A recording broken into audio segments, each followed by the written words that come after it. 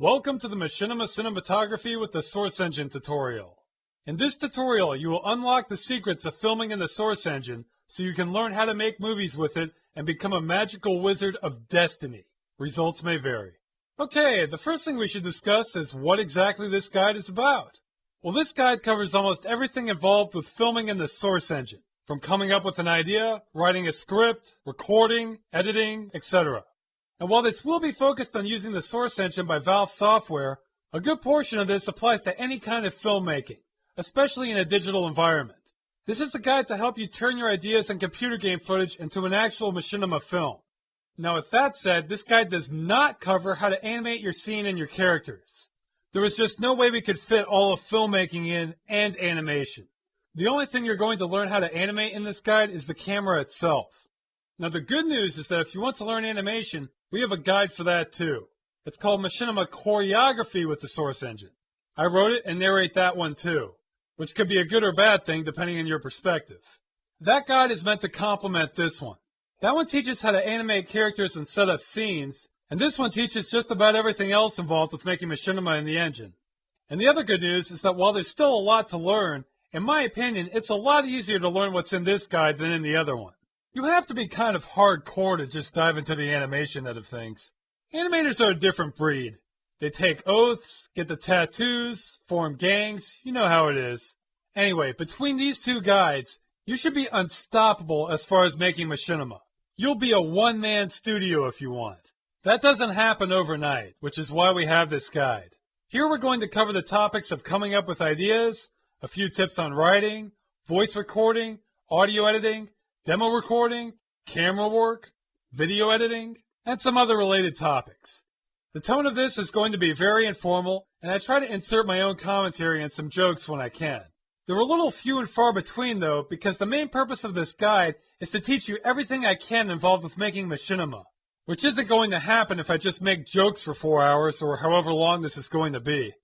The beginning of this tutorial, especially the sections on ideas and writing, are going to be less structured. They'll be more like a lecture, like I'm doing right now, rather than an actual step-by-step guide. However, the latter parts will be much more specific and provide clear steps on how to accomplish the different aspects of machinima production. And let's talk about machinima for a minute. Some of this is going to be a repeat of what I've said in the choreography guide. So if you've already gone through that, you can skip ahead to the next section if you don't like hearing me talk about the same thing twice. Okay, machinima is a relatively new word that's supposed to be a combination of the words machine and cinema. There's some debate about what the definition of it is, but I define it as movies made using a game engine. You probably already had a clue about that since it's in the title of this guide, but I like to define it anyway.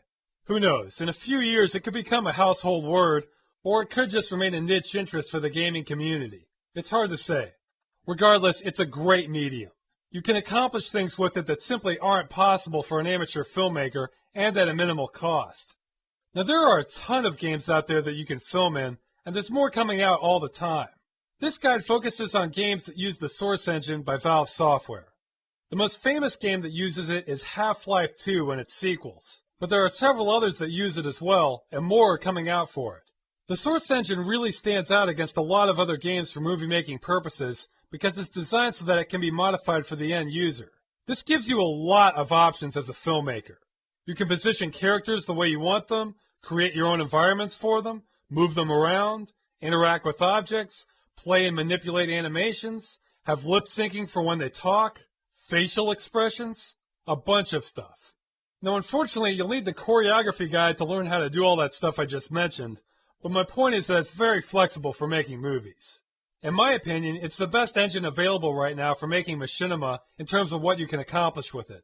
That's not to say there's no room for improvement, as you'll find out, but it has a lot of potential and I plan to be using it for years to come. But back to filmmaking. Aside from all the animation benefits, let's talk about the advantages the Source Engine has for actual filming. The biggest advantage for me is that the Source Engine does not have to record your footage in real time.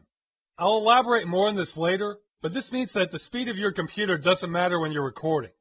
Your footage will never look choppy using the engine's method. Another big advantage of filming is that you have a lot of flexibility with your camera shots. You can move your camera to any position. You can have moving shots. You can have very complicated moving shots with very fluid motion. You can attach your camera to moving objects or look through the eyes of one of your characters. So if there's a specific shot you want when making your movie, you can probably get it. Again, we'll go over all that later. Another advantage is that due to how the engine records, you can add in motion blur to your footage. It's a neat effect that can make your animations look a little more realistic. Another advantage, which really shouldn't be one, is that the source engine supports anti-aliasing, so you can have a nice clean-looking image.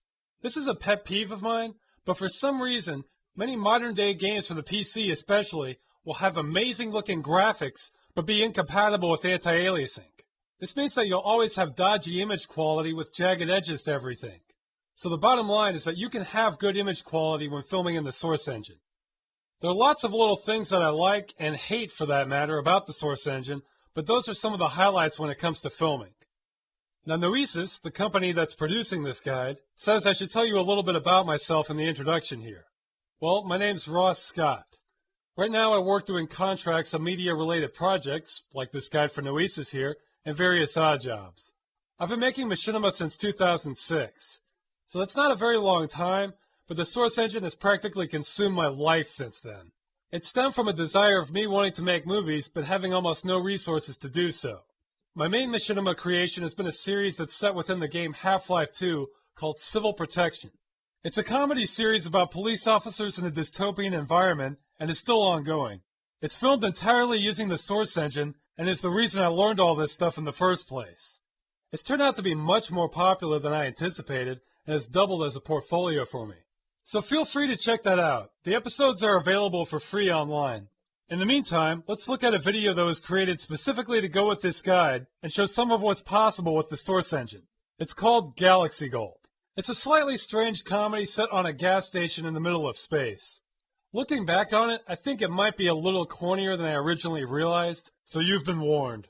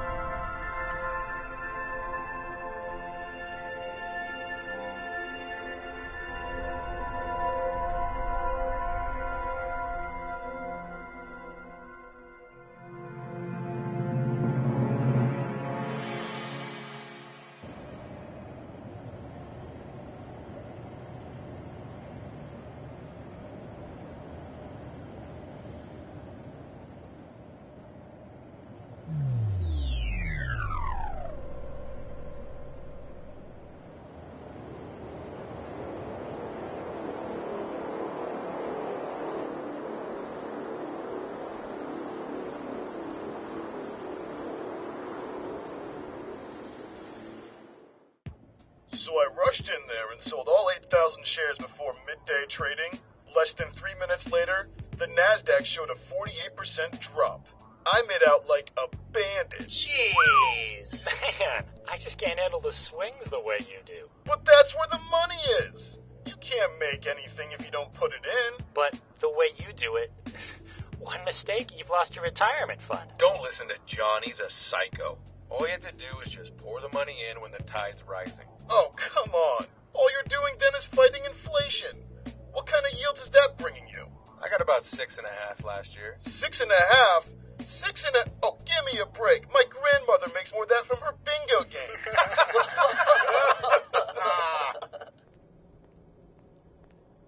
So, you ready for dinner tonight? Frank, I can't do this anymore. What are you talking about? I think it would be best if we stopped seeing each other. Wait, what? It's not working out, Frank. I've been trying to make this relationship work, really I have. But it feels so draining. You're dumping me? Why? Frank, I don't know how to put this. You're so hollow.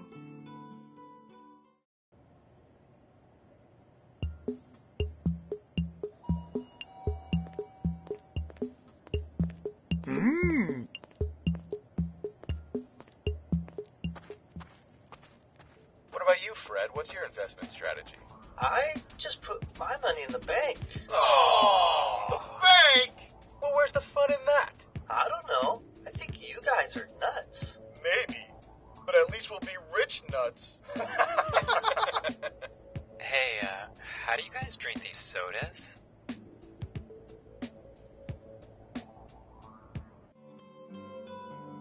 I knew this would happen. It's those guys down at the gym where you work out, isn't it? Suddenly I'm not enough. You need a macho man now.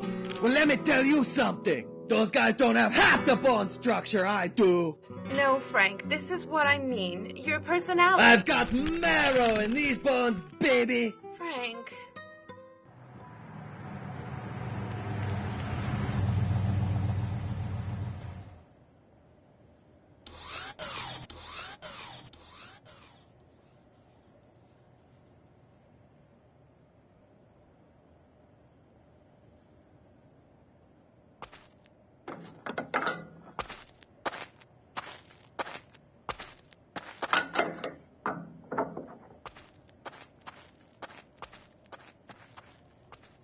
So is it yours? Oi!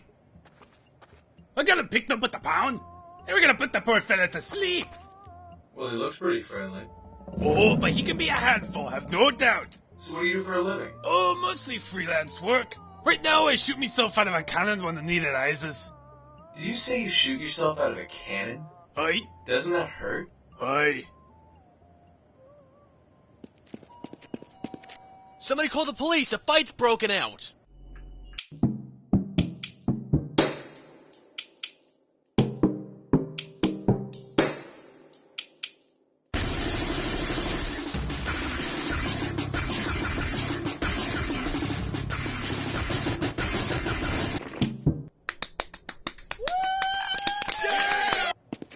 Well, good chatting with ye, but duty calls.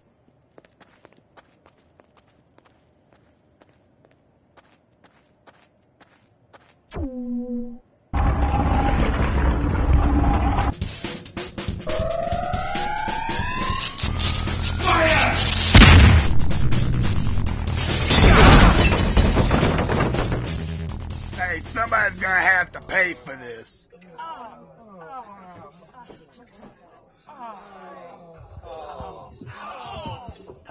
That dwarf did it! Get him!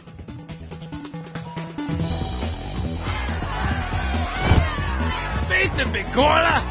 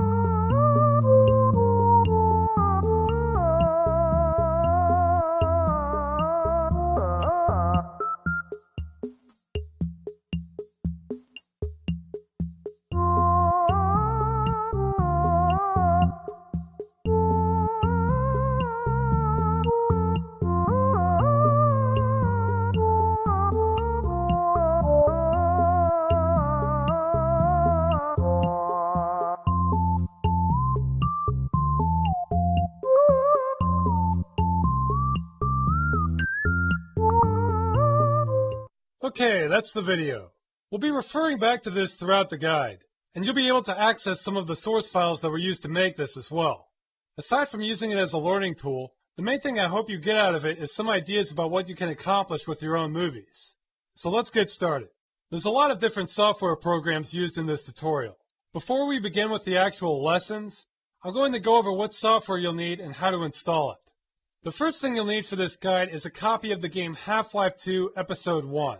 That's what Galaxy Gulp and all the tutorial files were originally created with. Now what's going to be taught here should be applicable for any game that uses the source engine, so it's not absolutely essential to have a copy in order to learn what's in this guide, but you will need it in order to follow along step by step. Okay, the next program isn't actually necessary for most of this tutorial, but it's required if you think you'll be doing any animation or map editing. It's the Source Software Development Kit. If you have episode 1, it's a free download anyway, so you may as well get it. In this tutorial, it's only used to help you get ideas and for one additional camera technique. Anyway, to install it, it's pretty simple. Go and launch Steam, which you need for episode 1 anyway. And here's Steam in offline mode, so I won't have ads flashing at me.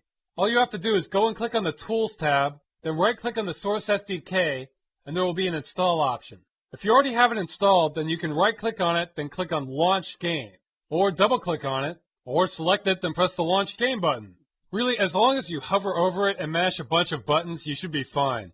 They test this stuff on monkeys before the end users get it. And then we get to wait on my computer. Did you know that the name of Chicago may have come from an Indian name for the smell of wild onions? I might be mispronouncing this, but apparently the Potawatomi tribe used to inhabit that area and gave it its name because of the smell. It's up. Okay, now this opened a smaller window where you can launch additional programs. Hammer Editor is the map editor, and Face Poser is used for character animation. Anyway, we won't really be getting into this for the tutorial, but it's a little unescapable when it comes to Source Machinima. Let's move on to the next program. Once you have that installed, go and open up a copy of Windows Explorer. There are some files we'll need to copy over so you can see the content. The first directory we want to go to should have already been installed with this guide. The default for it should be your C drive, then Machinima Cinematography with the source engine. And you'll notice there are 2 folders here, Files Created and Files Needed. The Files Created folder consists of files that were created ahead of time to make things easier, and files that were created in the process of following this tutorial. Now, files needed, as you can guess, are necessary in order to follow along. So go and double-click on that directory. Now, there are more subdirectories underneath here. AVS scripts and sound editing are both folders that we'll look at later. You don't have to worry about them right now. However, episode 1 files here we'll need from the start, so double-click on that. Now, these are all files that need to be copied into your episode 1 directory. So go and highlight all of them, then right-click on them, then click on Copy. Now, I've cheated and already opened up the directory we need to bring this to in another window. I'll switch to that now. Okay, here's the Half-Life 2 Episode 1 directory. By default, it will be in this location. C drive, Program Files, Steam, Steam Apps, your Steam username, Half-Life 2 Episode 1, Episodic. And once you're in that directory, right-click in the blank space somewhere, then click on Paste. And it will take a few seconds to copy, but that's it for the Episode 1 files. I'm going to close. Now, the rest of this software, you'll need to have access to the internet in order to install it. Even though most of this software is free, there's apparently some legal hassles with us including it in the guide itself. Thus, you'll have to download it. You may not need all the software that gets mentioned here. It just depends on what you're trying to do. If you're not sure, I'll explain what each program does so you'll know whether you need it or not. Okay, the first thing you'll want to download is some sort of audio editor. In this tutorial, I'll be teaching some basics of audio editing since that's a big part of making movies. I myself use a program called CoolEdit 2000, but since it's over 8 years old, Luis has told me I should use something a little more modern. So with that in mind, I'll be going over 2 different editors, Adobe Audition and Audacity. If you want to follow along, you'll need one of those programs. Adobe Audition is commercial software that's quite powerful, but it does have a free trial mode you can use for 30 days, I believe. In order to get a copy of that, open up a web browser. Now use a search engine and look up Adobe Audition. And I apologize if this part seems completely obvious to you, but since this is a guide, we can't make a lot of assumptions on what users already know. I promise the whole guide isn't this self-evident. Anyway, we want the first link here. And if you look off to the right, there's a download free trial option. So you click on that, then wait on my internet connection. Yep. And Adobe, like thousands upon thousands of other websites, wants you to set up an account with them. You'll have to click on this option to the left to create a new account. It pretty much guides you through the process after that. I personally hate these things. I think I registered with them as Abraham Lincoln. Let's move on to Audacity. Audacity is a freeware audio editor. It's not quite as powerful as something like Audition, but it still has a lot of capability and you can't beat the price. So head back to your search engine, then type in Audacity. And look at that, it's the first entry. The software program has more relevance to the world than the word itself. Anyway, click on the first link. And then we want to click on Download. And I'm assuming you're running Windows, Because if you're not, you're jumping through a lot of hoops already just trying to run the Half-Life 2 game. Anyway, I'm running Windows XP, so I'll click on this link here. I'm going with the stable version. The source engine already has enough bugs for us to play with without our support software messing up on us too. Okay, now click on this link here where it says Installer. Now you can run it directly, but I'm going to save it. And I recommend creating a new folder to keep all this software in it. As you can see, I've already created one on my C drive here called Stuff. This is where I'll be saving all the software we download for this guide. Okay, so I'll click on Save, and now I'll switch over to my Stuff folder. Now just go ahead and double-click on the program. And again, I'm not trying to insult your intelligence here. If you already know how to run a Windows installer, feel free to skip ahead. Anyway, next. I blindly accept this agreement. Next. Next. Next. And it's bugging me because I already have the software installed. Let's continue. I don't need a new icon. Next. Install. Alright. And now Audacity is installed and you should be able to run it when we refer to it in the guide later. Okay, this next piece of software you may or may not need. This is a plugin for Audacity called Freeverb. It's used to generate reverb, which is a kind of echoing effect. Audacity does include its own plugin for that called Gverb, but frankly I think it does an awful job. Otherwise I wouldn't be going to this extra trouble to find a better one. If you plan on using Audacity in your project, and think you're going to want to add reverberation sounds to your audio, then I recommend getting this file. To get it, head back over to a web browser search engine again. Now type in Freeverb2. I had to do some searching to find out what I considered a good source. It's easy to go in the wrong direction without the number at the end. And we want this first link here, Plugins. Now scroll down a bit. And we want this, Freeverb2 VST version. Now go ahead and save that to your Stuff folder. And once you've done that, go and switch over to the folder again. Now this is a zip file, and by default, Windows XP or later can open up those just by double-clicking on them. Now in here, the main file we care about is freeverb2.dll. Right-click on that, then click on Copy. And if you're using a program like WinZip or WinRAR, then you might have to tell the program to extract the file rather than copy and paste. Now I'm going to cheat and switch to the other directory we need to be in. Head over to the directory you installed Audacity to. There's a folder in there we need. On my computer, it's C drive, Program Files, Audacity, Plugins. And once you're in that folder, just right-click on the blank space somewhere, then click on Paste. And that should copy the file over. Now unfortunately, in order to use this plugin, we need another piece of software. But the good news is that this one will be easier to install. For now, let's head back to a search engine. Now type in VST Enabler.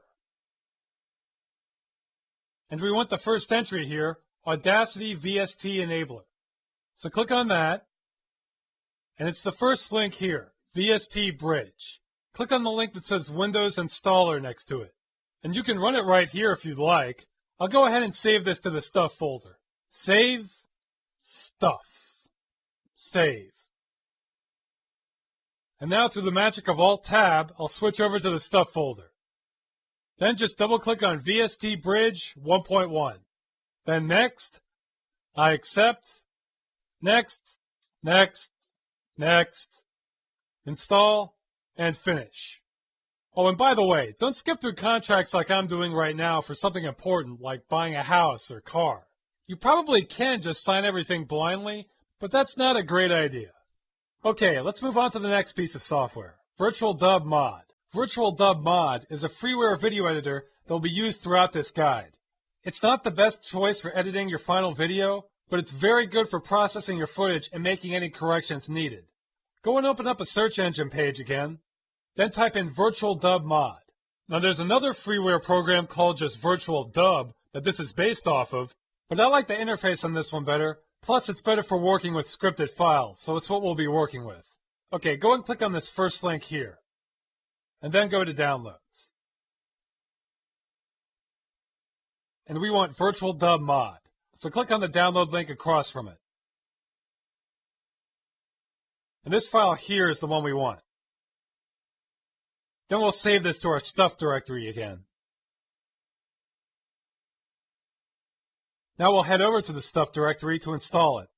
go and double-click on the Virtual Dub Mod zip file. And this program doesn't have an installer. It will run as soon as you extract the files. So go and highlight everything in the archive, right-click on it, then click on Copy. Now press this button to go up a directory. Then right-click in the blank space, go to New, then Folder. And you can name it anything you want. I'll just call it Virtual Dub.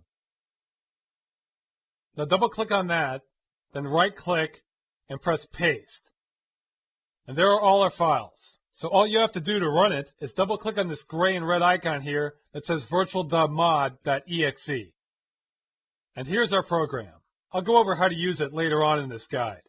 Moving along, let's go to the next piece of software, AVI Synth or AviSynth. I guess you're supposed to pronounce it AviSynth, but that seems weird to me because the name comes from the extension AVI, which is just an acronym. So that would be kind of like if you called the CIA CIA or the IRS IRS. Anyway, AVI Synth is a software environment used to add filters and commands to your videos. It can get extremely technical, but I'll walk you through it in this guide. You only need this if you plan to be recording your footage using the XVID codec, which I'll talk about in a few minutes, or if you want to learn how to add motion blur to your footage. If you don't care about either of that, then you can skip it.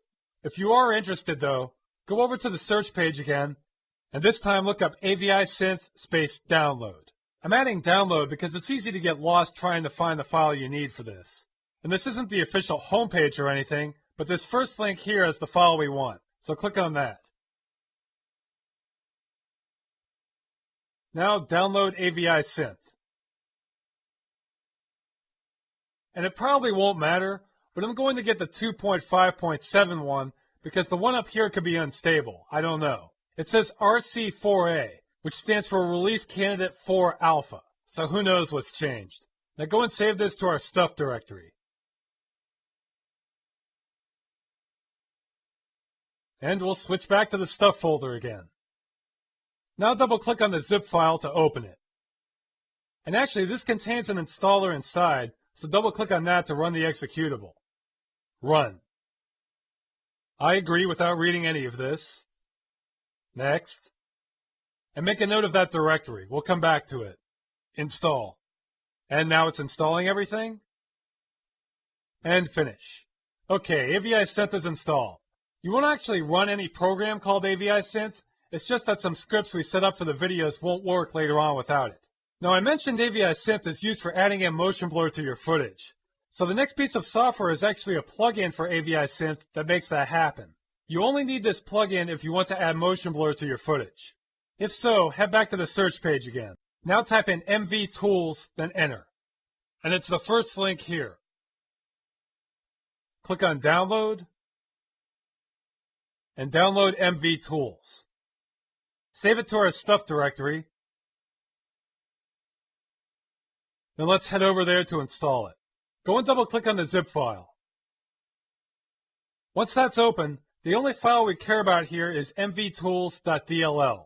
So right-click on that, then click on Copy. And again, I'm going to cheat and switch over to the directory where this needs to be. This is going to be a subdirectory where you installed AVI Synth. By default, it's C drive, Program Files, AVI Synth 2.5, Plugins. Then just right-click in the blank space and press Paste. And that's it for MV Tools. We'll be referring to this later on in the guide. And there is still more software to cover. Next, I'll show you how to get Adobe Premiere. Adobe Premiere is a comprehensive video editor with a lot of features, but unfortunately not free. However, like Audition, they have a trial version you can download. Go back to the search page again. Type in Adobe Premiere. And it's our first link here. And let's wait on my internet again. Now, unlike Audition, we don't have a handy trial version link, but it still exists. Go and click on Downloads up at the top. Trial Downloads. Now go down to Adobe Premiere Pro here and click on Try. And we'll wait on the site again. This is kind of reflective of their software actually. While it tends to be very powerful, Adobe software is not known for its quick load times. Okay, and back to this accursed page again. And like before, if you want to use the trial version, you'll have to fill this stuff out. Now, if you want some video editor alternatives, I'll mention some in the conclusion, so don't feel too obligated to get this. It's just the main video editor we'll be going over at the end. Okay, next program up is Fraps. This is used for recording in-game footage. Now, this is definitely not required for this guide. I'm just mentioning it as an alternative. In fact, what I said earlier about the speed of your computer not affecting the recording quality is not true of Fraps. That's only for the source engine itself. But Fraps is easy to use and has a shareware version, so we'll go to that now. Head over to the search page again. Now go and type Fraps in the search engine. You know, the name sounds like something Yosemite Sam would say as a swear word. And Fraps.com, hard to miss that one. Download. And there it is. Go and save the file. And it's worth mentioning that you probably will need this program if you do any machinima on a computer outside the source engine, because most games can't export their data as a video file. Anyway, let's head over to the directory, and double-click on setup.exe here. And the process is the same as any other Windows installer. I agree, next, install, finish, etc. And I'm actually going to bail from the rest of this, since I already have the program installed, and I've gotten some weirdness installing on top of 2 different versions before. Like all the software here, I'll go over on how to use it later on in the guide. And there is even more software to cover still. This next one up is optional, although you probably want it. It's called GCFscape. It's used to extract files from the Half-Life 2 games, as they're archived in a special format by default. To get this program, head back to the search page again, then type in GCFscape, then enter. And it's the first link to come up. Now you can either download this as an installer or as a standalone program like we did for Virtual Dub Mod. I'll go with the installer to make things simpler. Now save it to the Stuff directory. Oh, and read this note below. In order to run this program, you'll need a copy of .NET 2.0 and Visual C++ runtime library files.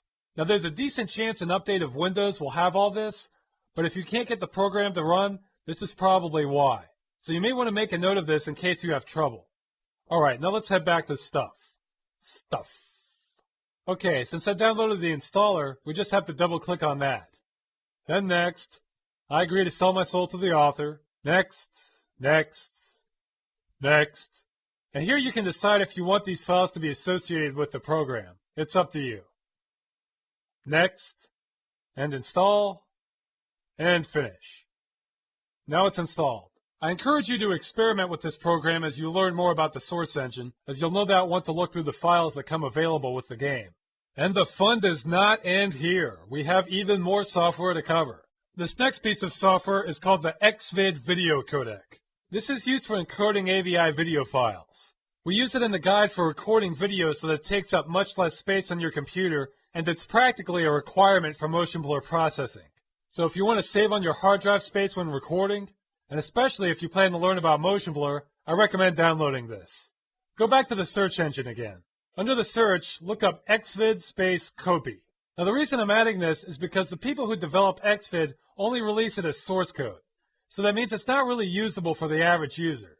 Well, this copy guy has compiled those files so that anyone can use this codec. So let's download the installer. We'll go with this first link again. And download Copies XVID codec. Then I'll click on this link, save it. Now let's go and run it. And just double click on the installer to start it. Next. I'm illiterate.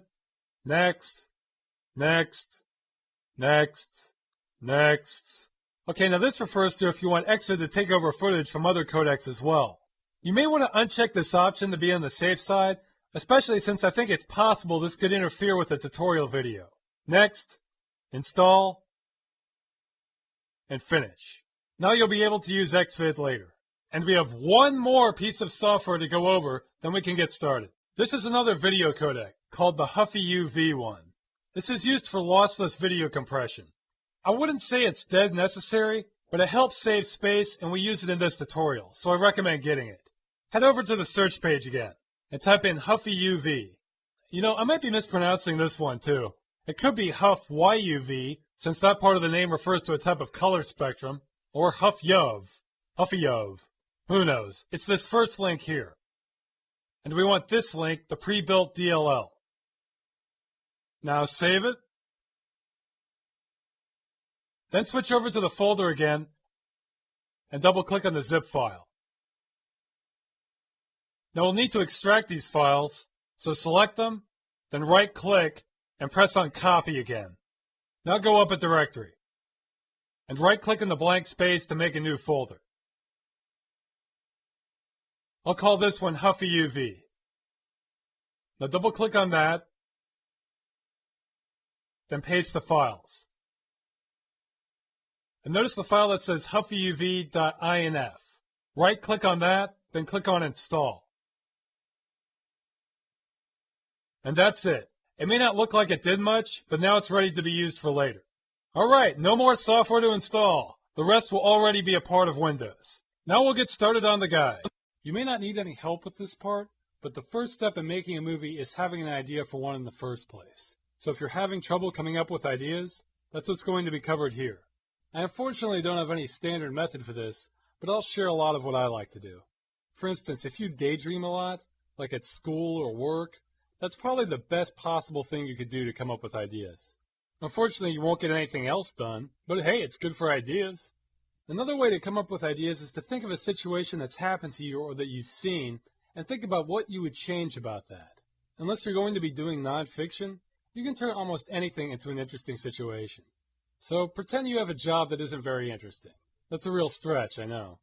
Now imagine that same job where the place catches on fire and you get to watch your boss try and deal with that. That might be an idea for you right there. The thing to remember is that when you're in the idea phase, you can manipulate a situation the way you want it.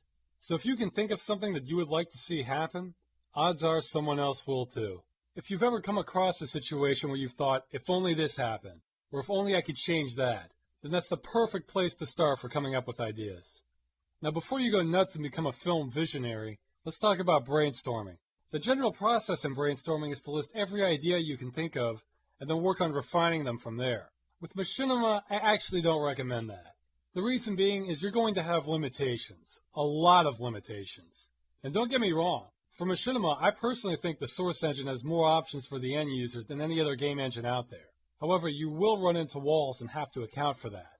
One big difference between Machinima making and filming in reality is that with reality, you already know what's possible. With Machinima, it's a mixed bag. For example, a low-budget filmmaker probably won't be able to show a car explode unless he has a good knowledge of chemistry and is willing to run from the police. But a Machinima director can make that happen no problem. On the other hand, a normal director can tell an actor to make subtle gestures with his hands or act nervous. This is far more work for someone making Machinima. So while you're coming up with a bunch of great ideas, you have to figure out what's possible. Now, if you're just starting out, you won't know all your limitations yet and what the engine is capable of. If you're still learning about the engine, in my opinion, the best way to learn what's possible is to play through the game you'll be working in.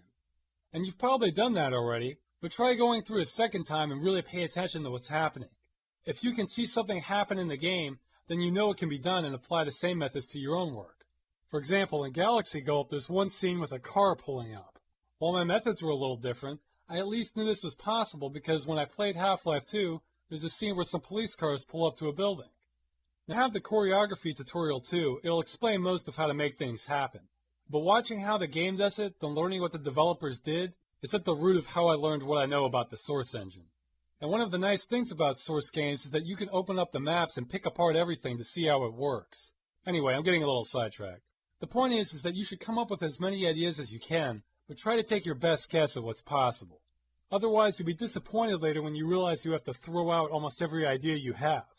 Whereas if you know something is possible right from the start, it's much more encouraging trying to figure out how to make that happen rather than if you can make that happen. I don't even start working on a Machinima film unless I have a high level of confidence that I can create it. Because the last thing you want is to realize that you won't be able to finish your film midway into it because some scenes just aren't possible. So here's a pop quiz for you. Which one of these ideas sounds more achievable? Number 1. A man having a gunfight doing flips off the back of a motorcycle in the rain. Number 2. Two characters having a conversation while jogging. I think you get the idea.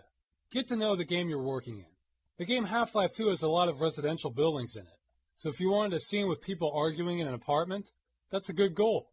However, if you wanted a beach scene with lots of people surfing, that's going to be very difficult to achieve. You would need a way to create large waves on the water, animations for people surfing, surfboards, characters with swimsuits, none of which are present in Half-Life 2. Half-Life 2 has coastlines, and that's about it. Not to say any of that's impossible, but it's not without a lot of knowledge of other programs and an enormous workload difference. Now in the future, if a beach volleyball game comes out that uses the Source engine, then you're all set. So get familiar with the game you'll be working in. And besides playing through the game, unless you can animate models in XSI, you're going to be stuck with the animations that are already included with the models for your characters. So I recommend opening up the program FacePoser, which is part of the software development kit, and in there you can open up any of the models and browse through their animations. Then you'll have a much better idea of what you have to work with. You can certainly get ideas just from browsing through these. In fact, let's do that right now. If you already know how to use FacePoser, you can skip this next part. Go ahead and open up the Source SDK.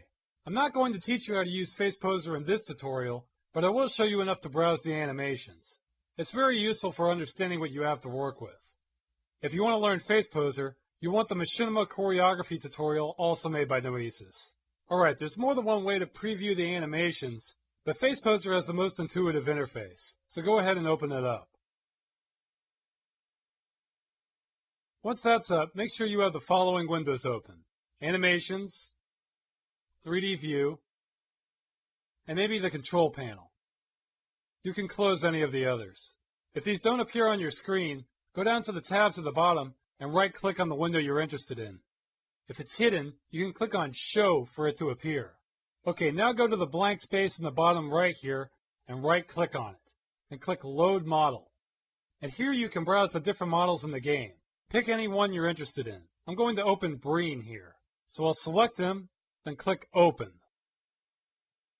Now you can see a preview of the model, but you'll probably want a more full-body view. To get that, go to Options, then click on Center View. Now go to the preview window, hold down right-click, and drag the cursor down a couple times. And if you left-click, you can rotate them. And I'm going to make this a little larger. Now Breen actually comes through pretty well, but if this black background makes it hard for you to see, you can go to the Control Panel here and check Ground. Now he's more visible, and you can close that window now. And to preview the animations, just click and hold the mouse button on one of the thumbnails here. Okay, that last sequence I just clicked on was actually a gesture, meaning it's an animation that's meant to blend with others. So you have to envision what that would look like. In-game, he would make a laughing motion, but he wouldn't keep his arms outstretched like this. Let's try another. There we go. He is yearning for a sock puppet. And look, now if he bobbed his head and got out a gold chain, he'd be ready to start rapping. Okay, that's all there is to previewing animations. I'm going to close this now. So if you play through the game and browse through the different animations you have available, that's going to be pretty good preparation for figuring out what's possible with the engine. Back to brainstorming. Once you have an idea of your limitations, then write down any ideas you can think of that might be able to happen within those limitations. Once you have several ideas written down, then you can pick one or two out or change them until you're happy with them. Then you can move on to writing your script. And if you still can't come up with any ideas, I hear hallucinogenic drugs inspire some artists. I haven't tried this personally, and it's illegal, and expensive, and can really damage your brain and nervous system, and... Actually, don't do that. I don't know what I'm saying. Let's move on to writing next. Writing. Many people will argue that writing is the most important aspect of making movies. I consider it like the foundation of a building. If your writing is strong, it can help carry the rest of your film. If it's not, then nothing can really save it. And I'm sure that's not an original analogy, but it's the first thing that came to mind. I'll be the first to say that I'm not the best writer out there, but I do try to put a lot of thought into it. In this section, I'm going to cover the methods I use when writing a script. What I say here may not apply to everyone. I tried to avoid getting too specific because your objectives for writing change depending on your genre and your idea. For example, in drama, it can be important to focus on subtle emotional reactions of your characters, whereas in an action movie, making scenes exciting is more important, And if you're doing something like a music video, you don't even have to worry about things like plot or dialogue. So I'm just going to focus on some tips I think are hard to go wrong with. And I hate to say this, but Galaxy Gulp probably isn't the best example of writing simply because of its format. Galaxy Gulp is primarily a series of skits, some of which overlap into each other. The setting was so surreal in the first place that we didn't really have to worry about the context of anything like you would with a normal script. There's nothing wrong with this, but if I'm going to give tips on writing, I should talk about more than just what's seen in Galaxy Gulp. The first thing I do when writing a script is to focus on the ideas I know I want to have. In comedy, these would usually be your jokes or events that are funny and you want to make sure are a part of your video. If you were making a mystery movie, this would be the mystery premise itself. And by an idea, that can be anything. It can be the plot of your movie, a single scene, or even a dialogue sequence, or just a line you really want. Once you've identified the individual elements you really want in your movie, the next step is to figure out how to connect them. For example, we have a dragon in Galaxy Gulp. Say you wanted to write a story where a knight goes off to fight a dragon. That would be an idea to build off of. So we have a knight fighting a dragon. How does he get there? Is it going to be a long journey, or does it start right before the fight? Why is he fighting this dragon? Did he kidnap a princess? Is it terrorizing villagers? How's it going to end? Does he slay the dragon and come back victorious? Do they kill each other? These are the kinds of questions you should be asking yourself once you have an idea that you want to use. In my mind, scriptwriting is like connecting the dots between different concepts and ideas. This practice of connecting the dots can apply to almost all of your script. It doesn't have to be just the main plot elements. When I was writing Galaxy Gulp, one of the main jokes I thought of was the Combine soldier trying to drink a soda. However, I didn't want the audience to see the joke coming, so I had to have something to distract the viewer so the cup joke would be more unexpected. That's where the whole stocks conversation came in. I was trying to think of what they could be talking about that would distract the viewer but still be entertaining. In the game, the Combine are these cold and ruthless soldiers, so I thought it would be funny to have them stand around acting like they belonged on Wall Street. This brings me to my next point in scriptwriting, which is to have a purpose for every scene. If you can't explain why you have a scene in your movie, then it doesn't belong there. Now, this doesn't mean every scene has to advance the plot or make a point. You can have a whole variety of reasons for a scene. Maybe you want to show off the atmosphere of the area you're filming in. That's a reason right there. Some other reasons are to build suspense, establish characters, add comic relief, or even just to show the audience how a character got from one location to another. For example, in Galaxy Gulp, the scene with the dwarf and the turbo chi walking away has a function.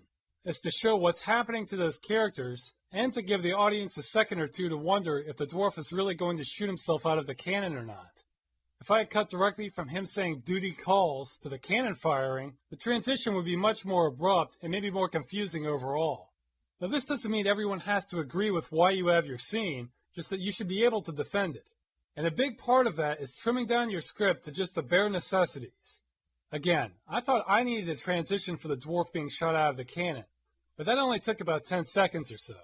If I'd spent 2 minutes showing that, that would have been bad because there's no reason for it to be that long. You don't have to worry about trimming things down the first time you write your script out, but definitely go over it before you start filming.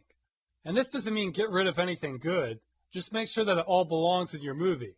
You never hear a good director say something like, "Yeah, I added this scene in so I could bore the audience." That's what we want to avoid. Now, besides having a purpose for all your scenes, I'd like to add a few more comments about characters and dialogue. I was actually reluctant about adding this because these aren't steadfast rules so much as observations and personal preferences on my part. So it's not to say your script has to be this way, just that you might be less likely to go wrong if you follow some of these guidelines. Okay, first, unless you're doing an outright spoof, I recommend having believable characters. And by this, I mean write dialogue that sounds like something a real person would say. It doesn't matter if you're writing fantasy, science fiction, mystery drama, anything. You can have any sort of setting, but as long as your characters act like they belong in it, you should be alright. So you can have a fantastic environment, but if your characters are someone the viewer can relate to, it helps increase audience immersion. This really shouldn't hamper your writing much. There are all kinds of personalities. And really, the more people you meet, the better you can determine what's believable and what's not. So an aristocratic baron is not going to use lots of crude language. A Navy SEAL is not going to be a timid and oversensitive person. There are lots of little things like that. Now, this doesn't mean you should necessarily follow stereotypes. Just that if you have an idea of what's believable behavior for your character, it can help your whole production. And here's another tip I recommend. This may sound obvious, but you'd be surprised. Try not to make your characters obnoxious or annoying. And by that, I don't mean characters that annoy other characters. I mean characters that annoy your audience. This isn't to say annoying people are unbelievable. On the contrary. But do you really want to watch a movie about them? If you have an intentionally annoying character in your script, you're playing with fire. Unless you know exactly what you're doing, odds are that character is going to make people not want to watch your movie. Now, they're not completely taboo. For instance, a common theme in horror movies is to always have the annoying guy get killed. And that works because everyone wants to see that guy die. But if you have a character like that, you better limit his screen time to the bare minimum. Otherwise, he'll just suck the life out of your movie. If your character is saying stuff like, "Doi," then you might want to re-examine your whole script. Now, what's annoying to me, other people might like, so you can't please everyone. But just make sure that everything you're writing down for your characters is what you really want. Now let's talk some about dialogue. You can do what you want, but if you want to be considered a good writer, you'll avoid cliches. Cliches are phrases or situations that have been used to death. They're not clever, they're not entertaining, and they're often not even things real people would do or say. They're simply signs that the writer can't think of anything better to write, and I hate them. If you're not clear about cliches, I made a list of a few of them you've probably heard before. I'll start off. I've got a bad feeling about this. How many times has that been said in a game or movie? The answer? A lot. Here's another. I know this sounds crazy, but you have to believe me. That line right there should be a warning sign that your whole plot line might be contrived. Okay, here's one that's used as a taunt when characters are fighting. Is that your best? Or, is that all that you've got? Or, are you even trying? If your character says that, he's being cocky, unoriginal, and it makes no one like him, especially the audience. And here's one for a villain. Did you really think that you could defeat me? Lines like that are so uninspired. They're awful, and there are hundreds of these. Don't fall into this trap with your own work. Try to write something clever or interesting. Even if writing isn't the main point, and you just want an action sequence. If you do have dialogue, at least try and make sure it's not painful to listen to. It will only help your movie, regardless of how good your action is. Remember, if there's anything you don't like about your script, your audience will be even more unforgiving. Be prepared to go over and revise your script several times. So far, I've never written a script that I haven't changed in some way later. You may find some lines don't flow very well, or part of the plot doesn't seem plausible, or you may come up with better ideas to put in your script days after writing the first version. This happens to me all the time. In the case of Galaxy Gulp, I was working with Noesis to write the script, and they came up with a lot of ideas after the first draft. For instance, the samurai slap fighting wasn't in the original script, but they were willing to animate it, and now it's one of the funniest parts in the movie. So you won't necessarily have to, but be prepared to change your script if you find something's not working. Alright, now the last thing I want to cover about script writing is be aware of who you're writing it for. One thing that's easy to forget is that writing isn't just dialogue. It's every action and detail in your script that you plan out.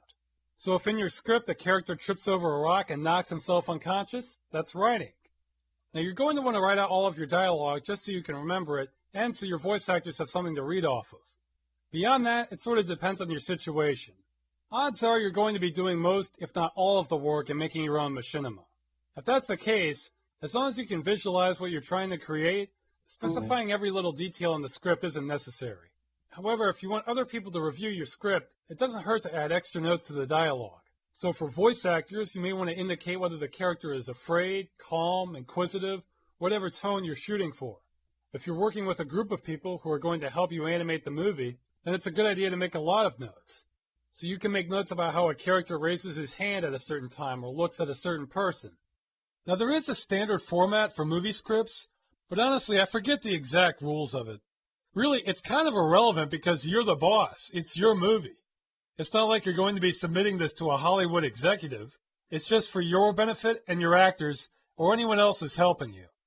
And ironically enough, I've actually lost the original script of Galaxy Gulp.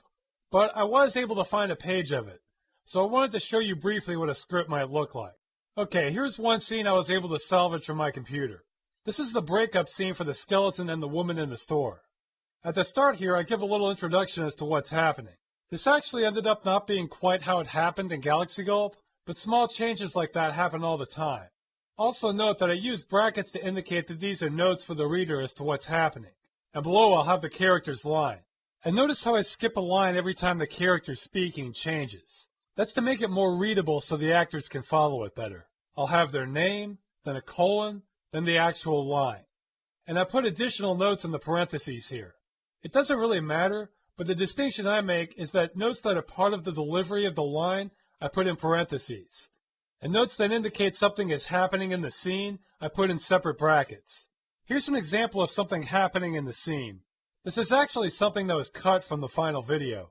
I was originally going to have the skeleton holding a bottle of wine, like he's shopping, then drop it when the woman said she wanted to dump him in order to express his shock. We ended up foregoing it because we decided the amount of extra work it would take to do that wasn't worth it for a small effect like this. Anyway, you can pause this screen if you want to read all of it, but for the most part it's just what's in the video. This is just to show you what your own script might look like. You can use any text editor. The main thing that matters is that your script is easy for other people to read. And it's not always necessary, but you may want to consider storyboarding your script as well so everyone has a better idea of what it will look like. I mean, look at us. We're flooding you with stickman drawings, but that's sometimes all it takes in order to get a visual message across. Okay, that's all I'm going to say on script writing. I could say more, but it would get too specific, and I don't know what kind of movie you're going to be making. My advice for making a horror movie would be different than if you were making a romantic comedy. You can make it on almost anything in any genre, which is what's great about the medium. So let's move on to voice recording next. Voices! Unless you're doing a music video or a silent film, you're probably going to want to record some dialogue. Now besides voice actors, the first thing you're going to need obviously is a microphone. However, the good news is you don't have to spend a whole bunch of money on one. In my experience, cheap microphones work fine. For example, this one I'm talking on right now is reasonably clear, right? Well, I bought this microphone for about $7 from Walmart. And you may occasionally hear some clicking noises when I record the lines. Well, that's because I dropped it and the casing came off, but I sort of got it put back together. The point is, it wasn't like that new. Now, obviously, you'll get better sound quality from a more expensive microphone, but it's usually a pretty subtle difference. However, if you record and you get a lot of hiss or real loud buzzing sound, then you may need a more expensive microphone. Or you may have some electrical interference that's getting in the way of your recording. If that's the case, you may have to do some research on how to ground your system better, or look into buying an amplifier that can suppress that. This is only if it's very loud. If it's just a quiet hiss or buzz, I'll talk about how to filter that out of your recording in a little bit. If you are buying a microphone, I recommend getting a handheld one, or at least one you can put on a stand. I would not recommend getting one of those combination headphone microphone sets used for gaming. It's just too easy to add interference noise with those. One of the voice actors I work with has one of those, and it will pick up creaking noises all the time just from moving his head. Also, you can't position those as well. Speaking of positioning, what does make a big difference in your recording quality is your technique. There are several things to watch out for when recording someone's voice. The first is to avoid speaking directly into the microphone. This is because your breath can overwhelm the sensors, and it can sound like wind is blowing into them. This can cause what I call mic puff. For example, listen to what it sounds like when I say this line directly into the microphone. Peter Pepper picked a peck of pickled peppers. That sounds pretty bad, right? Now listen to what it sounds like when I hold the microphone to the side of my mouth. How many pecks of pickled peppers did Peter Pepper pick? By holding it to the side, the microphone can still pick up the sound without getting hit by your breath. Now it will be slightly quieter this way, but it's totally worth not having to worry about interference. This brings me to the next topic of volume. This might be the most difficult part of recording for you, but you need to find a time and place you can record where you can be loud, especially if you have any shouting lines in your script or people getting angry. If you feel like you need to be quiet or are worried about other people hearing what you're saying, it's going to hurt your performance as a voice actor. You generally need to speak a little louder than what you normally would for recording anyway. If you're worried about your neighbors calling the cops on you, it's going to add tension to your voice and just won't sound as good. When I made the first episode of Civil Protection, I made this mistake and ended up throwing out all the audio I recorded for my character because it sounded bad. I ended up doing it all over again at a different time when I wasn't worried about being loud, and it came out much better. so make sure you can speak at a loud volume. And another tip, if you have to really scream or shout for your recording, do those lines last or at another time altogether. Otherwise, it will throw your voice out and you won't sound normal for your regular lines.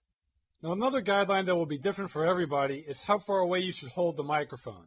For normal talking like this, I usually hold the microphone about 3 to 5 inches away from my mouth. However, if I need to shout my head off or scream into the microphone, I may hold it as much as 2 feet away. The reason for this is what's known as volume clipping. Digital audio has a maximum volume it can record at.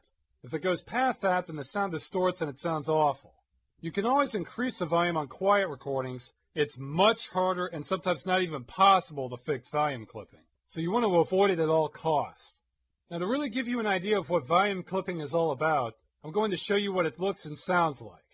Okay, this is a visual representation of a sound file I recorded. I'm running this in Adobe Audition.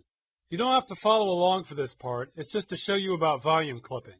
Now if I press play, ta-da, you can hear me saying ta-da, and it comes through pretty clear. Notice how the peaks of the sound file here match up with these percentages at the side. I'm only using about 30% or so of my maximum volume. Now I don't feel like shouting into the microphone, so I'm going to increase the volume on this artificially. For those that are curious, I'm going to Effects, Amplitude, and Amplify. And I'm increasing this about 40 decibels, which should be more than enough to cause volume clipping. And now notice how the sound file has been stretched to hit the ceiling of 100% of the volume level, and it looks like it could keep going. By doing this, I've made the sound louder, but I've lost a lot of my audio data because the format simply can't hold it now. And now listen to what it sounds like when I press play. Watch out, this part is going to be loud, so you may want to turn down your volume. Ta-da! Do you hear how bad that sounds?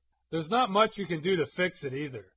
So before you record your lines, do some tests and see what your sound files look like in an audio editor. Talk normally and do some shouting tests too. If your volume levels hit 100% like this sound file does, it means you need to lower the recording levels on your microphone or else back away from it. Do not talk in a quieter voice unless your characters are supposed to be whispering. There's no reason you should have to compromise your performance. Just change your recording setup.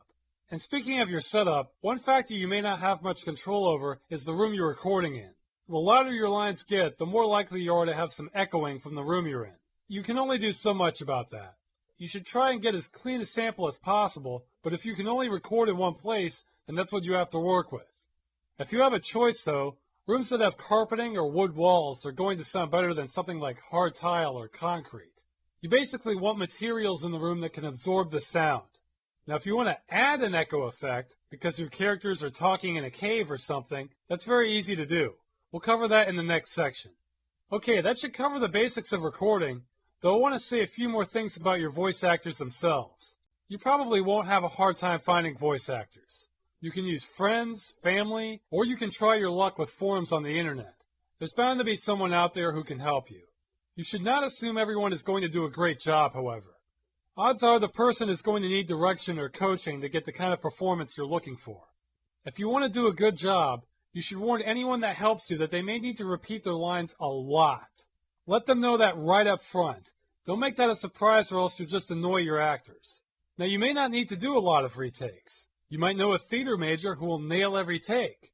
But if not, you'll just have to keep doing takes until they get it right. The upside is they only have to do it right once. This isn't live performing. You can edit it down to just the good takes. In addition to letting them read your script, it's also a good idea to give your voice actors prompts. Different styles work better for different people. If your person is already used to voice acting, general prompts might work better. So say you add a line like, "Get your hands off that." You could tell the actor you want it said like they're partially angry, partially in shock, in disbelief, that sort of thing. If you know them well, you could ask them to pretend they're in a situation that would apply to them. So if they were in college, you could ask them to pretend that they came back to their dorm room and found their roommates stealing their money. It could be a different situation from your script, but it could be the same tone of voice you want and could be something they can relate to. Finally, if you can do the line yourself, you can do it for them and they can copy your example. So I could say, "Get your hands off that!" and ask them to mimic that. I've used all of these techniques with voice actors. Again, it depends on the person you're working with for what will work best. And for recording, having your voice actor in front of you is the best method, but that's not always an option. If your voice actor lives far away from you, I find the best thing to do is to get online with them for a voice chat session using something like Ventrilo or Skype, and then have them record the whole thing on their end at the same time using actual recording software, like Audacity or Audition. This way they can read their lines and you can give them feedback, and you can still get a nice clean copy of the audio. Don't use those voice chat programs to record from. The audio quality won't be nearly as good, and it might get distorted or lag out. Just use them to keep a check on the performance. Then once you're done recording, they can send you the final file over the internet and you can edit it down to the lines you need. And finally, we'll talk about how to record. Again, you can use any software you want. I'm going to show you how to do it in Audacity and Adobe Audition. If you already know how to record, you can skip ahead. Okay, first we'll cover Audacity. This is what it looks like when you start it new. First off, go to Edit, then Preferences. And under Recording here, make sure it says Mono for the number of channels. There's no reason at all to record your voice in stereo sound. You only have one throat. Now go to Quality. I recommend using 44 kilohertz for the sample rate. That's what CD audio uses, and it works well with the source engine. And under Sample Format, go and select 16-bit. The rest of these settings, I'm not actually sure what they do, so I'm sure the defaults will be fine. Alright, now go and press the Record button. La la la. And stop. And now you've recorded your audio. The last thing to do is save it, so go to File, and Export as WAV. And here you would type in a name and pick a folder to save it to. My singing is nothing worth keeping, so I'm going to hit Cancel. Now let's do the same thing in Audition. This is Adobe Audition. It may not look like this when you first run it, but I've customized it a bit so the interface is less cluttered. It doesn't matter. The technique is still the same for recording. Here you want to go to File, New, and select the same setting as before, 44 kilohertz, mono, 16-bit. Now press the Record button. La la la la la. And stop. Now to save this, just click on File, Save As, and same thing as before, pick a name. And I usually uncheck this option here since all we care about is the sound file itself. And again, my singing does not need to be preserved. Okay, that wraps up voice recording. Now we'll move on to sound editing. Okay, in this segment I'm going to give you a crash course in audio editing. I'm going to cover how to edit your sound with two different sound editors, Audacity and Adobe Audition. And the alliteration is accidental. There are dozens of good sound editors out there, so there's no reason you need to use either of these if you have another one you prefer. But if you want to follow along, pick the one you're more interested in. In each one, I'm going to cover the same topics in audio editing, so there's no reason to watch both of them. Regardless of which one you use, be sure to check out the end of this chapter in the tutorial, as I'll discuss some sound editing tips as it relates to filming and how to get your audio inside the game engine itself. Alright, so let's get started. I'll be covering Audacity first. If you're using Audition, go and skip ahead to that. So here's Audacity. Now we've already covered how to record sound files here. This section is going to be about processing files you've already recorded. I'm going to use some sound clips I've recorded ahead of time, but you can use anything you want. The first thing I'm going to do is open up a new sound clip to work with. So I'm going to File, then Open. And I'm already at the folder I want to be in, which in my case is C drive, Sound Editing. And the first file I'm going to want is Sample1 Hiss. Now what I'm going to do here ties back to what I talked about earlier if you don't have a great microphone. If you have a noisy setup, or if the microphone you're using has poor quality, then sometimes you'll pick up some hiss or buzzing. Fortunately, there's a lot you can do to fix this, which is what I'm going to show you here. Now when I was recording, I found the hiss level wasn't very noticeable, so I went and tripled the amount of hiss it normally has. I'm going to play the recording now. You may want to turn your volume up a little bit if you can't hear the hiss. I like waffles. And that's a true statement. I do like waffles. A lot. Now hopefully you heard the hiss before and after my line. In order to remove the hiss, you have to isolate a sample of it for the editor to use. This is why I have this block of silence I recorded after my line. I'm going to highlight a section here, then play it so you can hear what we're going to be filtering out. Alright, once you have a section of your hiss isolated, go to Effect, then Noise Removal. Then click on Get Noise Profile. Now it may look like that didn't do anything, but it just created an audio profile based off the hissing noise that it will use to filter out future clips. Now go ahead and select the line itself. That's the part we want to clean up. You usually want to select the whole clip, but if you just select the part you want to filter, then it's easier to preview the results. Okay, go back to Effect, and click on Noise Removal again. And this time we can filter out our audio and preview the result. So go and click Preview. I like waffles. Okay, it sounds like it filtered out all the hiss, but if you listen closely, you can hear some distortion that's been added too. This is what happens when you filter a sound file too much, or if your hiss is simply too loud. It will sound like a badly encoded MP3 file. So you want to filter it just enough to get rid of the hiss without messing up your actual dialogue too much. So let's lower the intensity of this. Drag the slider here to the left, then hit Preview again. I like waffles. Okay, that sounds alright, so click on Remove Noise. Okay, now your noise should be filtered out from your dialogue. Now when we press play, it should start off noisy, then it will sound clean, then go back to noisy again. This is because I only highlighted the main line. Normally you'd want your whole clip to be filtered, but I want you to be able to hear the difference between the two. So let's press play. I like waffles. Okay, sounds like the hiss is gone for that line. Now if you were happy with this, the way you would save your file is the same as it was when recording. Just go to File, Export as WAV, then you would pick the directory you wanted to save it in. It will default to the Audacity install directory normally.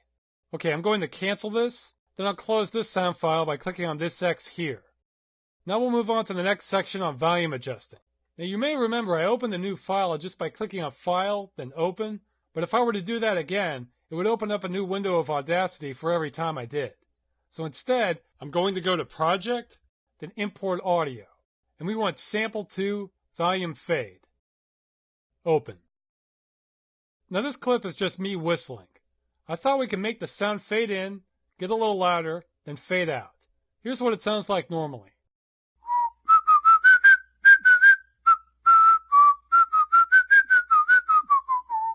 You get bonus points if you recognize what that tune is from.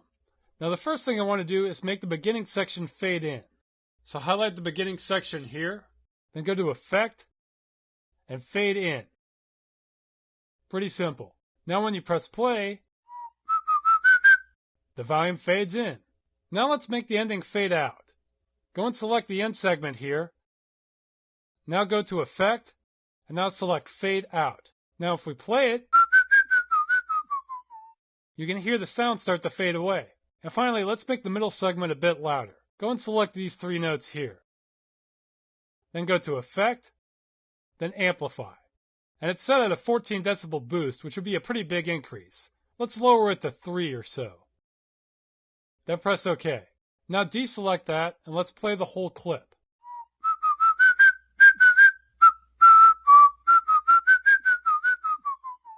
Okay, that's basic volume editing. Now I'm going to close this and move on to the next clip.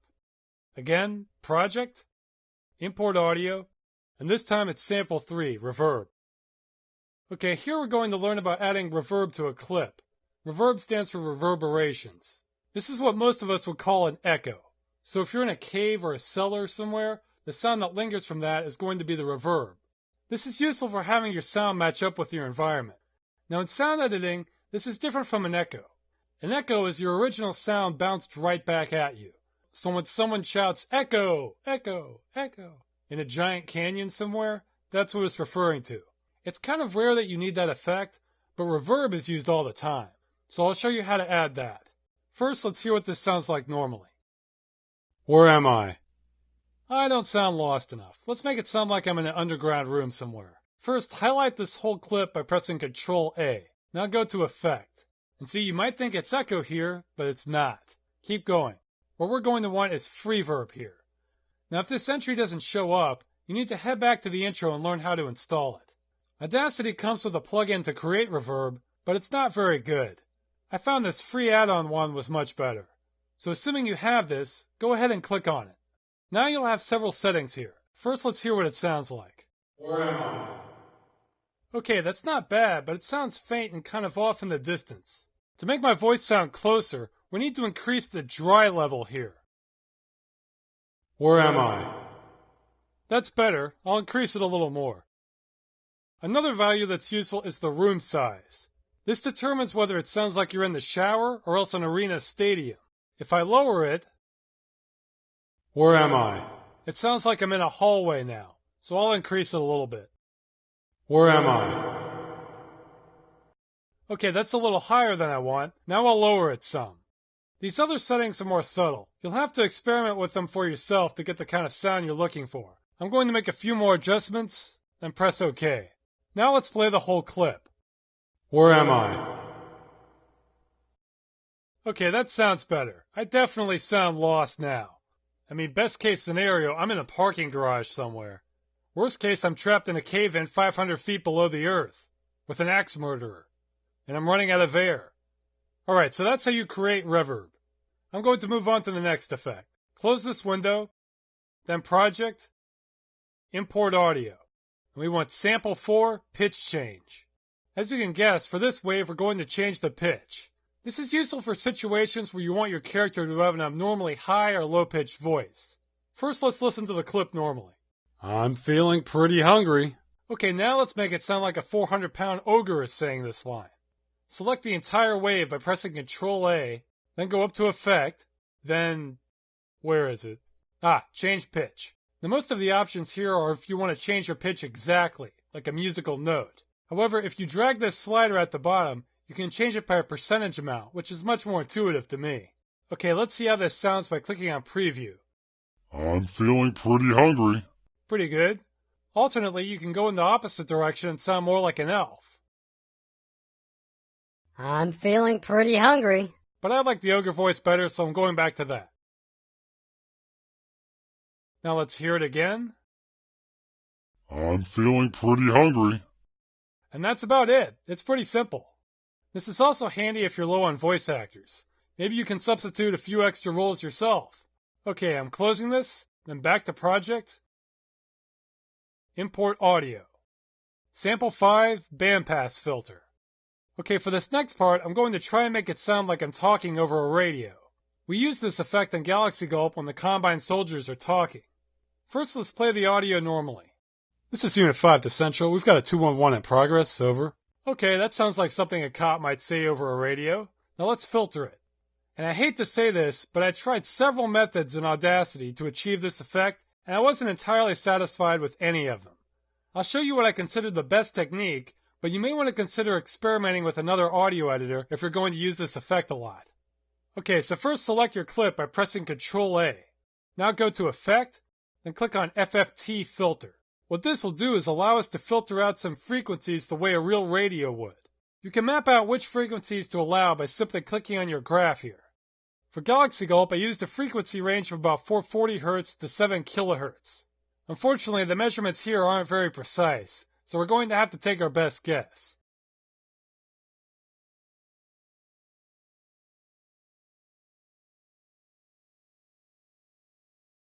Alright, this is about what my filter looks like when I use it in Cool Edit, so let's preview what it sounds like.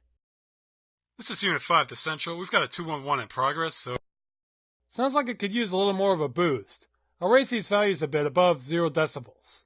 This is Unit 5 to Central. We've got a 211 in progress, so... Alright, this still isn't ideal, but that's about as good a job as I was able to do in Audacity. Let's hear it once more. This is Unit 5 to Central. We've got a 211 in progress, over. You can also experiment using the graphic equalizer or by using high and low pass filters, but I really recommend trying a different editor for this particular effect. Okay, I'm going to close this, and the last thing I'm going to cover in Audacity is basic multi-track processing. Go back to Project again, then Import Audio, then hold down the Control key and select samples 2 and 3, then press Open. Once you're done recording your film, you'll almost certainly want to mix in multiple audio tracks, like music or extra sound effects. In our case, you get me whistling and asking where I am. Let's hear what it sounds like without changing anything. Where am I? Okay, what I'd like to do is reduce the volume on the whistling, wait a little bit before asking where I am, and make that sound like it's coming from the right. Okay, so the first thing I'm going to do is move this line over so it plays later in the sequence. To do this, click on the horizontal arrow button at the top left here. This is the Time Shift tool. and I'm going to move this clip over. Now off to the left, I can adjust this slider to make it sound like it's coming from the right. And if I move this other slider on the top track here, I can reduce the volume on my whistling. And let's hear what this sounds like. Where am I? I'll make the whistling a little louder. Now click on the select tool again. Now I'll play this section again quick. Where am I? Okay, that's what I was shooting for. Now this mix is nothing special in itself, but these simple techniques can be very helpful when doing your final audio mix. And now if you were done with this file, you would save this mix the same way as a regular wave, by going to File, then Export to Wave. I don't plan to keep this, but I'll save it anyway. Also, it's worth mentioning that the file I just saved will be saved as a stereo wave file. This is because we added stereo effects using the left and right slider, so it needs to save that information.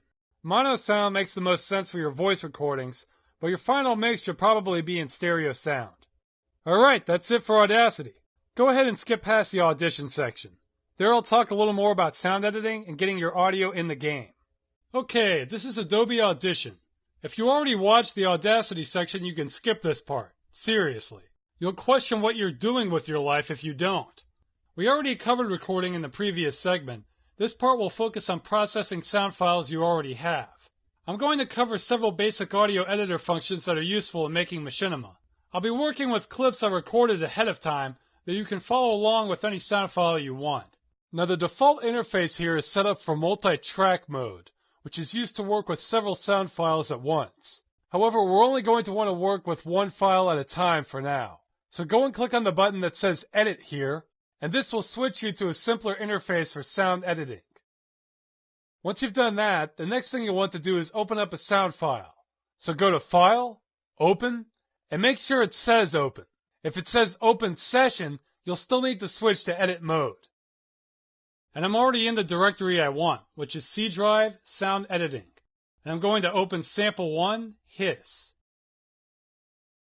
Now this lesson ties back to what I discussed earlier in voice recording. If your microphone is especially poor quality, or if your recording environment is kind of noisy, you might have some noticeable hiss or buzzing in the background of your sound files. Well, here I'm going to teach you how to filter that out of your recording. Now when I was recording, I found the hiss level wasn't very noticeable on my microphone. So I tripled the amount of hiss this recording normally has, so you should be able to hear it now. Try and listen for it when I press play. You may need to turn your volume up. I like waffles. That line comes from the heart. I do like waffles. Now hopefully you heard the hiss surrounding it too.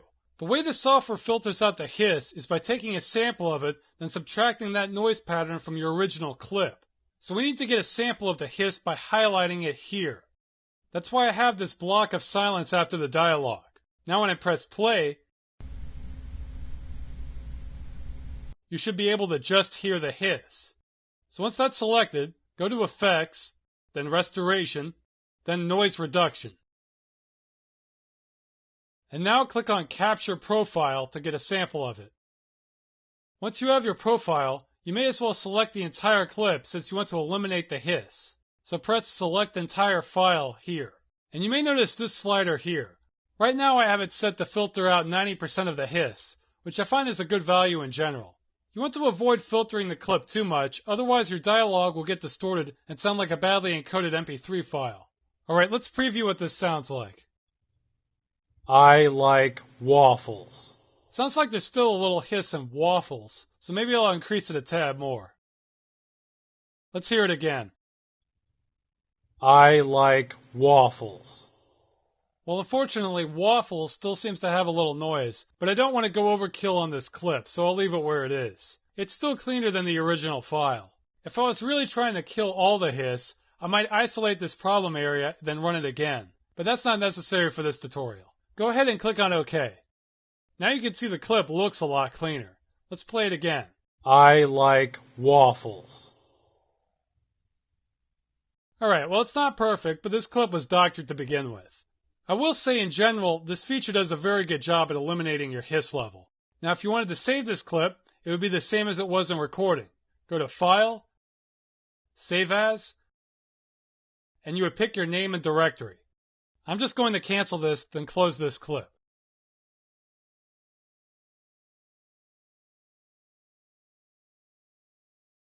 No, I do not want to save it. I hate these prompts. Alright, let's open the next sample. Go to File again, Open, and we want Sample 2, Volume Fade. Now this is just a track of me whistling. I want to adjust the volume on this so that it fades in, gets louder, and fades out. Let's hear what it sounds like normally first.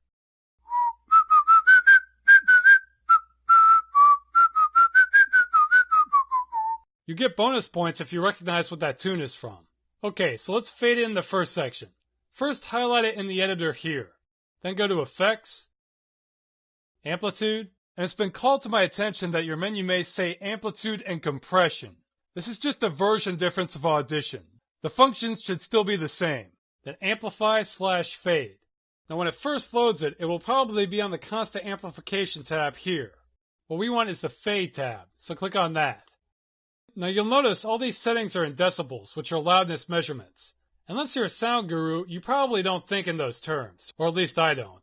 So I like to uncheck this box, which will change the loudness to percentage differences.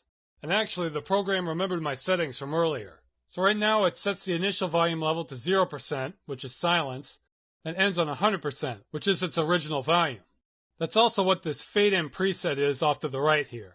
Alright, since this is all set, go ahead and click on OK. Now let's play the selection and see what it sounds like. Okay, that's a pretty good fade in. Now let's do the opposite, fade the end out. Go and select the end section of the sound file. Now go back to Effects, then Amplitude. And Amplify/Fade again. And this time we'll just select Fade Out from the presets over here. And notice how that reversed the settings. Now it's going to fade from normal volume to silence. So click OK, then press play. And we have a volume fade out. Okay, now let's make the middle section louder. I'm going to select these three notes here. Then go back to Effects, then Amplitude, and Amplify. Unfortunately, the settings are in decibels here, so that's what we'll work with. Actually, we could do this using percentages using the Amplify Fade tool again, but since I'm already here, I'll show you the other method. Right now it's set to 40 decibels, which is way too much of a boost. I'm going to lower it to something more reasonable, like 4 decibels. That's close enough. Now click OK and let's hear this.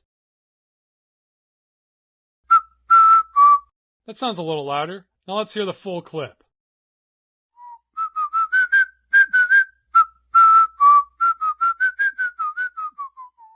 Okay, that sounds like what I set out to do. Those are the basics of volume editing. Let's move on to the next topic. I'm not going to close this since I don't want to tell that prompt no 4 more times, so I'm just going to go to File, then Open, and I'll open up the new file right on top of this one. And this time I want Sample 3 Reverb. So select that and press Open. Okay, for this sample I'm going to show you how to add reverb. That stands for reverberations. It's the lingering sound you hear when you're talking in different kinds of rooms or environments. This is normally what I would call an echo, though in sound editing an echo is a little bit different. In an editor, an echo is your original sound bounced right back at you. So if you're in a giant canyon and shout, "Echo! Echo! Echo!" that's what it's referring to. But the echoey noise you get when you're in a shower or a hallway is the reverb, which is what we're going to cover here. This is very useful in Machinima because you can make all your dialogue or sound effects match the kind of environment you're showing in your movie, which adds to the immersion. Alright, so let's hear what this sounds like normally. Where am I? If we add some reverb to this, I bet I'll sound really lost, so let's try that. Press Ctrl-A to select the clip. Go to Effects, Delay Effects, and if you don't see Delay Effects, that means Adobe changed things around between versions again. In which case you'll want to go to Reverb to get to the same submenu. And see, it's not an echo, we want to keep going. There, we want Reverb. And the first thing you'll notice is that there are several settings to monkey around with. I don't want to get too in-depth, so I'm just going to use one of the presets available. I'll go with Room Ambience. You know, I actually had to look up how that's pronounced, because I didn't know if it was ambience or ambiance. And the dictionary doesn't know either, it has both in there. This explains why I was confused. Alright, I'm going to make this a little more reflective. And press OK. Now let's see what that sounds like. Where am I? That sounds about like a studio room, not bad. With enough tweaking though, you can make it sound like I'm in a dungeon shackled to a wall with some guy wearing an executioner's mask ready to interrogate me. All that with reverb. I'll leave you to experiment with those values though. For now I'm just going to move on to the next sample. Go to File, Open, and we want Sample 4 Pitch Change. Now as you can guess, I'm going to use this sound clip to change the pitch. This is useful if you want your voice actors to sound like different people, especially someone with an abnormally high or low-pitched voice. Let's hear what the clip sounds like normally. I'm feeling pretty hungry. I am kind of hungry actually. Anyway, let's make it sound like a 400-pound ogre is saying this. Go and select the entire clip by pressing Ctrl-A. Then go to Effects, Time/Pitch, then Stretch. And actually, this value is already set up the way I want it. It's set to make the clip play 33% slower than it normally does. And if you look down here, here are the important values. We're setting it up to keep the same tempo, but change the pitch. This way it won't talk extra slow. So go and click OK. Now let's play this. I'm feeling pretty hungry. Okay, I sound pretty big and scary now. Looking good? Okay, so that's how you change the pitch of your voice. You can also go to the other direction to sound like an elf or chipmunk. And if you're really strapped for voice actors, you can use this to distort your own voice and maybe fill in a few extra roles. Alright, let's move on to the last sample. Go to File, Open, Sample 5 Bandpass Filter. Open. Okay, now what I'm going to do with this clip is make it sound like I'm talking through a radio. This is done by cutting out certain frequencies, the way a real radio does. First, let's hear the clip normally. This is Unit 5 to Central. We've got a 211 in progress. Over. Alright, that sounds like something a cop might say over a radio. Now let's filter it. Press Ctrl-A to select the whole clip, then go to Effects, Filters, and again, depending on your version, this might say Filters and EQ. It's the same thing. FFT filter. And what we do here is plot out points on a graph to show how much to block different frequencies. You add points by clicking in the blank space, and move them by dragging the points around. Now I use CoolEdit to make my graph, and my frequency range is about 440 Hz to 7 kHz. However, as long as you're blocking out your high and low frequencies, you should get a decent effect.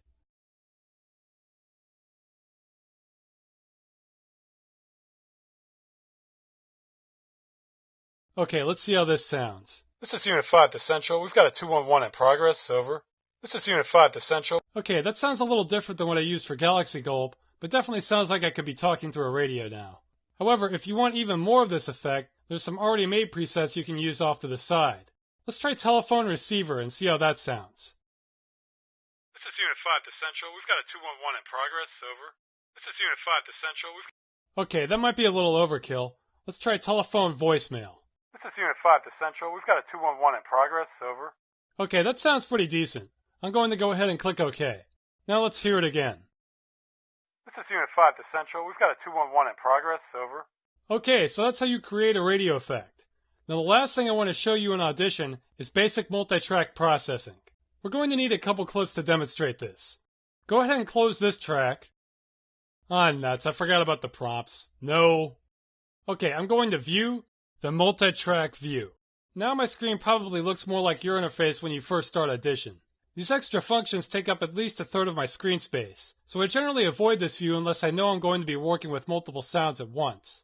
Now if you look to the left, you can see the different sound files I opened up earlier. These are actually the ones I want, but I'm going to close them just to show you how to add the tracks here normally. I'm selecting them, right-clicking and pressing Close Files, telling Audition No again. Now go to File, Import, and here I can add sound files to my audio project. I'm only interested in samples 2 and 3, so select those and press Open. Alright, now these are the tracks of me whistling and saying, "Where am I?" For this demonstration, I'd like to have these play at the same time, lower the volume on the whistling track, and make my line sound like it's coming from the right. To add tracks to your final mix, just select it on the left and drag it over to your timeline here.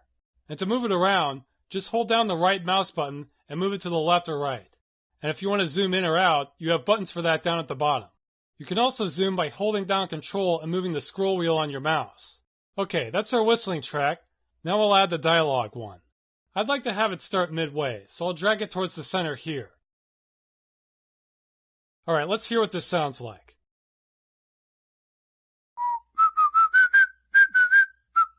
Where am I? Okay, first I'm going to lower the volume on the whistling by moving this dial here. Then I'll shift the balance of my spoken line by moving this dial over here. Okay, let's play it again.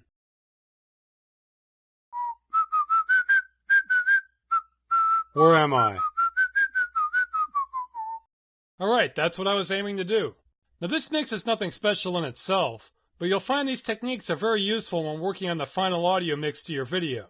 Now if you wanted to save this as one WAV file, you would go to File, then Export, then Audio Mix Down. And if this option is grayed out, then make sure you've stopped playback in your clip. If it's just paused, you won't be able to use this function. There's the save dialog, and be sure to check 16-bit and stereo for the channels. Then save. Now you can see this has created a stereo WAV file from our mix. Even though we were working with mono sound files, we wanted stereo for the final mix since we added left and right data. Mono-aural sound makes the most sense for voice recording, but for final sound mixing you're generally going to want stereo sound. Alright, this wraps up Adobe Audition. Now keep watching for some more information on editing and how to get your audio inside the game. Okay, so now you should know some basic techniques for processing your recorded audio. This segment will pertain to its use in making Machinima. Working with the source engine has some advantages when it comes to audio. You can insert your own audio files inside the game, and the engine can be made to automatically process the audio in 3D space. So the more dialogue and sound effects you can get inside the engine, the richer your soundscape will be. Now this rule has some exceptions, so I'm going to talk about what's best to play inside the game and what's best left to adding in during the editing process. Unless you have a special situation which makes this impractical, it's usually best to insert all of your dialogue inside the game. This is useful for timing the dialogue in your scenes, and is necessary for lip-syncing animations anyway. Your audio will be played back in-game relative to the character who is speaking, so you'll also have a nice stereo effect. This is actually more sophisticated than what most Hollywood movies do. Most spoken dialogue in surround sound movies are mixed into one single channel and come through the center speaker. You can always mix down your audio to mono sound if you want to mimic this, but why do that when you can get quality stereo sound with no extra work? I find simple sound effects are another good thing to have in the game as well. Things like footsteps, someone knocking on a door, shuffling, anything that's relatively short and will only be heard briefly. Again, the engine will track all of the sounds in 3D space and give you the best mix possible relative to your recording position in the game.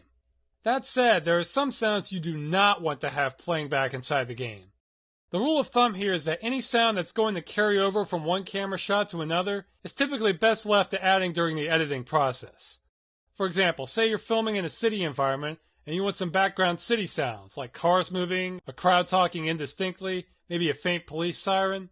If you record that in the game, that greatly reduces your flexibility in the editing process.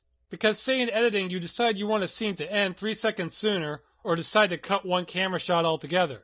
If you record all this background audio, it will cut that along with your footage, and you'll hear this obvious gap in the sound when you switch camera angles. The same applies to anything with reverb. You don't want to hear your character's voice start echoing in one scene, then stop abruptly as soon as you change camera angles. This is definitely true of music, and sometimes spoken narration, which is meant to be omniscient and not part of an actual character. Any sound that is going to carry over from one camera shot to the next should generally be added in the editing process and left out of the game. But for everything else, you may as well take advantage of the free positional mixing you get from filming it in a game engine. Okay, so the next question is, how do you get your audio files in the game? Well, to do this, you're going to want to use script files, which is what I'm going to cover now. The script files you need are actually part of the files you copied over at the beginning, but I'm going to show you how to access them directly on your own. For this, you'll need GCFscape, so go ahead and open that up now. Okay, once it's open, go to File, Open, and the directory you're going to look in by default is C Drive, Program Files, Steam, Steam Apps, and the file you want to open is sourceengine.gcf. Then click on Open. Then double-click on the folder HL2, then Scripts, and the file you're going to need is Game Sounds Manifest. Again, this is already included in the Noesis files to copy over. This is just where to find it normally. To extract it, just right-click on it and press Extract. Now I'm not going to extract it because then I would overwrite the one we're using for Noesis, which would cause problems. So I'm going to close this, then magically head over to my episode 1 directory and explore. And by default, this is under C drive, program files, Steam, Steam apps, your Steam username, Half-Life 2 episode 1, then episodic. Though this procedure works on other source games and their associated directories. Okay, before you go to scripts, the first thing you want to do is make sure your sound files are present. If I double click on sound here, you can see I have a sample of sound files used in Galaxy Gulp. There may be more files than this on your final version of the guide. We're doing this as we go. These are the sound files used with the choreography guide. Once you've confirmed that you have your sound files present, go back to the game directory, then go to scripts. And there's the game sounds manifest file we looked at earlier. Go and double click on it to open it. Now scroll down to the bottom. What this file does is load all the scripts for different sound files in the game, which is why it points to a bunch of different text files. To add your own sounds, you want to add your own entry in here. So for this bottom entry, notice we have a pre-cache file, then scripts/noesis.txt. This points to another text file which will store all our script data for our sounds. And now the game will know to use it. You can add as many of these as you want.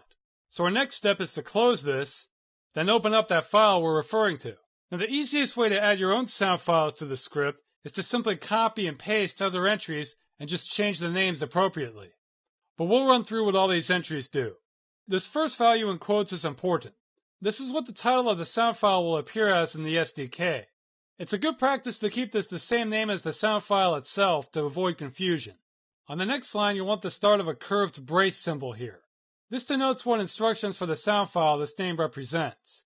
The next entry is channel, and you should set this to chan_voice or chan_auto.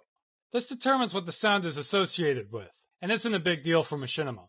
The next is volume, which you should leave at val_normal. Most of these values are best left at their default. If you want a louder or quieter sound, you're better off making adjustments to the file in an editor, as it's more intuitive. The next value of pitch is no exception. It's easier to change the pitch in an audio editor, so leave this value the same. Then this skips a line, which doesn't make any difference. It makes me wonder why it's even there in the first place, but it's here, so it doesn't really matter either way. So next we have sound level, and this seems kind of redundant to me since you already have a volume option. I'll leave them all at sound level 95 decibels here, which you might think is pretty loud, but it sounds about right compared to the rest of the effects in the game. A lot of the sound effects in Half-Life 2 have been mixed to achieve the maximum possible volume, even to the point of distortion. This will help balance out your own files against them. Finally, the last value is pretty important. This points to your sound file itself. So we have wave and quote marks, then quote marks around an asterisk, then the name of the sound file with the .wave extension at the end. This will point to your sound folder. If your sound is located in a subdirectory under your sound folder, you would list the subdirectory with a backslash on either end after the asterisk here. And finally, add a closing brace on the next line so it knows that this sound file entry is complete. Then just repeat the process for the remaining sound files and don't forget to change the names. Also, while you can insert stereo files in here with the right syntax, there's really no need to. It's better to make all your sound files mono before inserting them inside the game. If you have a sound effect that you need to keep the left and right data on, it's usually better to insert that in editing. Alright, this concludes sound scripts and sound editing. Next up, we'll get started on camera work. Okay, in this segment we're going to talk all about camera work. This will also cover a lot on demo recording because the two go hand in hand when working with the source engine. Now you should have already done this in the intro, but just in case, be sure to double check that you copied over the needed files folder, because we're going to be working in one of the maps from Galaxy Gulp and we'll need those files. Once you're sure you've copied the files over, go ahead and launch Half-Life 2 Episode 1. And here we are inside the game. Now the first thing you're going to want to do here is make sure the console is enabled. This lets us enter in all sorts of commands that will make it easier for us to film. To do this, go to Options, then Keyboard, then Advanced, then make sure this option here is checked, Enable Developer Console. Then press OK and close the Options window. Now if you press the tilde key on your keyboard, it brings up the console window. And to load up your map, type map space GG-fight, then press enter. This is going to load a scene from Galaxy Gulp. This is the part in the movie where the guy runs out from the store, shouts that a fight has broken out, and keeps on running. It's a pretty simple scene, but it will be good for testing different camera techniques. Okay, it's up. The first thing we're going to want to do is bring down the console by pressing the tilde key, as we have some commands we'll want to enter. And the first command we want is SV_cheats1. This stands for server cheats on, and will allow us to turn on cheat codes, which we'll want for some commands. Okay, let's go back to the game for a second. If you look around, you can see a crosshair in the middle of your screen. It blends against the stars a little bit, but you can see it against the column. We obviously don't want this, so let's disable it. Press the tilde key again. Now we're going to want to type in CL_draw HUD space 0. This turns off almost all 2D images, like the crosshair. As you can see, it's now gone. Forever. Okay, press tilde again. I'm typing in another command. CL_showTextMSG space 0. This is usually unnecessary, but this eliminates some title messages that would normally get in your way, even with the HUD turned off. Alright, let's go back to the game. Now this doesn't matter for this particular map, but pretend you were filming in a regular Half-Life level and started off with a suit and weapons. I'm going to simulate that now by giving myself a weapon. You don't need to know this command I'm entering here. For the curious, I'm typing give weapon crowbar. Okay, now you can see I have a weapon blocking my view. If you have this problem, here's what you can do to get rid of it. Go to the console again, then type R_draw_view_model space 0. And ta-da, it's gone. Alright, now we have a pretty clean looking screen for our camera. Now you can't notice without looking at a map editor, but I actually have a trigger set up to start our scene as soon as I start walking forward in the game. Let's run that now to show you what the scene looks like. Okay, he runs out. Somebody call the police, a fight's broken out. Says his line, then runs away. Now one thing you may be wondering is why I'm so far away from all the characters. Well, let me show you what happens when we get closer.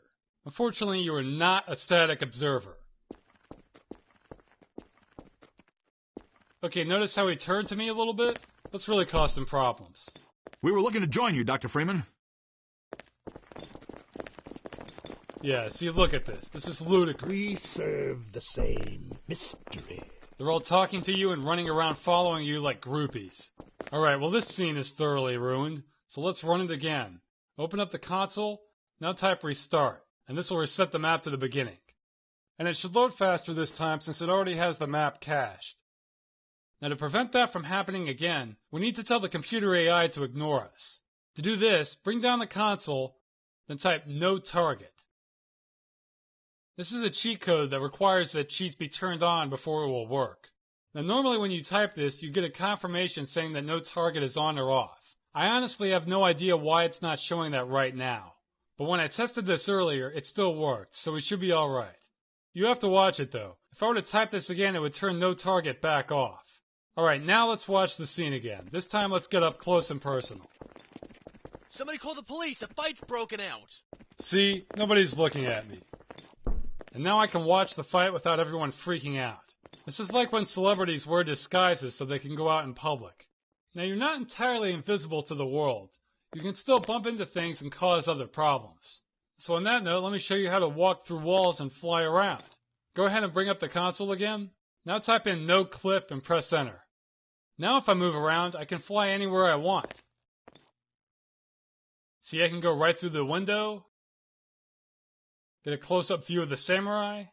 I can go outside and get a nice aerial view of the whole scene. This grants you a lot of flexibility with making your camera shots. So you'll really have no excuse for not being able to get the angle you want when filming. Now you're still not completely immune to world interaction.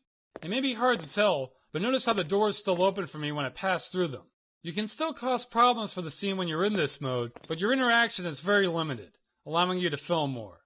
Alright, this wraps up some of the basic commands useful in camera work. This will get more involved when we do demo recording, which is what's coming up next. For now, bring down the console again, and another command worth knowing is disconnect. This will close the map you're working in. And finally, exit exits the game. Now you're going to see little intermissions between each lesson here, so I can figure out what I'm doing and be more succinct. Then I won't waste your time trying to remember everything, like what day it is. So if you see in the console things that are slightly different each time, don't worry about it. It's nothing you missed in the lesson. I'll still be covering everything you need to know. Okay, up next is demo recording. Demo in this case stands for demonstration, and it refers to the ability to record almost everything that's happening when you're running the game and to play it back. This is extremely useful for Machinima, so that's what we're going to look at now. Go back and launch episode 1 again. Okay, now we're doing the same thing as before. Map space GG-fight. What I'm going to show you in this lesson is how to record a demo, play it back, and perform some basic functions. You're going to need to know all of this to do more advanced camera work anyway. Okay, here's the game. Go ahead and bring up the console. Now I've already turned off the HUD for this ahead of time, but that doesn't matter when you're recording a demo. It doesn't impact how it's recorded. To record a demo, type in record space, then the name of your demo. I'm just going to call this Demo 1. Now press enter and go back to the game. It's now recording everything that's happening, so let's walk forward and start the scene. And there he goes. Somebody call the police, a fight's broken out! Now don't worry that we're just standing here. It has that all covered. We'll give him a little more time to finish his run, then bring up the console and type stop. Now it's stopped recording everything and nothing we do matters anymore. Might as well end it all right here and now. Now we'll play back the demo by typing in play demo space demo 1. And when we watch it, it will play it all back as it happened.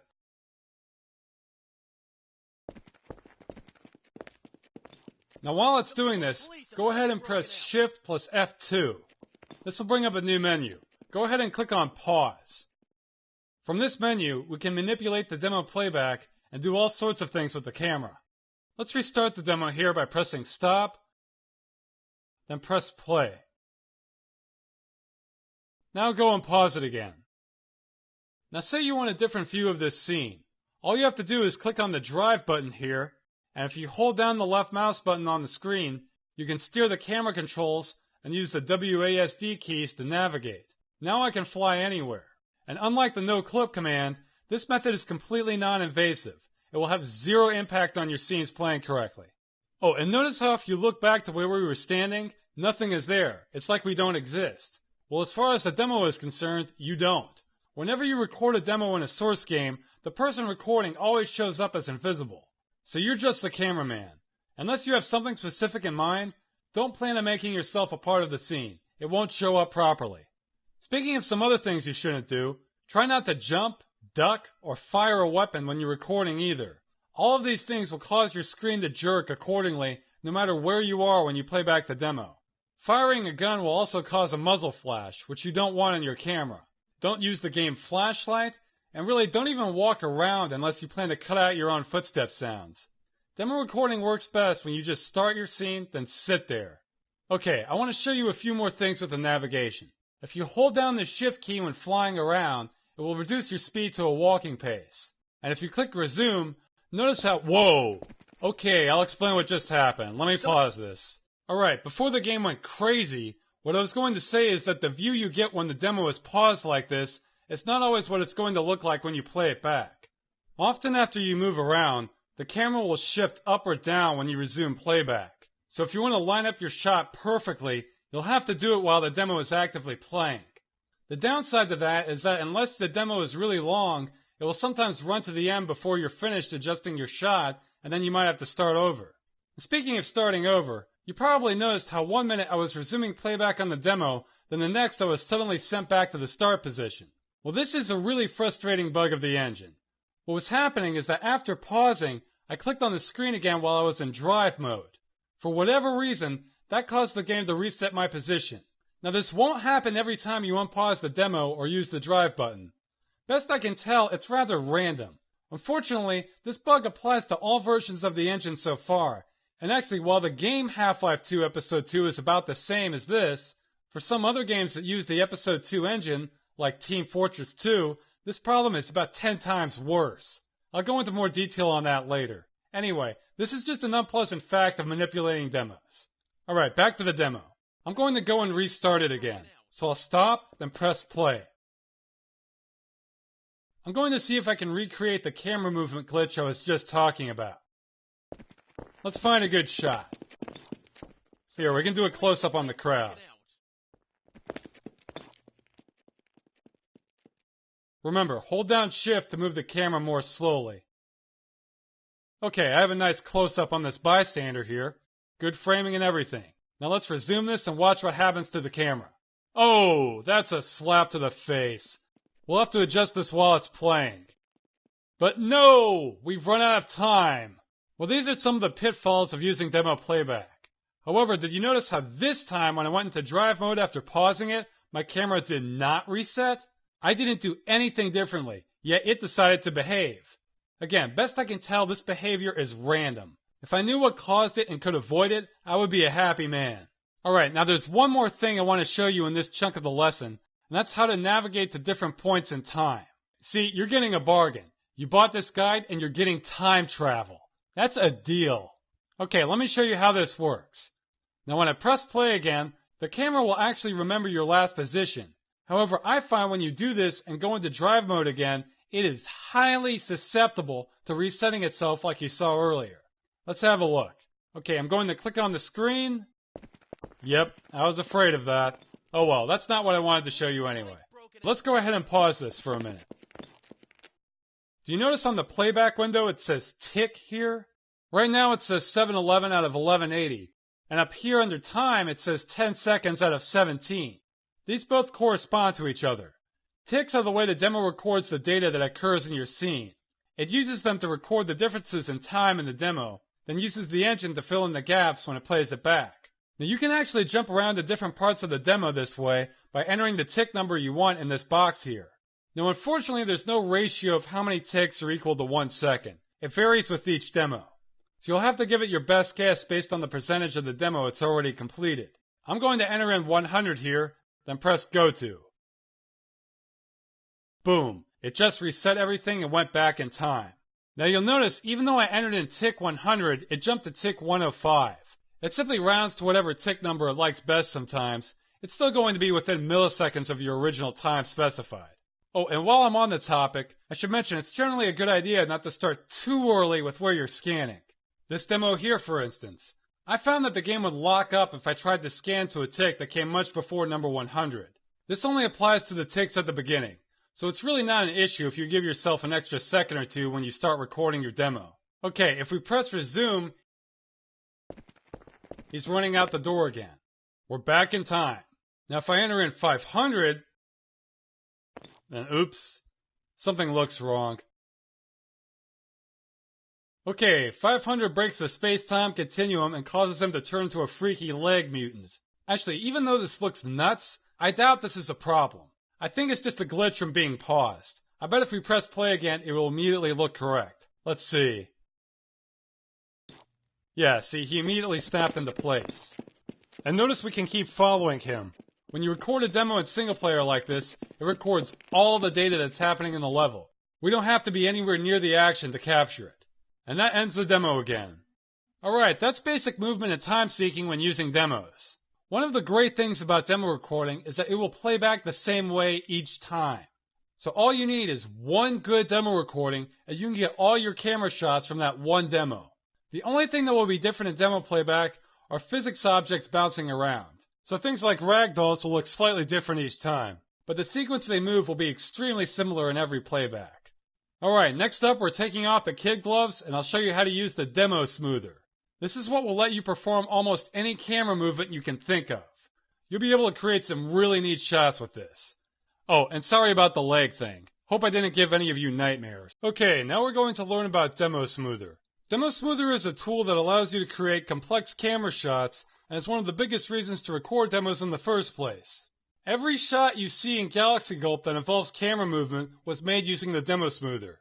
It's very versatile. You can use it for a simple panning shot, or you can have a complex flyby like in the opening credits.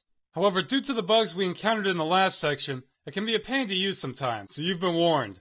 I'll be covering multiple camera techniques and walk you through all of it, so you'll more or less be unstoppable in terms of camera work after watching this section. Alright, let's get started. Go back to episode 1 again, then bring down the console so we can play the last demo that was recorded. Play demo space demo 1. Did you know that the gene for having 6 fingers on your hand is dominant? So we really should have 12 fingers right now. I guess there must be some sort of disadvantage to it I don't know about. I think it would be awesome. Plus it means our number system will be based on 12s instead of 10s. I bet we'd have flying cars by now if that was the case. Okay, first press Shift F2 so we can pause this. Now go ahead and move your window off to the side here. It's important to do this before you hit the drive button. Otherwise you'll have windows stacking on top of each other and won't be able to read anything. Okay, now click on the button that says Smooth. This will open up a new window. Just put it off in the corner somewhere so it doesn't overlap. Alright, once we have this open, the first step is to match up the timings in the demo smoother with your actual demo. To do this, look at the tick marker here. Notice how this demo has a total of 1,180 ticks. Now we enter this in down below in the smoother window. Under the start tick, go ahead and enter in 1. A value of 0 will work too, but my shots seem to line up slightly better when I enter 1. But that could be me being completely superstitious. Kind of like people who think they can divine water with a forked stick. Either value will work. I'm entering in 1. Now for end tick, go and enter in 1180 so it encompasses your whole demo. Once you've done that, press either reload or revert. Best I can tell, these do the exact same thing, so it doesn't matter which one you press. I'm going with reload. Now go ahead and press select. Alright, notice now at the top it says 0 to 1180, then gives you a time reading in seconds next to it. If you see that, you're in good shape. You're ready to start manipulating your demo now. Also notice how a gray line is shown up in the background. Depending on how complex your camera movement was when recording, you might see a lot of these lines. If you want to make them go away, just check the box Hide Original. You can also hide the legend, but I recommend leaving the process lines. They help show you what your camera will be doing. None of the extra stuff you see here will matter for you. Okay, the next thing to do is match up your times. Unfortunately, the position and time in your demo does not automatically match up with your position and time for the demo smoother. You have to do it manually. For instance, notice how our total times are matched up, but our tick markers are not. The demo is at tick 346, but the demo smoother is still at 0. Now what this means is everything you see right now is what happens at tick 346. But if we were to make changes to the camera, it would be happening at tick 0. You don't have to match these values up, but you'll want to so you can have a better idea of what's going on with your camera work. Remember how we were able to use the Go To button here to jump to where we wanted? Well, the demo smoother has something like that too, except its version is bugged. If you use the Jump To button over here, you can skip to the tick you want, except it will always move ahead farther than what you want. So you have to try and guess where it will end up. For instance, if I type in 100 in here, then click Jump To, I end up at tick 249. So it's multiplying my numbers by about 2.5. This ratio will stay about the same throughout your demo, except you'll have a different ratio for every demo you record. This is a really bass-backwards way of doing things, but we're going to work with what we have. Anyway, I want the camera work for this demo to start around tick 100. So to get there, I need to divide 100 by 2.5, which gives me about 40. If I'm totally confusing you here, don't worry about it too much. All you really need to know is that you need to aim low with your numbers for them to match up. Besides, I'm going to repeat this procedure so many times when teaching Demo Smoother, you're bound to figure out how this works by the time I'm done covering it. For now, let's go and enter in 40 here and see what happens. Now click on Jump To. Okay, if you look to the left, you can see that brought us to tick 90. That's pretty close to where we want to be.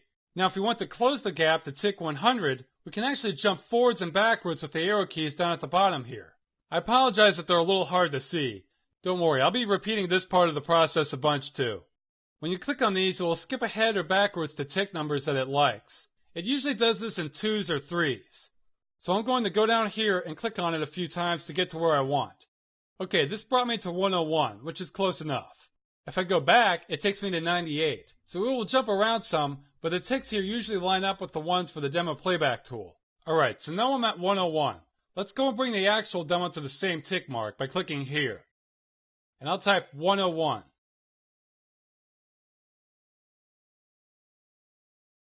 Okay, that jumped ahead to 106. Since this is only my starting position, the exact number isn't really important. So I'll go and move the demo smoother time to 106 too. So if I click here once or twice, there, I'm at 106. Now what you see on the screen is what will be happening when we move the camera around. So on that note, let's start moving the camera around. Go and click on the drive button so we can position our camera. I'm going to move the camera up a little bit so it can swoop down. Oh, and this blue thing is simply a marker of where our camera is facing originally in the demo. You can ignore it.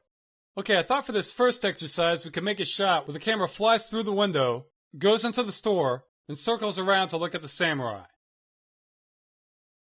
Okay, I'm going to position the camera about where I want it.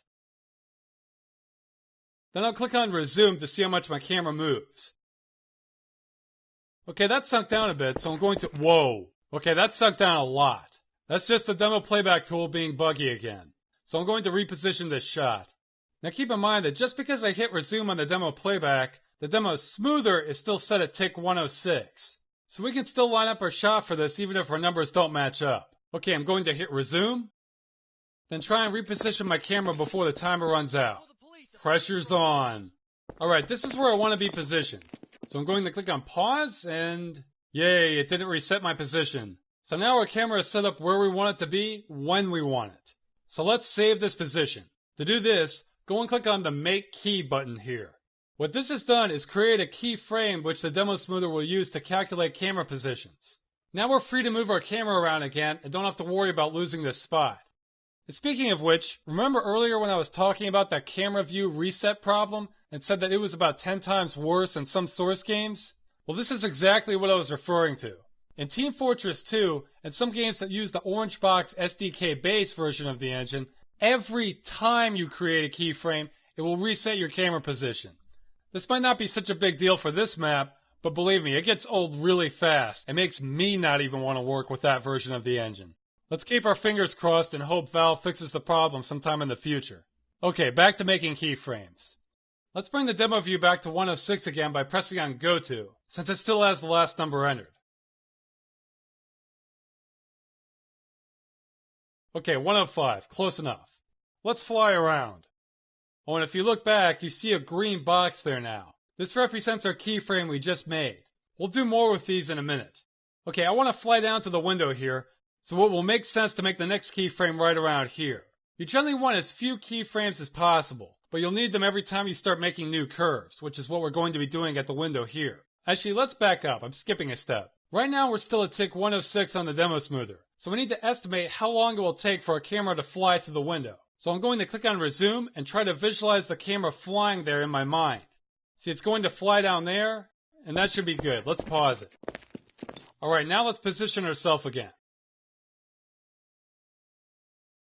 Here I'll look at a dark background so you can see the menus better. Now in the demo playback window, I paused it at a reading of 358. So I'll make a new keyframe by the window around the 350 mark. That should give it enough time to fly down there. So that means I need to divide 350 by 2.5. I don't want to do that in my head, so I'm just going to guess. Plus, the 2.5 ratio only applies to this demo anyway. Remember, it's a different number for every one you record. Let's try 120. Jump to. Okay, that brought me to tick 305. Getting close? So let's bump it up a bit. Say 130. Okay, 334. I'm just going to use the arrows to jump forward to 350 in the demo smoother window. And there we are, 350. Now let's reposition my camera, then press Make Key again. Now I didn't click on the resume button to check my camera because this shot doesn't need to be exact. Okay, now we have two keyframes, and if we back off for a minute, you can see a line connecting the two to show the path of motion. And here's our new keyframe. The cube represents its position, the line coming out of it represents the angle it's looking at. So now we need to figure out where we're going to position our next keyframe. I'm thinking it will be a good idea to position this one above one of those chip racks inside the store. The way this is going to work is that once we're done with this, Demo Smoother will make a smooth curved line in between all these keyframes. So you need at least one new point when specifying a new curve. The reason I said you want as few of these as possible is because it does a pretty good job at smoothing the camera path out, hence the name Demo Smoother. If you add a whole bunch of keyframes, it will actually make for a choppier experience. We don't need to give this keyframe as much time as the last one since it won't be covering as much distance. So I'm going to hit resume for a few seconds, imagine my camera traveling midway through the store, then pause it. I realize this must sound pretty zen to you at this point, telling you to imagine your camera in time and space and then work off of that. But I don't know another way around it. Don't worry, the rest of this tutorial won't be this new age, so the next step isn't to start reading tea leaves or anything like that. If you're not sure of your positioning, you can always go back and adjust this if you make a mistake, so don't sweat it. Okay, resume. Pause. I could probably use a little more time, so I'm going to keep it simple and just round up to the 500 tick mark for the next keyframe. We'll create that in just a minute. Alright, now I'm going to fly around and head over to the top of this chip rack. That will make for a good parabolic curve between the keyframes. Now I just need to get turned around. Alright, my positioning looks good, but even if it's not, I can adjust it later. Okay, time to guess the tick mark again. I'll try 200. Okay, that's not too far off. I'll just use the arrow markers to get back down to 500. And I actually want this angle looking up a bit so the flight path will seem more smooth. I'll curve back to the samurai on the next keyframe. Alright, make key.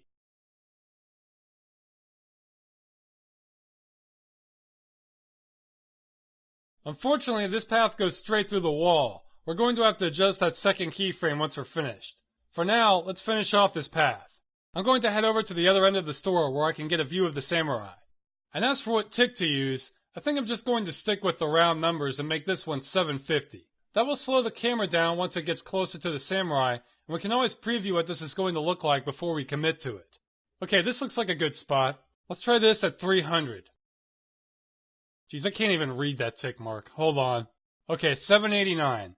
That's close. I'll just use the arrow keys to jump to go to 750. Now I'll just adjust the angle. Alright, that looks good. Make key. Now let's see. Yeah, the real position of that is too high. It's up in the ceiling. I'm going to have to redo it. Now there's two ways to get rid of a keyframe you just created. You can either click on undo or delete key. I like to use delete key so then I don't forget what I'm undoing. Alright, I'm going to resume and pause this again. Now we'll give positioning this another shot.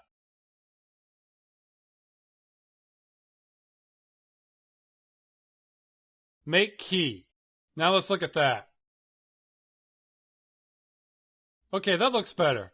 Now if I fly around here, you can start getting a better idea of the whole flight path. It's going to come in the window, fly through the store, and end up circling towards the samurai. Now I still need to fix the second keyframe, but I don't want to do that just yet. First I'm going to process this whole path so it becomes usable.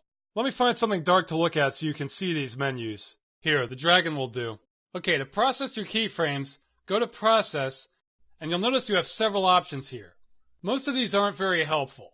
I'll go over all of them in detail in the next section.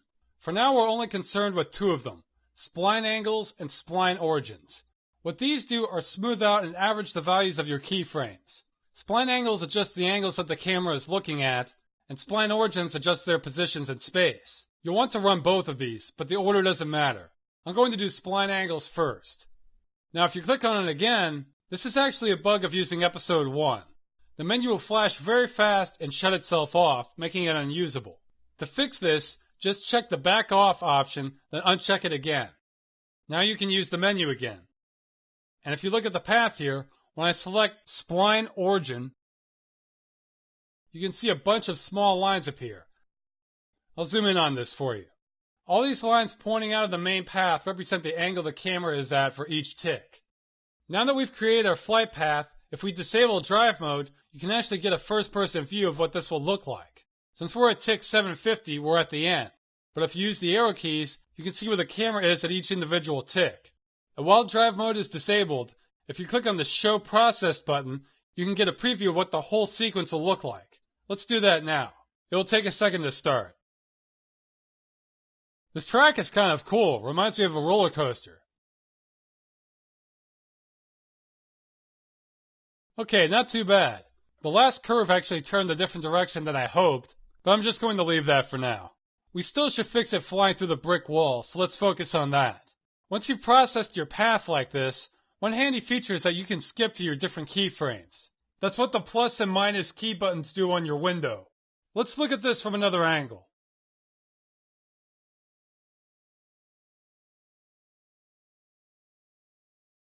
Alright, now watch the tick marker as I do this. If I press minus a couple times, you can see it skip back to my previous keyframes. And now that I've stopped here, notice how one of them in front of me has changed color? That shows that it's highlighted. And actually, if you look back at our first one here, I can press minus again and it will be highlighted too. Alright, I'm going to highlight our second one because that's what I need to fix. Right now, the problem is that it's going through the wall. So I'm going to make the new one in such a way that there's no way it can be running into the wall.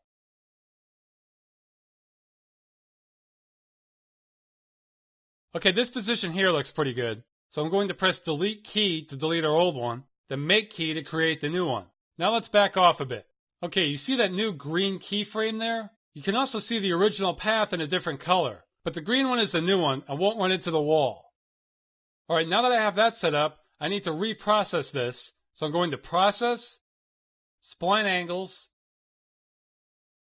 oops, back off twice, then Process, Spline Origin. There. Now we have a nice clean path going through the window. So let's check it out. Turn drive mode off, then Show Processed.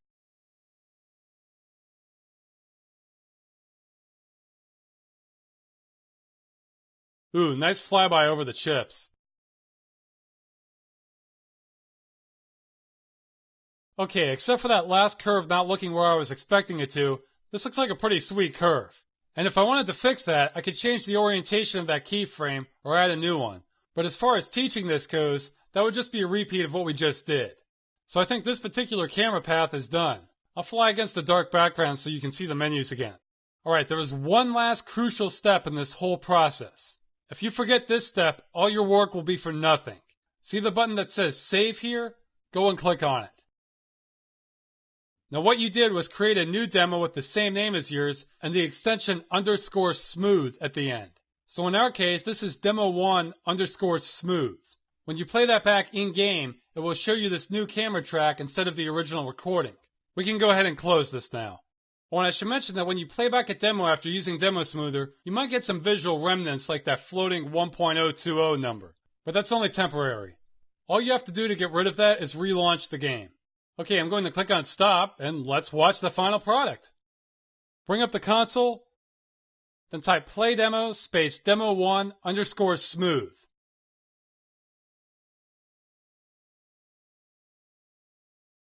Oops, I messed up. I still have this in drive mode. Let me turn that off. There we go. Stop, play.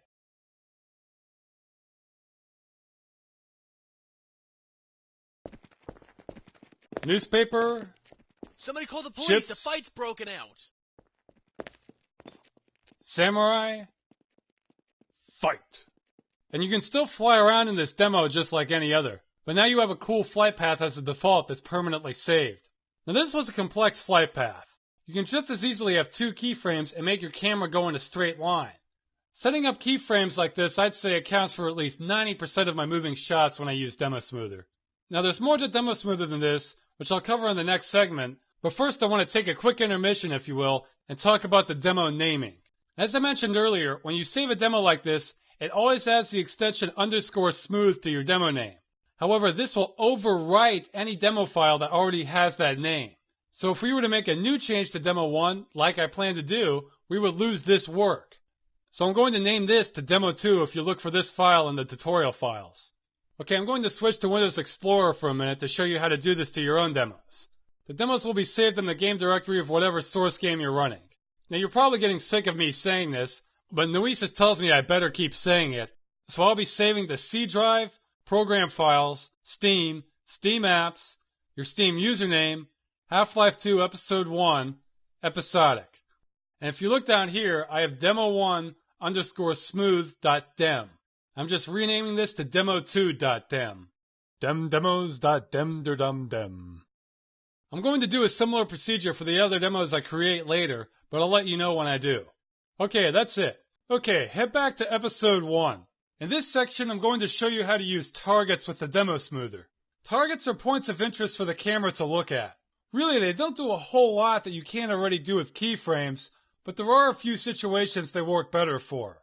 Okay, let's play the first demo again.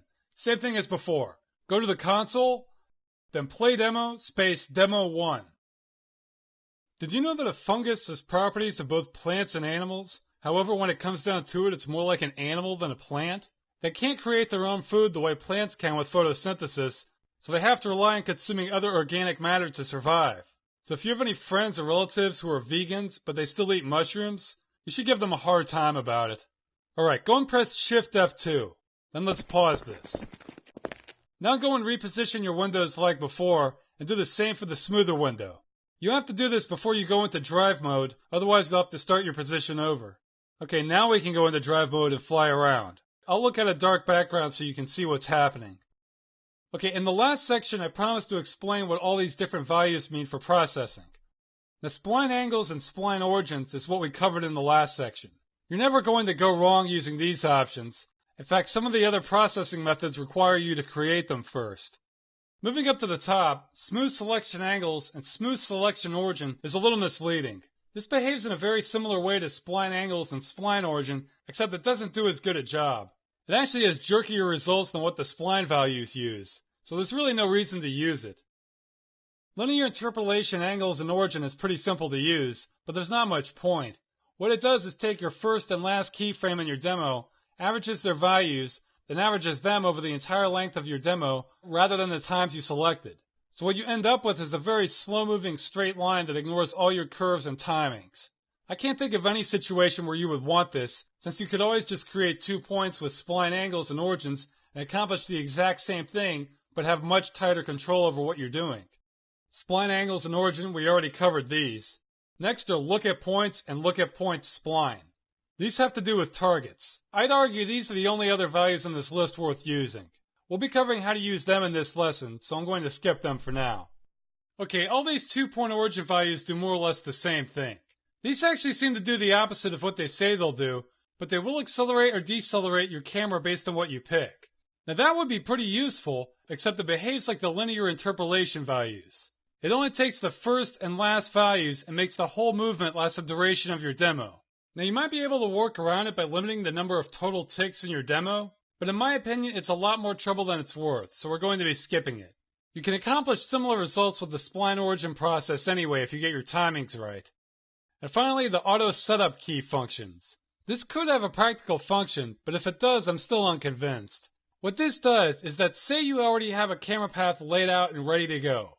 What this will do is create a new keyframe for you along that path every second or half second, whichever of these values you specify. While that could be good for fine-tuning, the problem is that the more keyframes you have, the more jerks you'll get in your camera when they're processed. So maybe if you want your camera to be real shaky like you were driving on a bumpy road, then this might do the job. Anyway, that covers the different processing options you have. Now we'll get started on how to use targets. For most situations, keyframes are all you need. However, if you want your camera following a specific target, especially when it's moving side to side, then I find targets can do a little bit better job. So for this demonstration, I thought we could use targets to follow the path of the guy running out of the store. The first step we'll want to do is the same as before. Enter in your total number of ticks in your demo. I'm entering in 1 to 1180. Then press reload or revert, then select. And again, if you see these values here, then you're in good shape. Now even though we're using targets, we're still going to need at least one keyframe so we can tell our camera where to start. I thought for this shot, we could have the camera about where the lamppost is, then have it follow the man as he runs right past it. Targets are particularly good for this. This is also how I made the shot of the dwarf being fired out of the cannon in Galaxy Gulp. That also used slow motion, but we'll get into that in a later section. Anyway, I'm going to set up my camera right at the lamppost here. Now I'll press resume to test my height. Okay, let's see what this will look like. Okay, that's a little low. I'm going to move up a tad. Oops, the demo ended. I'll replay it. Okay, this is good. I'll pause it and gah! Well, there's my favorite bug again, the one that resets your view. Alright, let's do this again. Really, in a way it's good that this is happening, because now it's documented and you can see it's not any easier for me than it is for you. So if you're following along with me, I share your pain. Or I guess you share mine. Okay, this looks about right. I'm going to get Demo Smoother ready at the tick mark. I want to start it around tick 100 again, so I'll enter in 40 here like last time. That brought me to tick 90, so I'll skip ahead to 100. Now let's cross our fingers and hit resume.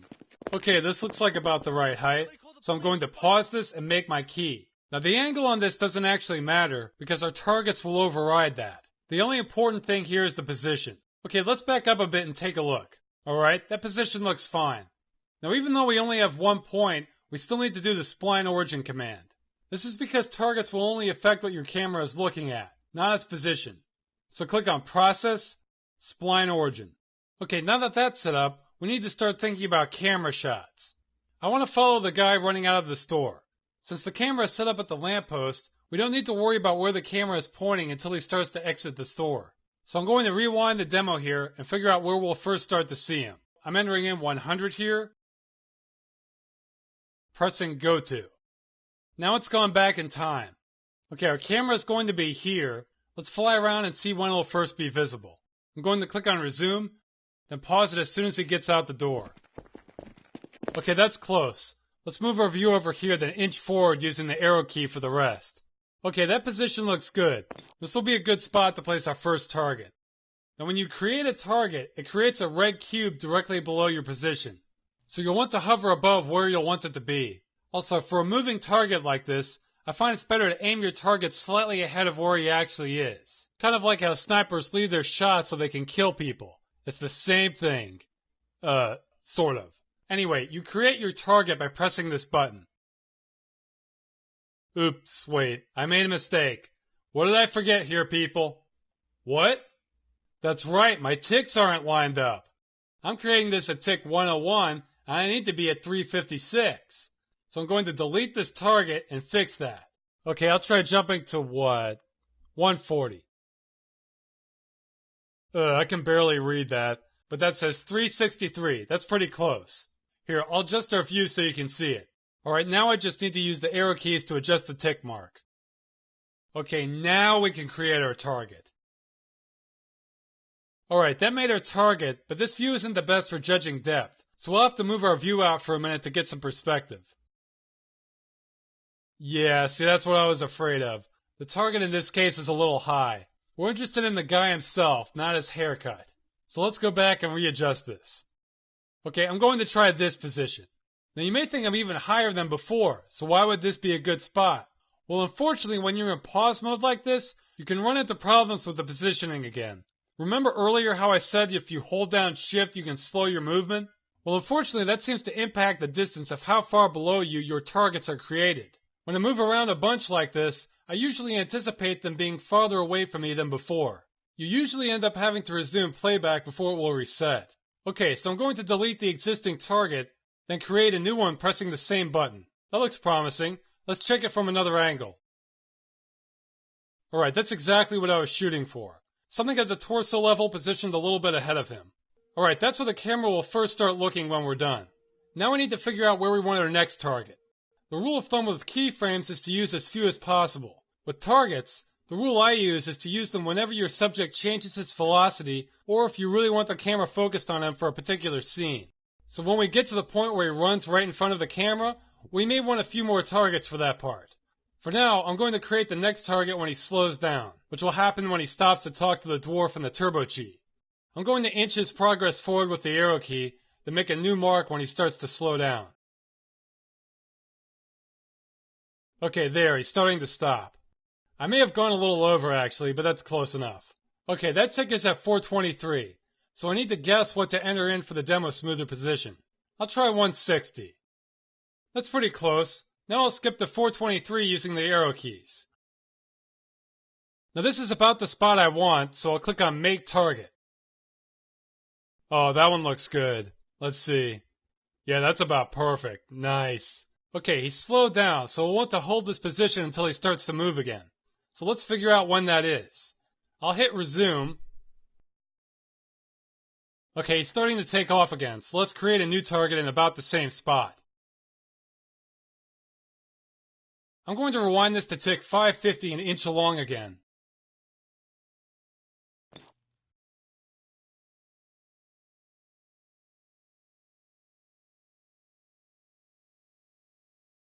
Let me try that one more time. Alright, I think we'll want to target at around 575. We'll want this in about the same place so the camera doesn't move much while he's standing still. If we were to place this target away from him when he started moving, the camera would gradually lead into that while he's standing still, which wouldn't look as good. Okay, time to guess on the numbers again. I'll go with 190. It could be closer. I'll try 200. Man, I'm still off. I would suck on the Price is Right. Let's go with 220. Alright, that's pretty close. We'll just back it up a tad. Now I'll click on Make Target. Alright, let's take a look at this. Whoa, I'm way off with my depth. I'll have to try it again. I'll go higher this time. Delete target, make target. Okay, I can see from here that's too high. Let's rinse and repeat. I'm pressing shift to inch forward again. Okay, that might work. Let's see. Okay, good enough for government work. Now let's make the next target for once he's accelerated into motion again. I'll inch forward here.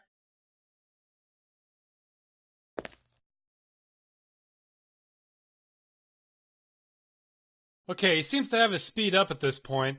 Now I get to guess the tick mark again. I'll try 230. Hey, not too far off. I'll skip to 636 manually. Remember, you want your target slightly ahead of your subject. Now I'll click on Make Target again. Let's see. Alright, the positioning's good, but that's a little low. So I'll delete this and try again.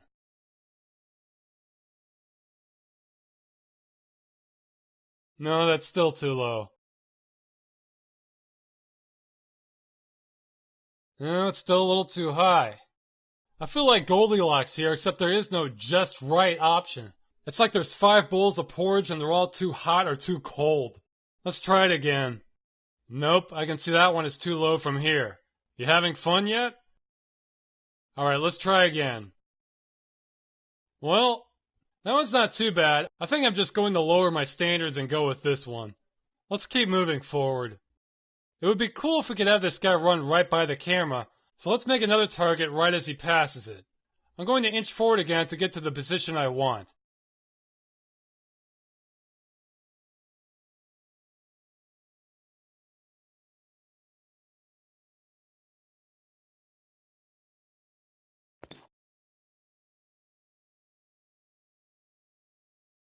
Okay, that looks about right.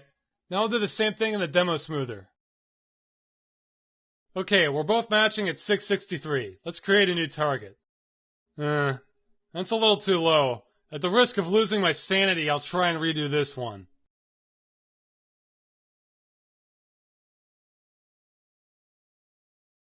Delete, make. No, that looks a little high. Let's try again. Nope, that one's too low. I guess this is a metaphor for how people with bipolar disorder feel. They're always either too high or too low. Let's try again. Ooh, head level. This might work. Aha, excellent. Now let's inch forward again and create our next target. Because he'll be running so close to the camera, we should make our next one relatively soon after he passes. Okay, that looks far enough. Now I'll match up the ticks in Demo Smoother again. You know, I'm almost hoping you were a little lost when starting out on this, because I've only repeated this process about 12 times now. Okay, I'm actually going to put this at 700 since I think I overshot a little bit.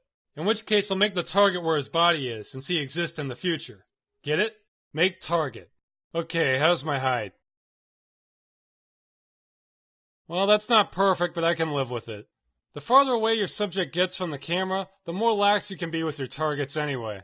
Alright, let's click resume and watch room to change velocity again. Okay, he actually changed his direction right there, but it was kind of subtle, so let's wait until he does something more major. Okay, he's about to curve there. That looks like as good a spot as any. Let's fly over and make our new target. Oh boy, time to guess numbers again. What do you think? I'll go with 260. No, that's way too low. 300. Still too low. 330. 846. 915. Pretty close. Alright, now I'll do the rest manually. Well, there is no 874 option, so 873 should be fine. Okay, make target. Well, that's a little low, but he's so far away from the camera it's not worth readjusting. We'll just make 1 or 2 more targets, then we'll stop. Time to guess the tick mark again. 350. Not too bad. Let's go with 370. Hey, if any of you guys win the lottery by playing these numbers I'm shouting out, you should split some of the winnings with me. So 370 equals 37, that's how you'd play it. Alright, that's close, I'll adjust it some more. I'm actually going to make this one a few ticks before what's being shown in the demo playback window because I'm starting to get lazy about this. The extra accuracy really doesn't matter when he's this far off anyway. And on that note, I think that's the last target we need.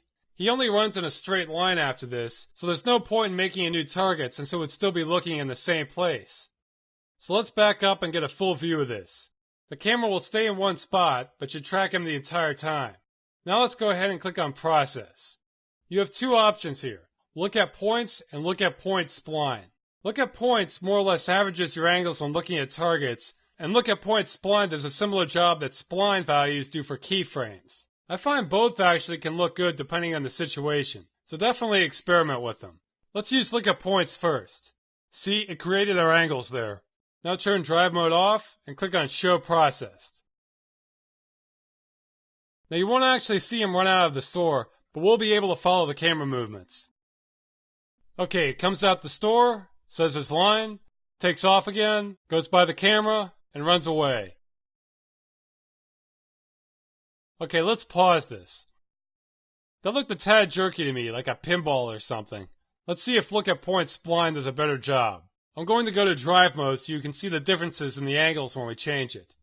Remember to check the back off option twice. Then click on process, look at point spline. Okay, that changed the pattern a little bit. Let's turn drive mode off, then click on show process to see what that looks like. Comes out the store, stops, runs away, flies by the camera, and runs off. Well, to me, that view looked a lot smoother at the end, so I think that's what we should go with. Alright, I'm going to pause this, then save. And remember, this is going to create a file demo1_smooth. I already renamed the last demo like that to demo2, so I won't overwrite anything. Just something to be aware of when you save. If you want to look at this demo later off the DVD files, I'm going to rename it to demo3. For now though, let's close this, then the demo window. And in the console, type playback space demo1_smooth. Okay, it's starting. Remember, those floating numbers will go away if you restart the game. Somebody call the police! A fight's broken out! Well, the tracking looks pretty good to me. I think the camera was slightly behind the target, but that's why I put those targets in front of where you want them to be. Okay, that wraps up on how to use targets in Demo Smoother. They're good for situations like this, but overall they're usually not necessary. Okay, next up I'm going to have one more demonstration with Demo Smoother. It won't cover any new functions, it will just look at a different situation you might encounter. Okay, go ahead and launch episode 1 again like before. In this section we're going to go back to using keyframes, except this time we're going to be following a moving target and moving along with it. So we'll be setting up a chase cam. Alright, like before, go and type play demo space demo1 to run the map. Did you know that Christopher Columbus recorded mermaid sightings on his way to America? He also said they were not as beautiful as he had been told by reports from sailors. Now the common belief is that mermaids are really manatees, but I think all it means is that some sailors see something in the water and just want to make up a story about it. I mean, how drunk would you have to be to think that a manatee is a fair maiden? Not that sailors don't have a reputation for drinking, but whatever. Okay, go and press Shift F2 and pause this like before. And also like before, we want to reposition our window. Then do the same for Demo Smoother. Now you're free to use drive mode to look around again. This is near where I want to start. Finally, go and enter in your number of ticks in the smoother window, then press reload or revert, then select. And I'm going to hide the original markers since we won't be using them. Now I thought I'd start the shot on this one once the fight guy starts running the second time. Then we can have the camera follow him all the way until the end. So I'm going to click on resume, then pause it once he starts to run again. Somebody call the police, a fight's broken out! Okay, that looks good. I'll close in on him a little bit. Now the demo shows this at tick 602, so I'll have to guess a number for the Demo Smoother. Let's try 240. Now let's resume the playback and pause it as he's ready to turn. Okay, he's about to turn here, so we'll want to create a new keyframe that looks about like the old one. The main thing you want to focus on is keeping approximately the same camera distance from your subject. That way when you process it, you'll get the most uniform motion. Okay, this is at frame 671, so let's guess what the number to jump to is again. I'll try 250. Not bad, now I'll close the gap manually. Once it's lined up, press Make Key. Now because he's going to make a sharp turn here, I'm just going to inch the progress forward in the demo as we'll probably need a new keyframe pretty soon after this. Alright, he seems to have completed his curve at this point, so this is a good spot for a new keyframe.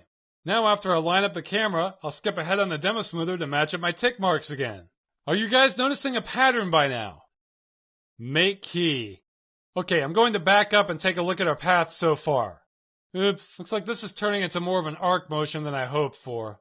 I think the best thing to do would be to redo the second keyframe so that it's more level. However, this will be easier to do once we've processed the flight path, so we'll come back to that later. Let's click resume and watch for his next change in velocity. Okay, right about there. He's starting to turn again, so we'll make a new keyframe here. I'll position my shot. Now we'll need to guess the tick mark again. I'll try 280. Nope. How about 320? Better. Let's see about 340. Nope, I overshot. I better quit while I'm ahead. I'm adjusting the marks manually now. Okay, 873 isn't exact, but it's quite close. I may adjust it slightly more. Okay, now I'll press Make Key. Let's see, that looks about in line with the others. Let's keep moving forward. I'm going to inch him forward again since he changes his direction quickly if I recall. Getting close. Okay, right there. He changed his orientation again, so this is another good spot for a keyframe. I'll rewind this just a bit to double check. Yeah, that looks about right. Okay, time to guess numbers again. You know, between all these Demo Smoother segments, I've been guessing a lot of these numbers. Maybe this would be easier if I started talking like the Count from Sesame Street. Yeah, I think that's what I'm gonna do. Ah, yes, we will figure out what number adds to 955. I shall be trying 350. Okay, that's rather close. Let's use that. Now we will adjust the numbers manually, and good night. Make key. For those of you who never saw Sesame Street, it was an educational puppet show for kids. The Count was my favorite character. He was a vampire who liked to count things. Alright, there can't be too many more of these. Let's hit resume and see where he goes. Yay, a nice straight line. Oops, we reached the end of the demo. Not a problem. We just hit play again and go back to where we were. Now you risk resetting your view angle when you do this, but that's not a huge deal since their flight path will still be intact. Okay, I'm going to pause this, watch for our guy running here, then resume. Actually, this number is already entered in. Let's skip ahead. There we are. Okay, now I'm going to pause this again, then just inch to the very end.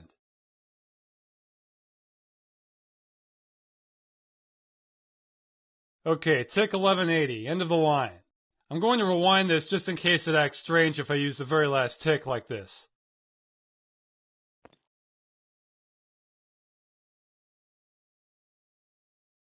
There we go, 1177. That should be fine. And now we need to guess numbers again. Okay, let's try my good friend 400 this time. Oh, he was not enough. I guess he needed a bit of a boost. Let's use 440. Getting close. I think we can handle the rest on our own. So skip forward and make our key. Okay, now we have our flight path. So what's next? We process it. I'll do spline angles first. And because this is episode 1, we need to back off twice, then do spline origins. Now before I adjust that second keyframe, I want to see how bad it really looks in the preview. So let's turn off drive mode, then go to show processed. And this will take a second because we're waiting for him to exit the store and start running. Smoke him if you got him, I guess. Well, I guess that still looks a little high, so we'll go ahead and readjust that second keyframe. Go ahead and pause this.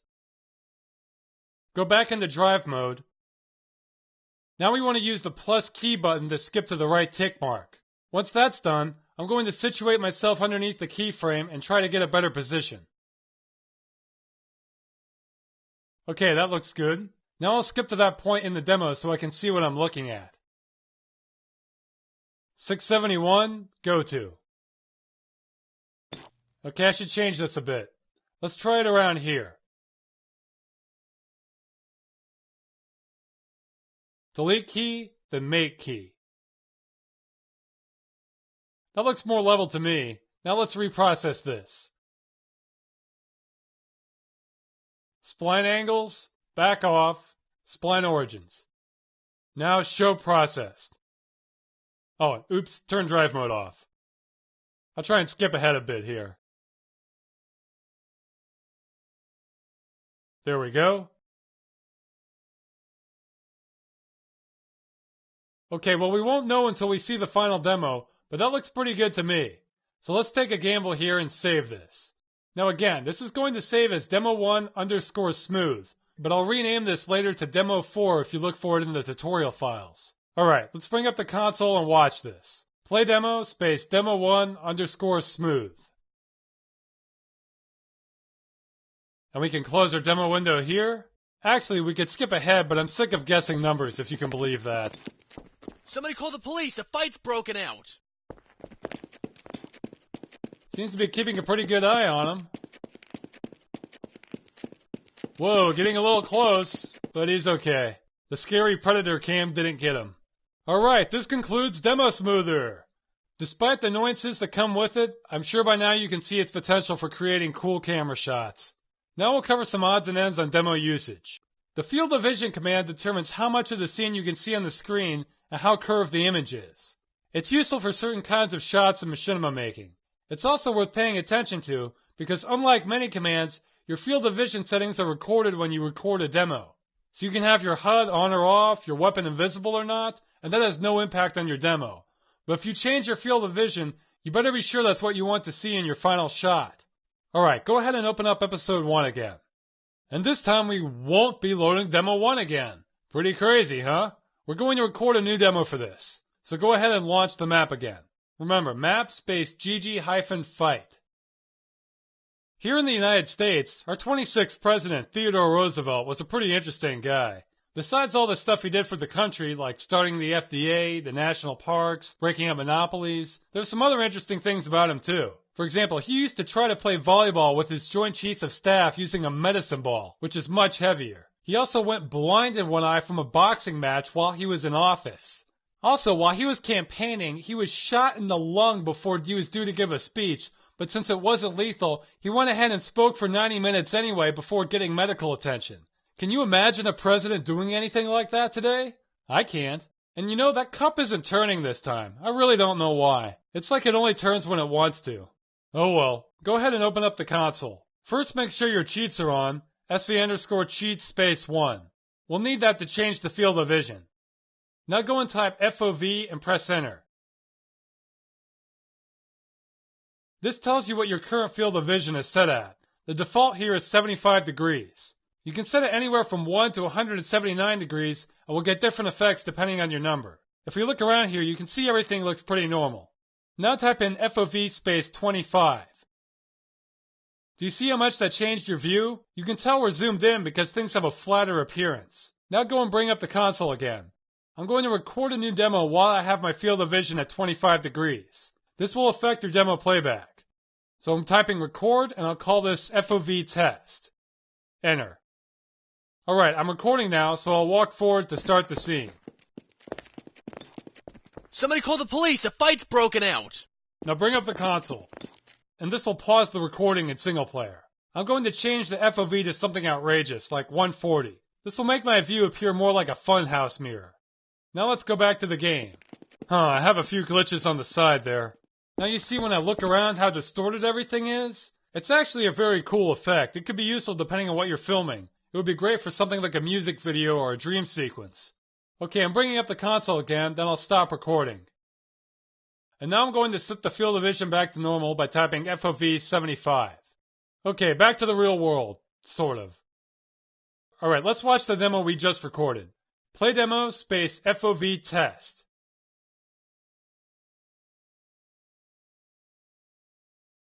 Okay, press Shift F2, then pause. I want to show you a few things. Notice how even though I changed our field of vision back to 75, it's still zoomed in? Well, let's go to drive mode so I can really illustrate this. Okay, here's a completely different view. I'll hit resume. Somebody call the police! A fight's broken out! Okay, it's coming up. Boom. The view changes all on its own because that's what we did when recording it. If you try and change it back to 75, it won't work. It's part of the demo now. Alright, so the field of vision feature is a good thing. If you were making a spy movie and wanted to show the camera looking through binoculars, it would be perfect for that. You already saw what happens when you push the field of vision wider. There's all sorts of things that could look good for, like a missile cam or something. For most shots, I think the default of 75 degrees is fine. Just be sure you know what you're doing when you change it, because the demo recording won't cut you any slack. Alright, the rest of this segment is going to be a quick run through of the demo editor. And I don't think it's worth using, but I want to show you why. If you want to hear more, keep watching. Otherwise, feel free to skip ahead. Okay, if you're still with me, that means you like hearing me complain about source engine bugs, so let's get started on that. First, turn drive mode off. We need to move our window to the side here, just like we did when using Demo Smoother. Except this time, instead of pressing smooth, we're going to press edit. You were probably wondering what this thing did anyway. Well, sadly, the answer is not much. Most of these functions don't work. It's a real dice toss. But on the chance that you do get some of them working, let's discuss what they're supposed to do. Okay, if you click on New, this is how you would add a function. Let's go over these in order. I'm assuming skip ahead is just like the skip function in Demo Player, so you're not missing anything there. Same goes for stop playback. Now, play commands is one of the few functions I actually got to work. However, I can't think of any situation where you would really need it. What this does is enter in a specific command at a certain time. However, you have to consider that these are only commands that will have any impact on demo playback. So no target won't do anything, no clip won't do anything. Any command you can enter in here you could do in the console anyway, or what would be easier in the long term is to create your own custom config file, which is something we'll be covering in the recording section. So basically, I can't think of a situation where you would need this, because you can already accomplish the same thing in easier ways. Moving on, screen fade start means the image simply fades in from black. This is easy to do in a video editor, which we'll talk about later, so there's really no need to do this in-game when making Machinima. Next we have text message start. This would be if you wanted some title text to come up on the screen. Again, there's no reason not to do something like this in a video editor. It's much more flexible that way. Play CD track start. I don't think we have to worry about playing CD tracks during the game when making Machinima. Play sound start. This would be if you wanted a specific sound played at a certain time.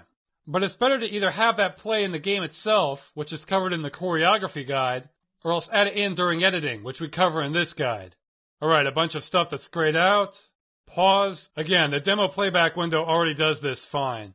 Change playback rate. There are other ways of doing this. I'll talk about it once we get to recording and editing. And finally, zoom FOV. What this does, or rather what it should do, is change your field of vision smoothly from one value to another. This would be awesome for certain types of shots in Machinima, except for the life of me, I can't get it to work. To me, this is the biggest tragedy of the demo editor. If I could have one function out of this list to work properly, this would be it. I'll click on it anyway to give you an idea of what we're missing.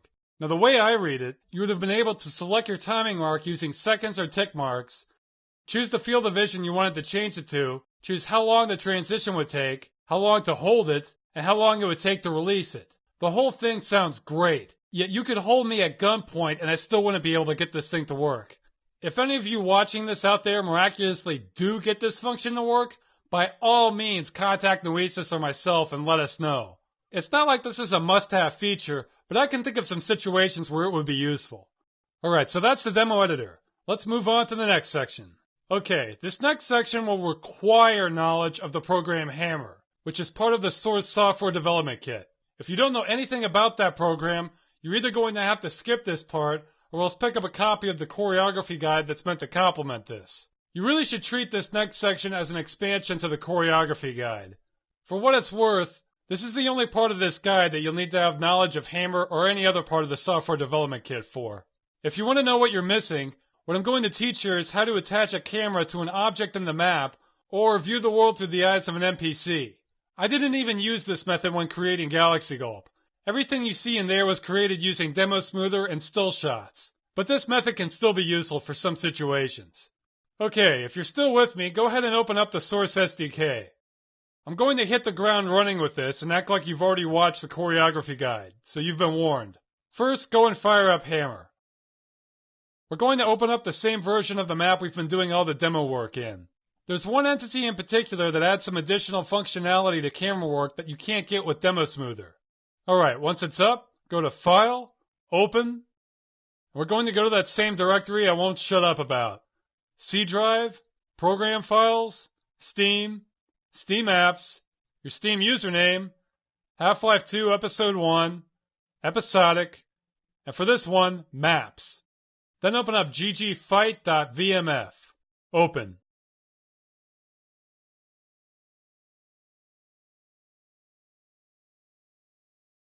Alright, once that's up, you can get a view of what's happening in the map. This is a different map, but all this stuff should look familiar if you've gone through the choreography guide. If this isn't familiar, you shouldn't be watching this part in the first place. In which case, you're just sneaking into this section like a minor waving a fake ID so he can get into a bar. Anyway, for those of you that belong here, what I thought I'd do for this first shot is make it look like we're looking at the world through the fight guy's eyes. So we'll get to see him run out the store, stop, then run towards the end of the map. So the first thing we're going to do is go straight to the Entity tool. The entity we're going to be interested in for this section is a point view control. So let's select that off to the side here. Now place it anywhere in your map. For this first shot, where you place it doesn't matter, although its orientation does. Go and select it in the wireframe view over here, then rotate it so it's facing the same direction as the fight guy here. Now double click on it. Now before we go any further, I need to warn you that like many other aspects of camera work in the Source engine, this entity is bugged.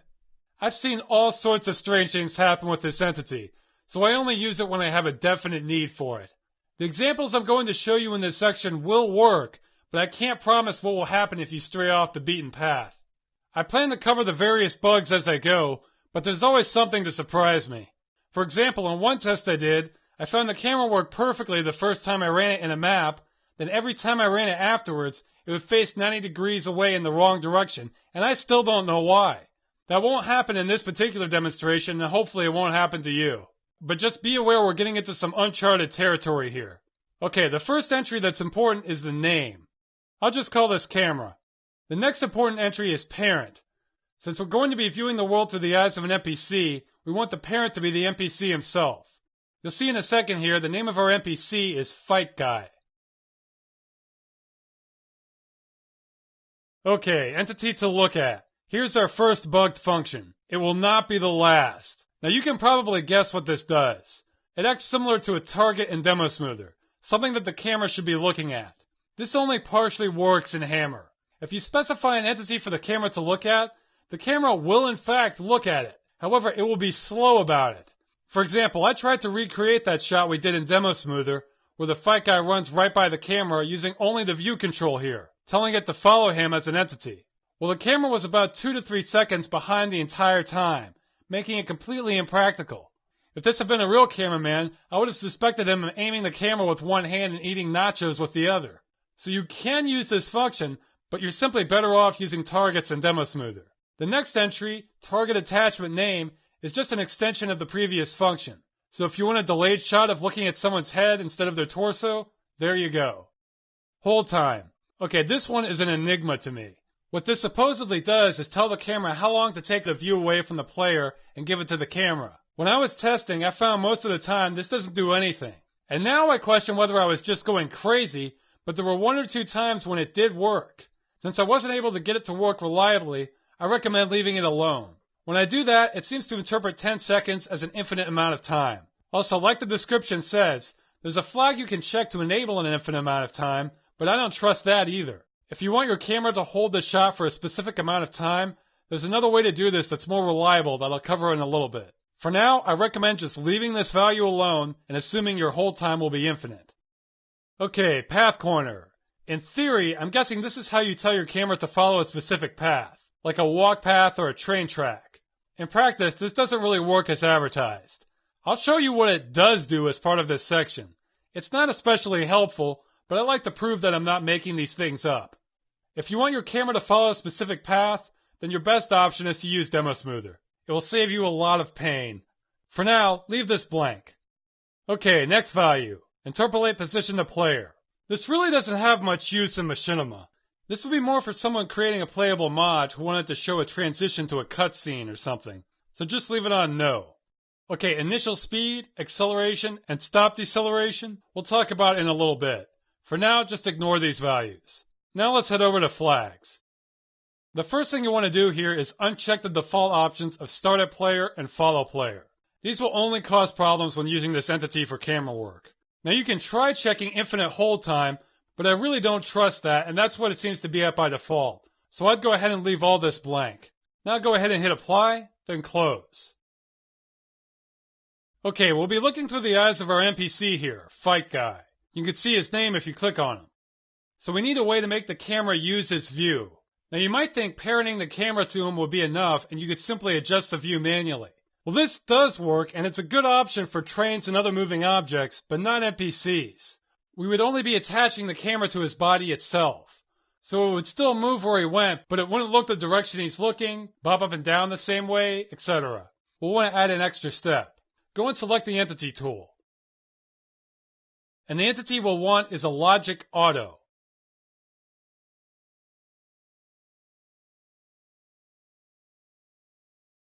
Then place it anywhere in the map. Now go to the Select tool and double click on it. And head over to Outputs. Click on Add, and our first command will be On-Map Spawn. Our target entity is Camera. Via this input, set parent attachment.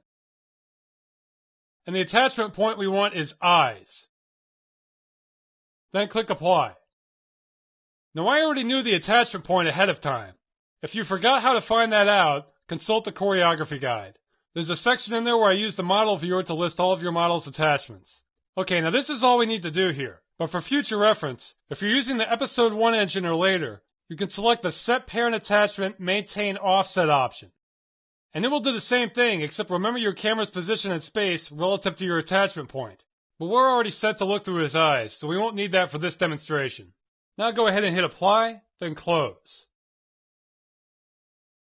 If you want to use the camera tool for a minute, you can see about what his path will look like. He's going to run out the store here, stop for a second, then run along this entire path until he gets to the lamppost. Now what we need is a way to activate this.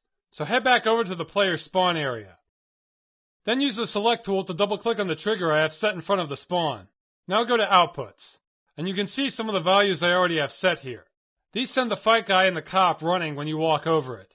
We're going to create a new one, so click on Add.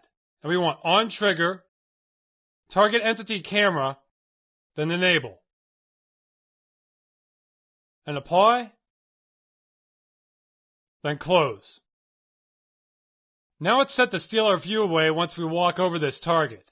So it's kind of like we're possessing the body of that Fight Guy. Really, if we wanted, we can make his eyes roll into the back of his head too. But that'd be beyond the scope of this lesson.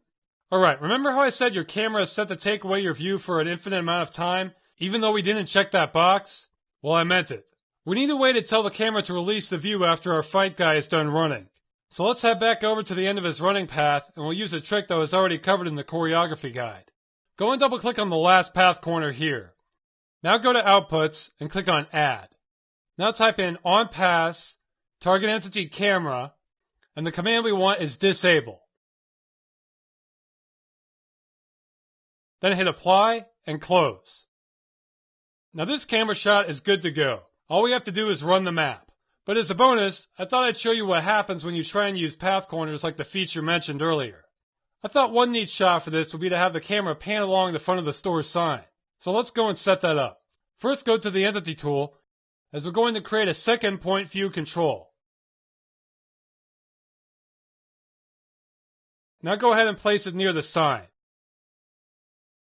Unlike our last camera, the position of this one will matter. So let's go ahead and adjust it in the wireframe view here. Okay, I'm going to move it back away from the sign. Then click on it once so I can use the corners to rotate it.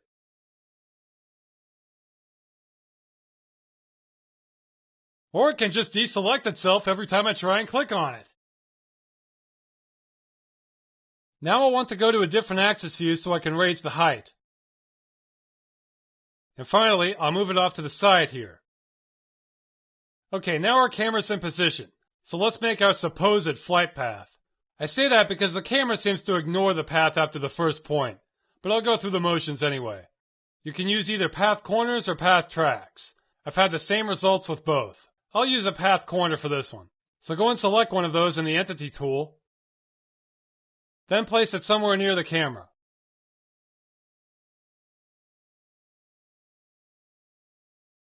If it'll stick to anything, that is.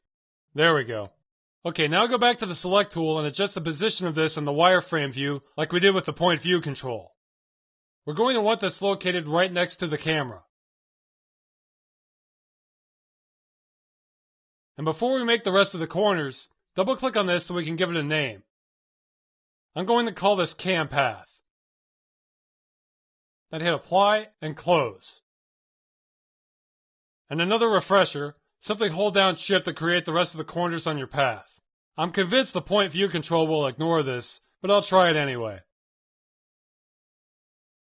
There's one path corner.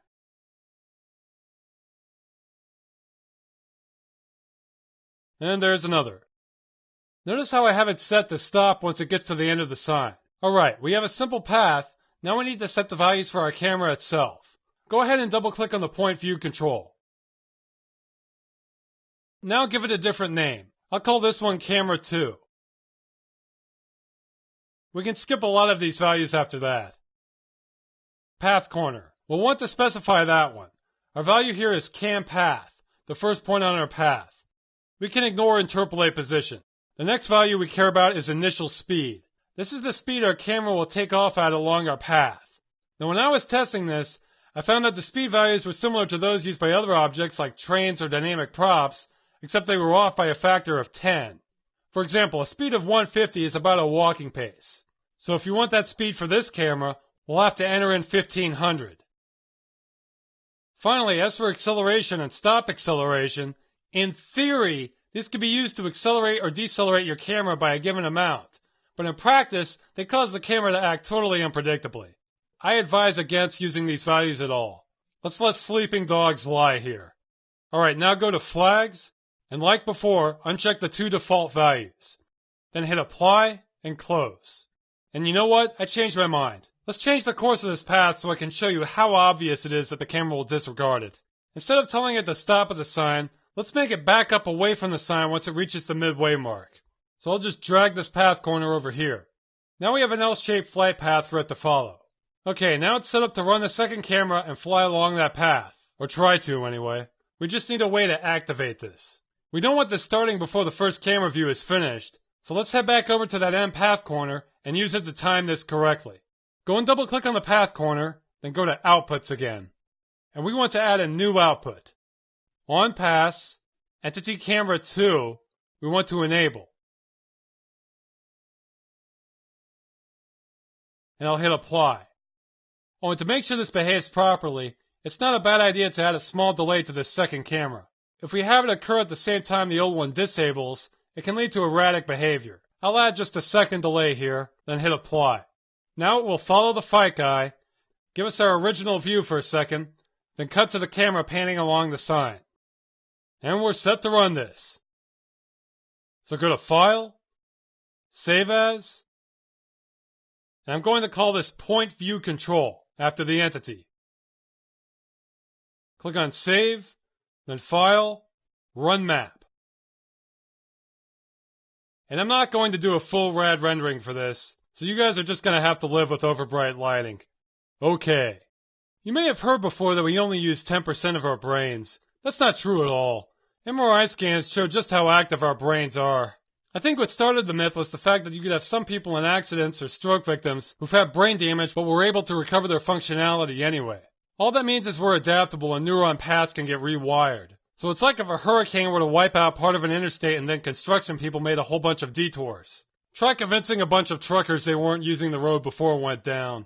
Okay, here we are, so we'll just walk forward to start this. Okay, here he goes. Somebody call the police, a fight's broken out! Says his line, and man, he's moving. This reminds me of Cloverfield or the Blair Witch Project. So if you want to make your audience puke, now you know how. Back to normality. Now our scrolling sign.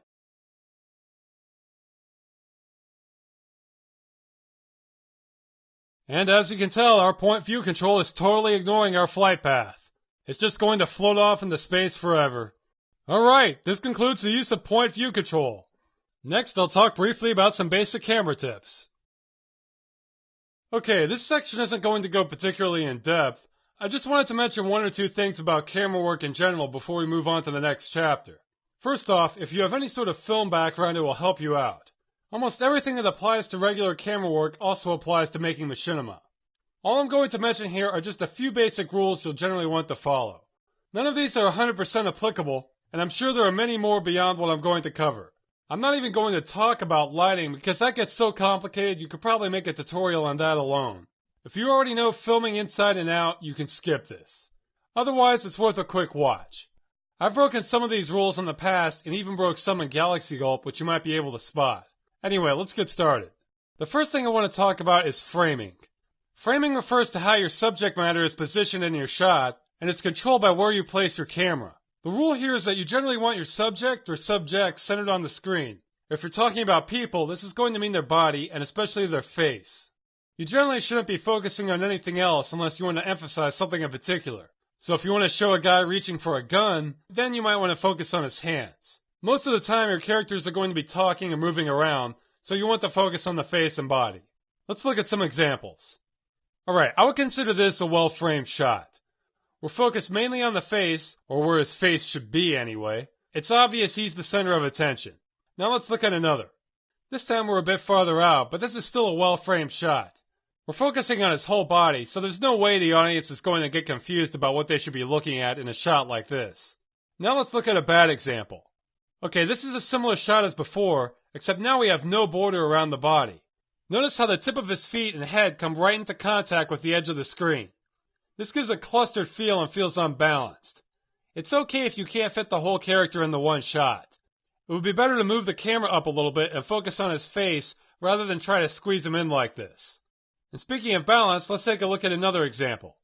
Okay, here's a bystander in the background. What's wrong with this shot is that there is nothing going on the left side of the screen visually. Not even a parked car here. If you were to have a shot like this, the audience would feel like something is missing. Now let's reposition this. Now our guy is nice and centered, so we can tell we're supposed to focus on him. Now your shots don't always have to be centered this way, but if your scene is empty visually, it's generally a good idea. Now, what if you had a scene where two or more characters are the focus of your shot? Then you want to balance their position in a shot like this. I'm looking at these two side by side, but you can also look at them over the shoulder or from different angles. If you have both in the shot like this, it's easier for the audience to figure out who's talking to who. Now be careful when doing this, because it's easy to break what's called the 180 rule. If you show two characters talking and switch camera angles, try not to change your camera and cross over more than 180 degrees when you edit the shots. So if the dwarf is on the right side, for the most part you should keep him on the right side. Now you may have noticed I'm guilty about breaking this rule in Galaxy Gulp, because it can be difficult to keep your camera work interesting when adhering to this. The main goal here is to avoid confusing your audience. For example, look at the samurai here. Now watch this transition. Doing a total 180 like this is going to throw your viewers off. So just keep that in mind when filming. Let's talk some more about camera angles. When you're focusing on characters, you normally want your camera angles to be about at head level. However, you can create a different feel by changing the height. If you place the camera low and look up, you can create a dominating presence for that character. Alternately, if you raise the camera and look down, you can create a stalker effect, like someone is hunting them or eavesdropping. Finally, if you zoom way in on a person's face, that's usually the best way to convey emotion, assuming your character has a face. Okay, the last thing I'm going to talk about in this section is when a character makes a transition off screen. This is really just an extension of the 180 rule, but it's even more noticeable. Say your character runs off the screen, like our fight guy here. In the next shot, you want to make sure he's going to enter from the same side. Watch how it looks when we flip sides. Kind of disorienting, huh? The same applies to when they're at an angle. Here's another bad example. To fix this, all you have to do is change your angle to maintain a consistency as to whether he's moving from left to right or right to left, like so. Alright, this wraps up camera work. Despite its pitfalls, it's very flexible in the Source Engine, and you should be able to achieve almost any shot you want. Stay tuned for the next section and we'll talk about recording.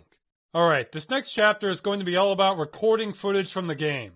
Before we jump into that, however, I want to talk about configuration files. These are settings that the game engine stores in a text file that you can edit. Creating these isn't a necessary step, but it can make things easier for you when you record. The reason I'm bringing it up now is because some of these settings are related to your display, And you want to make sure your picture in the game is set up correctly before you start recording video footage. Because after that, you're stuck with what you have, or else you have to re-record. There are hundreds of console commands for the source engine that can have different effects on the game. In this section, I'm going to show you how to create your own custom config file and a few commands and hotkeys I frequently use in machinima making. So let's get started. Go and open up Windows Explorer, and in fact, it won't hurt to open up 2 copies of it, because we're going to be switching between directories. The first directory I want to go to should have been created when you installed the guide. It's going to be on C drive, Machinima Cinematography with the source engine, Files Created, CFG. The file here, machinima.cfg, is a config file I made ahead of time. It has some commands and settings I frequently use when filming, so let's take a look at that. I'm going to double click to open it. If you don't have that as an option, just use WordPad or any other text editor to open it up. Okay, once you open it up, some of these entries may look familiar because we've already covered them before. Let's cover what each of these do. Okay, the first one here is bind / demo toggle pause. This is a hotkey command I'm setting up here. What this will do is if I'm in the middle of watching a demo, if I hit the / key, it will pause or resume the demo playback. So I won't even have to bring up that demo window like we were using earlier. It's worth looking at the syntax here. The way it works is bind, then space, the name of the key you want in quotation marks, then another space, then the command you want to run in quotation marks. Let's look at the others. I have bind left bracket to be no clip, since it's handy to be able to fly around in the game. The next one I have is the / key set to restart the map, in case I want to watch the scene again or run into some sort of problem. I have the M key set to turn off the HUD. Now really, I shouldn't even have to do this, but I found the HUD can be stubborn about popping up when you play back a demo, even if you told it to turn itself off earlier. With this key, I can just press the M button as soon as the demo starts and the HUD will disappear. The next one, O, is another redundant one. With this config file, the cheats should stay on, but I have occasionally seen the game turn them back off before, so I have a button handy here to override it. Finally, no target is a command you'll want to have handy when doing your demo recording, just to ensure your actors won't devote all their attention to you instead of the scene. Okay, that's the last of the bind commands. The next ones underneath it act like regular console commands. These should all enable as soon as you start the game, so you won't have to press a hotkey to activate them. Okay, the first one here is svcheats1. This should enable cheat codes as soon as the game starts. Again, it is redundant to have this and the hotkey, but I've seen cheats get disabled after a couple different map loads before. And notice the syntax here adds quotation marks for the parameter after the command. This isn't necessary for every command, but most of them seem to need it. CL draw HUD 0. In theory, this will turn off the HUD as soon as the game starts, but the HUD seems to have a mind of its own, so we have a hotkey for that too. CL show text message. You probably won't even need this most of the time, but it's a way to disable title messages that might come up on the screen. Most of the time there won't be any to get in your view anyway. And R draw view model, this will make your weapon model disappear. This command is useful more in multiplayer games where you may not have control over whether you can have a weapon or not. Okay, that's all that this config file contains. Again, there are hundreds of console commands out there. You can find a list of them online in the source SDK documents. I encourage you to create your own config file or edit this one to add the hotkeys and settings you want. It will make things easier for you the more filming you do. Alright, let's close this window. Now I want to copy this file since we need to relocate it in order for it to work. So right click on it and press copy. Then head over to your episode 1 directory. You should probably know this folder by now. But maybe you have brain damage like that guy in the movie Memento, where you have no short-term memory and forget everything after a few minutes. In that case, you may want to tattoo this folder path somewhere on your body like me. Anyway, the folder you want is C drive, Program Files, Steam, Steam Apps, your Steam username, Half-Life 2 Episode 1, Episodic, and this time we want the folder CFG. Now right-click somewhere in here and press Paste. This is where you'll need your config file located to activate it. Now we're still not done because the game doesn't know it needs to run this. We're going to need to edit the file valve.rc. Now this should already be in your episode 1 folder. If it is not, however, I'll show you where to find it. To do that, I'm going to switch to GCFscape here. Now go to File, Open, and the default folder you'll want here is C drive, Program Files, Steam, Steam Apps. And the file you want to open is sourceengine.gcf. Then open. Once that's open, we'll want to go to the folder HL2, CFG, And there it is at the bottom, valve.rc. To save it, right-click on it and press Extract. Okay, now I'm going to cancel this and close this window since we already have this file. Now we're going to want to edit this file, but before we do, let's take a quick look at the config.cfg file here. This should have all your current settings for the game, and you might think that this is the file you want to edit, but that's not a good idea. The game will frequently overwrite and erase any entries in here you put manually. So either you have to make the file read-only, which isn't very convenient, or you'll have to use a separate config file, which is what we'll be doing. You can go ahead and close this now. Now we want to open valve.rc. Don't let the RC extension fool you. This is just another text file and you can open it with any text editor. I'm going to double click on it since my computer is already set to open these. Okay, the first thing I should point out here are all these forward slashes at the beginning of the lines. These are used for adding comments. So if you want to add some notes that don't actually do anything, add 2 forward slashes and a space and the config file will ignore that when it runs. These other settings are things it loads by default, so it's better to leave those alone. What we want to do is tell it to run the commands in our config file, so I'll just add it underneath one of the other lines. Exec, which stands for execute, space machinima.cfg. This will direct it to our config file and load our settings. Oh, and one more thing I should point out. You see this line here, Startup Menu? This normally isn't commented out the way I have it. What this does is load the 3D render background when you start the game. If you want the game to look like my screen and just have a blurry picture, go and add comment marks to disable it. The advantage to this is that it will shorten your load times. And if you're making Machinima, you're going to be loading maps a lot. Alright, that's it. Now go ahead and close this, then save. Now the next time I run the game, this script will load and I'll stop having to type so many commands. In fact, I'll be using this script in all in-game recordings after this. Okay, let's learn how to record your footage. The first method I'm going to cover here is the easiest. This is done by using the program Fraps. Fraps is a program that was originally used to measure your frame rate inside a game, but has been expanded to support video recording as well. All the recording is done in real time and uses very minimal compression to do so. I didn't use Fraps to record Galaxy Gulp, but it is what I've been using to record all the in-game footage you see in the tutorial, since it captures more of the screen than what I can get from the in-game alternative, which I'll cover in a little bit. Go and open that up if you're interested in using it. The only tab here that matters for what we're doing is the Movies tab. Now let's look at our different options. You can choose where to save your files. In my case, I have it on another hard drive since that creates a little less bottleneck for your system. You can change the directory by pressing on this button here. Over here you can select what key you want to use to record your footage. You just select this window and then press the key you want. As you can see, I have F7 since that's out of the way and not easily confused with something else. Below that, you have the option to record sound or not. You usually want to, but if you won't need it, you should uncheck it to lower the overhead on your recording a tad. For sound device and sound output, the entries here vary depending on what sound card you have. It will probably figure out the right device to use. Okay, the next option is half size or full size. This is just like the screen says.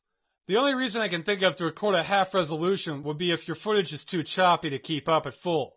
But even then, half resolution isn't going to look very good, so it's probably best to keep this at full size regardless. And below here you have the options no cursor and no sync. No cursor you'll probably want to check. It simply disables the mouse cursor from being recorded. I want that on because I want to be able to show you what I'm doing. No sync means your video will be out of sync. I'm not sure if that means with the sound or the image playback, but either way it doesn't sound like a very good idea, so I would leave that unchecked. Finally, you can pick your frame rate here. They have some common options up to 60, and you can see at the bottom here I entered 29.97 here earlier, which is the NTSC frame rate that televisions output in America. And that's really all there is to the program use. I'm not going to show you how to record in-game because there's nothing to show. All you do is hit your hotkey once to record what's on the screen, then press it again to stop. Now I have seen Fraps turn off the recording by itself, especially when the game is loading a map or something like that. The way I usually test to make sure it's working is by looking at the hard drive access light on my computer. If it's lit up, you're probably still recording because Fraps will burn through your hard drive space very easily. So the advantages to Fraps are that it's very easy to use, can basically be used on any Direct3D or OpenGL program, not just something from the source engine. The visual quality tends to be pretty good, though it's not entirely accurate when it comes to strong red tones as they can become a little fuzzy. The file size is quite large, but that's going to be true of most recording.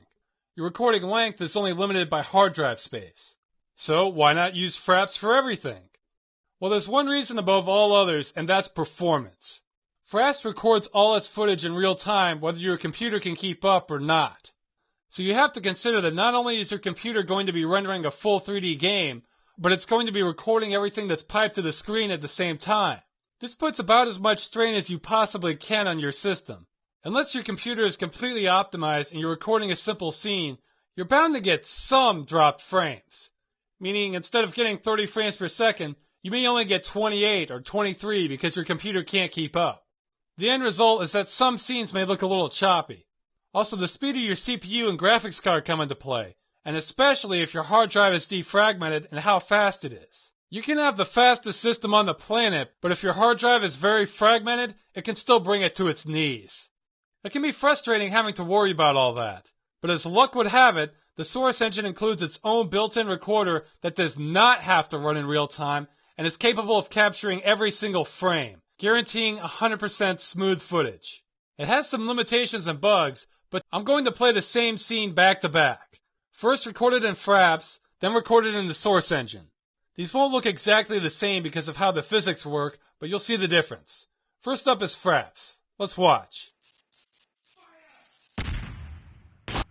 Ooh, as you can see, that got really choppy there. Caused the sound to stutter, it's a mess. Now let's watch it using the source recorder. See how smooth that was? Now granted, I did cheat on this because I recorded the Fraps part in real time and didn't use a demo, but the principle is the same. You never have to worry about your video coming out choppy when you use the Source Engine to record it. It doesn't matter how slow your computer is, it will always look great. So let's learn about that now. There are two basic ways to record video using the Source Engine. The first is an image sequence which you convert into a video. The second is making an AVI or AVI recording. We'll cover both of these methods, but let's look at making an image sequence first. The way image recording works on the Source Engine is that it will export every single frame of your footage as a separate picture file, along with a corresponding WAV audio file. Then you use a video editor to join the files together as an AVI. If you want a maximum quality picture, you really can't beat this method. The only downside to it is that the images are completely uncompressed, so this will take up more hard drive space than any other method. Anyway, let's get started on how to run this. Go and launch episode 1 or any other source game with a demo you want to record. Once you're in the game, you'll want to check your settings in a couple places here. Go and click on Options. The first thing you want to check are your audio settings, so click on this tab here. The main value we care about is the number of speakers. Go ahead and set this to 2 speakers. Even if you have a tricked out surround sound system, the footage isn't going to record properly to anything except stereo. So that's what you're going to be stuck with for your video. I think headphones add some extra processing settings that may not sound good for everyone, so 2 speakers is your best bet. And leave your audio quality on high for the best sound. Now let's go to video. First, go and set the resolution you want to record at. Now you'll notice I'm at 800 by 600 right now, even though all my other video footage up to this point has been at 1024 by 768. This is because I'm going to show you how to edit some of this footage later, and I wanted it to be at a smaller resolution than what I'm recording at. You can set the resolution to whatever you want. As long as you have the hard drive space, you'll be fine. And if you want some widescreen options, there are more down here if you change your aspect ratio. Don't worry about your brightness levels. That will have no impact on your final recorded footage using the source recorder. Now let's go to Advanced. If you're using the source recorder, you want to raise your graphics settings as high as your system will allow. There will be no slowdown in the final picture, so you may as well have it look its best. So we want model detail high, texture detail high, shader detail high. And speaking of shaders, if you don't have this or other options, it just means your video card is a little dated. Just work with what you have. Water detail, reflect all, assuming you have any water in your map. Shadow detail high. Unless you have a foggy scene, then you might want the softer shadows you get from low quality. Color correction, I honestly don't understand. It won't have any impact on this map, so you can pick either setting, but I always wondered why that option was added. The idea is that it fixes the color on some levels to look better, but it seems to me like if the designers wanted their levels to have good color, they would just change the lighting on the original level in the first place. The Source Engine is perfectly capable of that without additional help. But what do I know? Okay, the next setting is your anti-aliasing mode. This smooths out the pixelated edges of your image. You'll want this as high as possible. Now most people will have video cards that can override this setting in their display properties that can push this even higher than what's listed here.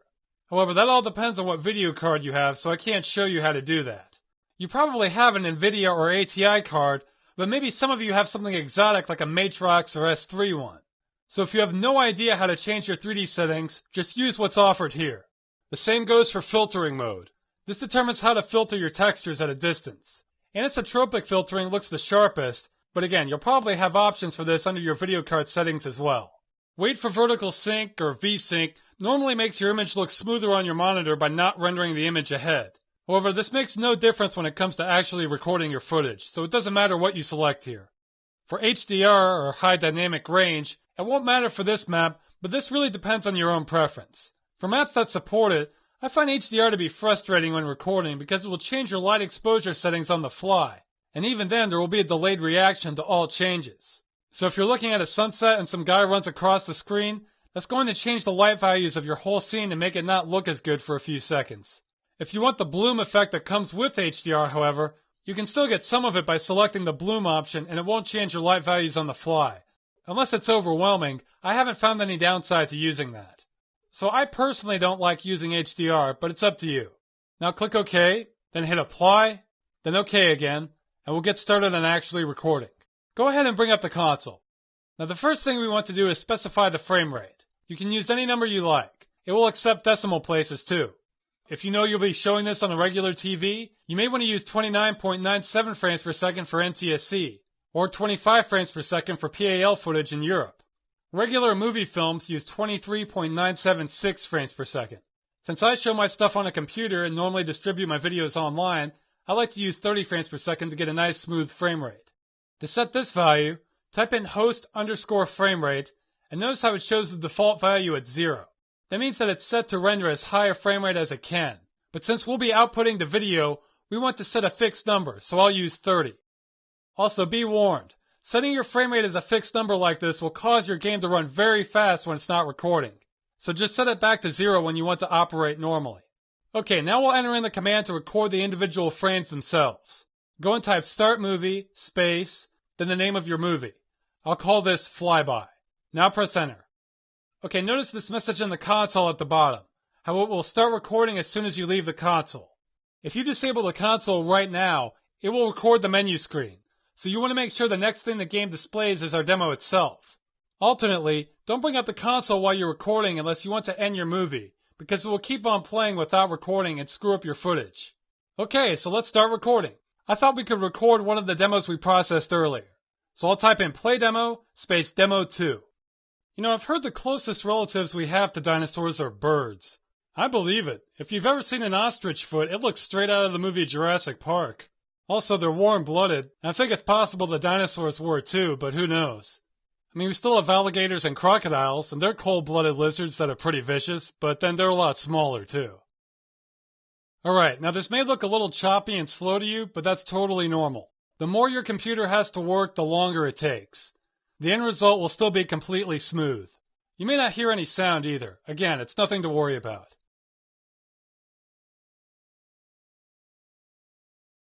And if you think this is taking a long time, just wait until we get to motion blur. This starts looking speedy by comparison. Okay, once the demo is completed, it will kick you back to the console. The next step here is to type in End Movie. This ends the movie and processes your audio. Without this, it will just keep recording as soon as you leave the console again. Okay, we're not done yet, but we're done with the game for now, so go ahead and close this and open up Virtual Dub Mod like we installed earlier. And here we are in Virtual Dub Mod, which I'm going to be calling Virtual Dub out of habit. This is actually a separate program from Virtual Dub, and really they could probably both perform these functions, but I find the interface on this version a little better. Okay, the first thing we need to do is open up the massive number of frame files this produced. Go to File, Open Video File, and I'm already at the directory we need to be in. Let's run through it quickly this time. C drive, program file, Steam, Steam apps, your Steam username, Half-Life 2 Episode 1, and Episodic. Okay, you'll see here I now have a ton of TGA files, which is the Targa picture format, starting with the name Flyby. These are all the individual frames to our video. As you can see, there's quite a few here, so let's merge them. Go and select the very first one, Flyby Quadruple 0. Also, make sure this box is checked, automatically load link segments. Then we won't have to add these one by one and be forced to take an axe to your PC. Now click on Open. And you can see it's loading them all there. Okay, it's up. If you click on this scrubber button at the bottom, you can skip around through your recording. Now this will be a little choppy, but that's because it's processing so much data as this is all uncompressed. Really, your recordings are never completely smooth until you're watching the final compressed end result. They're just too huge to process smoothly uncompressed. Anyway, we've got our video together now, so let's add our audio. Go and click on the Stream tabs at the top, then Stream List. Notice this window is blank. When you open up a video file, it will normally display any audio files that it contains as well. Since we don't have any yet, let's add one. Click on Add. And this is the same directory as before. Notice how we have flyby.wave here now. The source engine will output a wave that corresponds to the name of your image sequence. So let's select that and press Open. And now you can see an entry here and some stats about the audio file. You won't be able to hear the audio playback in Virtual Dub, but now we know it should copy correctly. Go and press OK. And we have one more step before we're ready to save this. Virtual Dub doesn't know what our frame rate is because it's just a series of images, so we need to specify what it is. Go and click on Video, then Frame Rate. And notice here how our current frame rate is 29.97 frames per second. This is the NTSC standard. It's simply Virtual Dub taking a guess. And notice we have this option to change the video so that it matches the audio's time. I recommend against using this option. It can get the correct frame rate sometimes, but sometimes it can be slightly off, which will cause problems with your sound syncing up. It's always better to choose this middle option and tell it what the frame rate is supposed to be since you already know it. In my case, it's 30. Now press OK. Now our last step is to save this as an AVI so we can edit it later. Go and click on File, then Save As, and you can save this anywhere. I'll just save it to the same directory for now, then type a name for it. I'll call this Flyby Uncompressed, since it's just the raw data. Now look down towards the bottom where it says Video Mode. What you select here can be important. I'll give a quick run through your options. Direct Stream Copy means you're just copying the video and pasting it. You can only make minimal changes to your footage this way, but sometimes you don't need any more than that. We can't use that here because our original footage is just a bunch of images strung together, not an actual video format. Fast Recompress deals with a different kind of color space than what we're using at the moment. This is good for things like XVID encoding or dealing with footage that comes from a DVD, that sort of thing. When recording from the source engine, your footage will be in the format computers like, which is RGB or red, green, and blue. So for what we're doing, you should usually ignore this option, but it can have its uses. Normal Recompress doesn't have any use with what we're doing, so you can ignore it. Finally, full processing mode means you can run any filter you want with this, and Virtual Dub won't try to cut corners with any inaccurate color data. This is what you're going to want most of the time, so go and select that. Now notice underneath it, it says Compression and says Uncompressed RGB. This means our footage is completely uncompressed, but that's perfectly fine for editing purposes. We'll talk a little bit about compression in a minute. Go ahead and click on Save.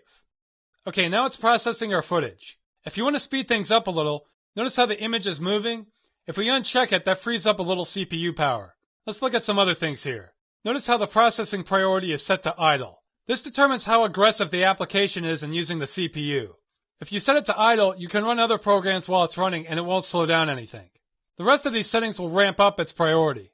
Anything at normal or above will slow down your computer a lot. Actually, it might not if you have a multi-core processor, but I don't. You get several useful statistics here. Here we get our projected file size, which you can see is pretty large. This number can vary depending on your compression, but this is fixed because we have none. It tells you how much of that is video and audio data, how fast it's processing the footage, how much time you have left, etc. And once this finishes, your clip will be ready to edit. I'm going to close this since we're basically done here. Now we're not going to video editing yet, since there are still some more tricks to learn when it comes to recording. What we're going to cover next is AVI recording. The source engine can also record directly to AVI, so you don't have to weave all the individual frames together. This has some advantages and disadvantages which I'll go over. AVIs are a standard video format, but they're really just a container. We just saved an AVI that has no compression at all. You may have heard of the word codec before. That's a term for the type of compression a format uses. So we can compress our AVIs with different kinds of codecs, and they'll still all be in the AVI format. So with that said, we're going to look at two different codecs in this tutorial. One is called the Huffy UV one, which is used for lossless encoding, meaning there's absolutely no quality loss when compressing. The other is XVID, which is lossy encoding, meaning there will be a little quality loss, but the size will be incredibly more efficient. There are many other codecs out there, but these both have good quality and have been around for a while, so they're compatible with capturing footage in source, so we'll learn them. Now, what are the pros and cons to encoding AVIs? I'll cover the positives first. The main advantage AVI encoding has is compression. With Huffy UV, you can sometimes save about twice the space by encoding with it and no quality loss. With XVID, you can save an incredible amount of space with very little quality loss. Another advantage AVI encoding has is that depending on your workflow, you can sometimes skip a step with processing your footage afterwards. So it could save you a little bit of time. Finally, the reason I use AVI encoding is because of the compression. It's the only sane way to do quality motion blur processing, which I'll cover in a later section. If you have plenty of extra hard drive space and don't plan on having any motion blur, you can stick with the TGA method I just showed you and you'll have first-rate results. You don't have to learn AVI recording. Otherwise, you better listen to the disadvantages first. The biggest one is with the source engine itself. When the source engine saves to an AVI file, it uses an outdated method that prevents you from having a file larger than 2 gigabytes before it corrupts. Now you can recover files larger than that in VirtualDub, but it also prevents you from having a file larger than 4 gigabytes, period. I pointed out earlier that a 17-second clip we recorded was over 700 megs. That compression can buy you a lot of time, but you can probably see how this could be a problem, especially if you record at higher resolutions. Another disadvantage is that for this version of the source engine and older, the engine will change your frame rate to something other than it's supposed to be. Now it still records at the frame rate you want, just that you have to adjust the final setting for the AVI. It's not a big deal, just an extra step. This bug does seem to be fixed using the Episode 2 engine, however, but for Episode 1 it still needs to be corrected manually. Finally, if you're using XVID, which in my opinion is the highest quality lossy encoding method that's compatible with the source engine, it simply doesn't like some resolutions. I found that recording at some resolutions in XVID will crash the game every time. It's really weird which ones it likes, too. I'll go into more details on that when I get to XVID recording. Okay, let's learn how to record with Huffy UV. Now most codecs need to be configured as to which settings you'll want. This comes up as an option when you start recording at source, but sometimes the dialog box won't show up in-game, so we should configure this ahead of time so we won't have to look at it. To do that, go and open up VirtualDub again. One way to save your settings is to simply encode a video with the codec, so that's what we'll do now. Since we just created an uncompressed AVI last lesson, let's just open up that AVI again. Go and click on File, then Open Video File, and I'm in the same directory as before, and you can see all those flyby TGAs there. Go to the end, and you can see Flyby Uncompressed, then Open. By the way, I'm going to delete those flyby TGAs for future lessons since we don't need them now. Alright, our video looks good. So now we're just going to save this using the Huffy UV codec. Go to File, then Save As. Now this time, instead of saving this as uncompressed, we'll pick a codec by clicking on the Change button. And here you'll see all your codecs installed that are compatible with the AVI format. Now this screen is important because this is exactly what will show up in the game if you try to record an AVI. The problem is that the game window might obscure it, so you'll have to operate blind. So take a look at your list of codecs. I only have one that starts with an H, so that means I can navigate to this with just the keyboard later. For now I'll just cheat and use the mouse. So select Huffy UV, then press Configure. Okay, now Huffy UV is a lossless codec, which again means it can compress your footage losing no data whatsoever. If you want to select it on that mode, click on this menu on the right here and select Predict Gradient Best. This will give you decent compression without losing any quality. Now it also offers a method of lossy compression where it converts the footage to a different color mode, but otherwise maintains all your visual information. I've done screenshot comparison tests using this codec, and for the life of me, I can't tell the difference between the lossless and lossy compression using Huffy UV. This will give you measurably better compression as well, so it's what I recommend. If you want this option, select Convert to YUY2 here. Then click on the left menu and select Predict Median Best. This left menu only makes a difference if you select lossy compression. Otherwise, it won't make an impact. You can ignore these other options. They're mainly compatibility settings. Now click OK. Now give this a name. I'll call this Flyby Huffy UV. Then save.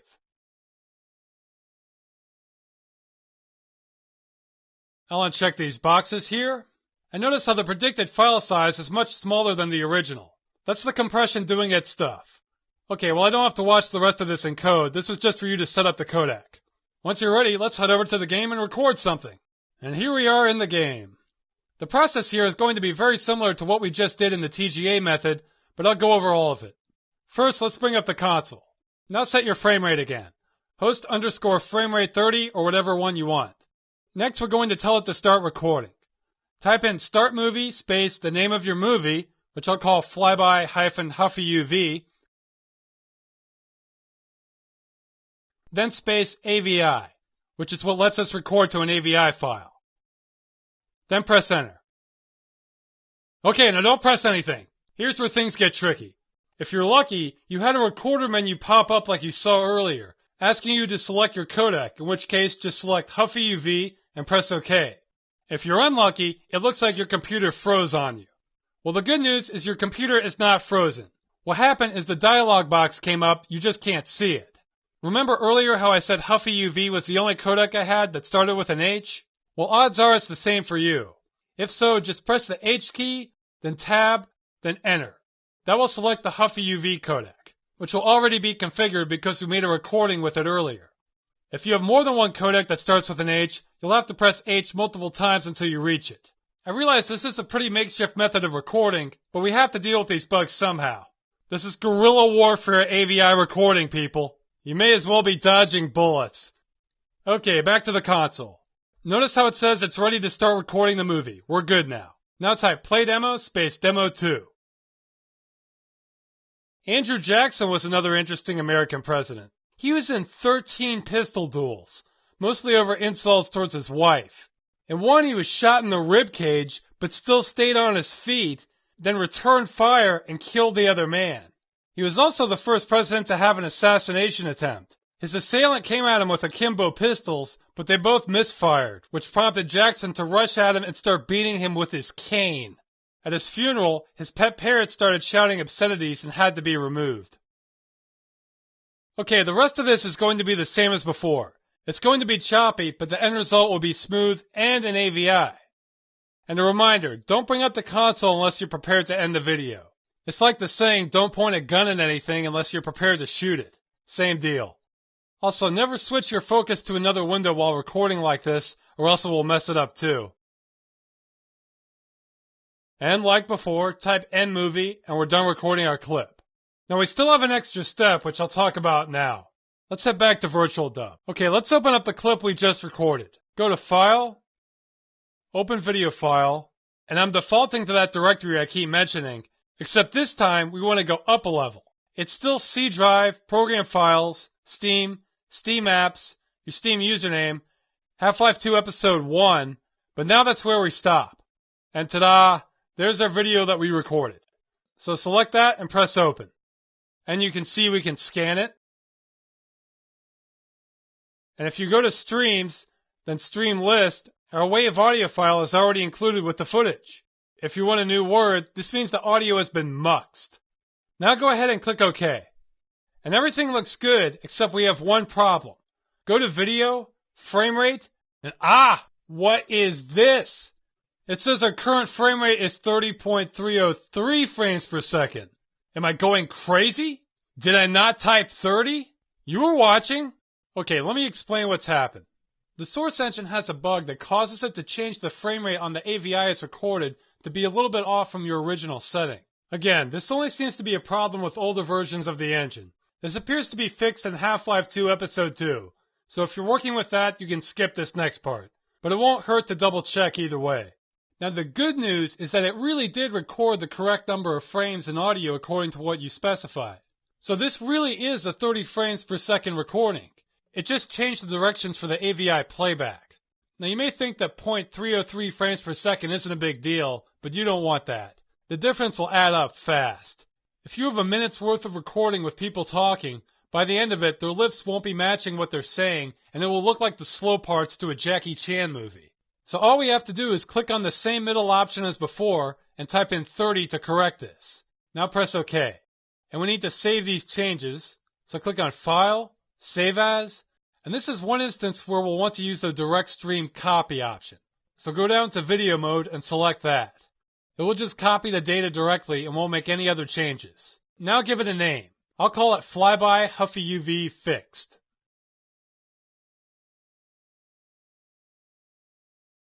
And save.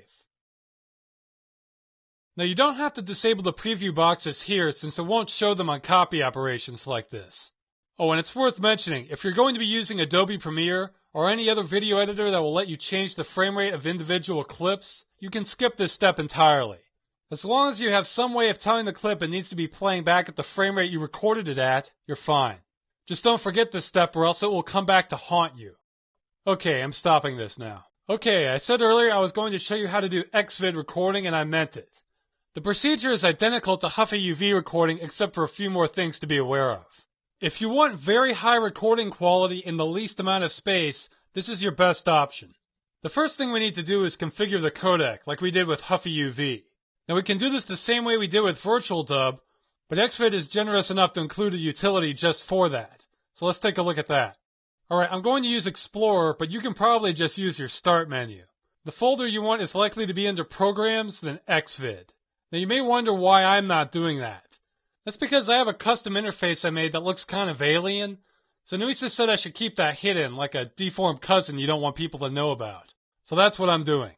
If you want to try and go to the folder I'm at, you can go to C Drive, Documents and Settings, All Users, Start Menu, Programs, XVID. Now this may be different for you depending on how your system's configured, and I bet Vista has its own way of doing things too. So your best bet is really the Start menu. Anyway, you'll want to double click on Configure Encoder. Now these are about what your settings will look like when you do a fresh install of XVID. There are all kinds of ways to configure XVID. I'm going to show you how to use it to record in the maximum quality settings in a way that will be the most compatible for recording. If you use XVID to encode your final videos, you can get them much smaller than what I'll be showing you, but this way you can get the best recording quality from it. Okay, first make sure your profile is set on unrestricted, then click on the More button next to it. Now for quantization type, change this from H.263 to MPEG. Now go down and uncheck BVOPs. These are used to make B frames, which isn't going to help our compatibility any. For level, you can leave this alone. And for aspect ratio, make sure it's set to square for the pixels. Then you can press OK. Next, make sure encoding type is set to single pass. Otherwise, our results won't be usable from this recording. Two-pass recording is for making a more efficient encoding that won't work in just one session. Let's click on More. If these numbers look the same as my screen, you don't need to change anything here. Now make sure this slider is set all the way to the left, so it will say Quantizer 1 up at the top. This will give you the maximum quality for the codec. Now under Quality Preset, change this to User Defined, then click on More.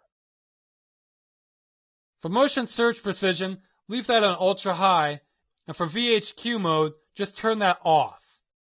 And make sure Use Chroma Motion is checked.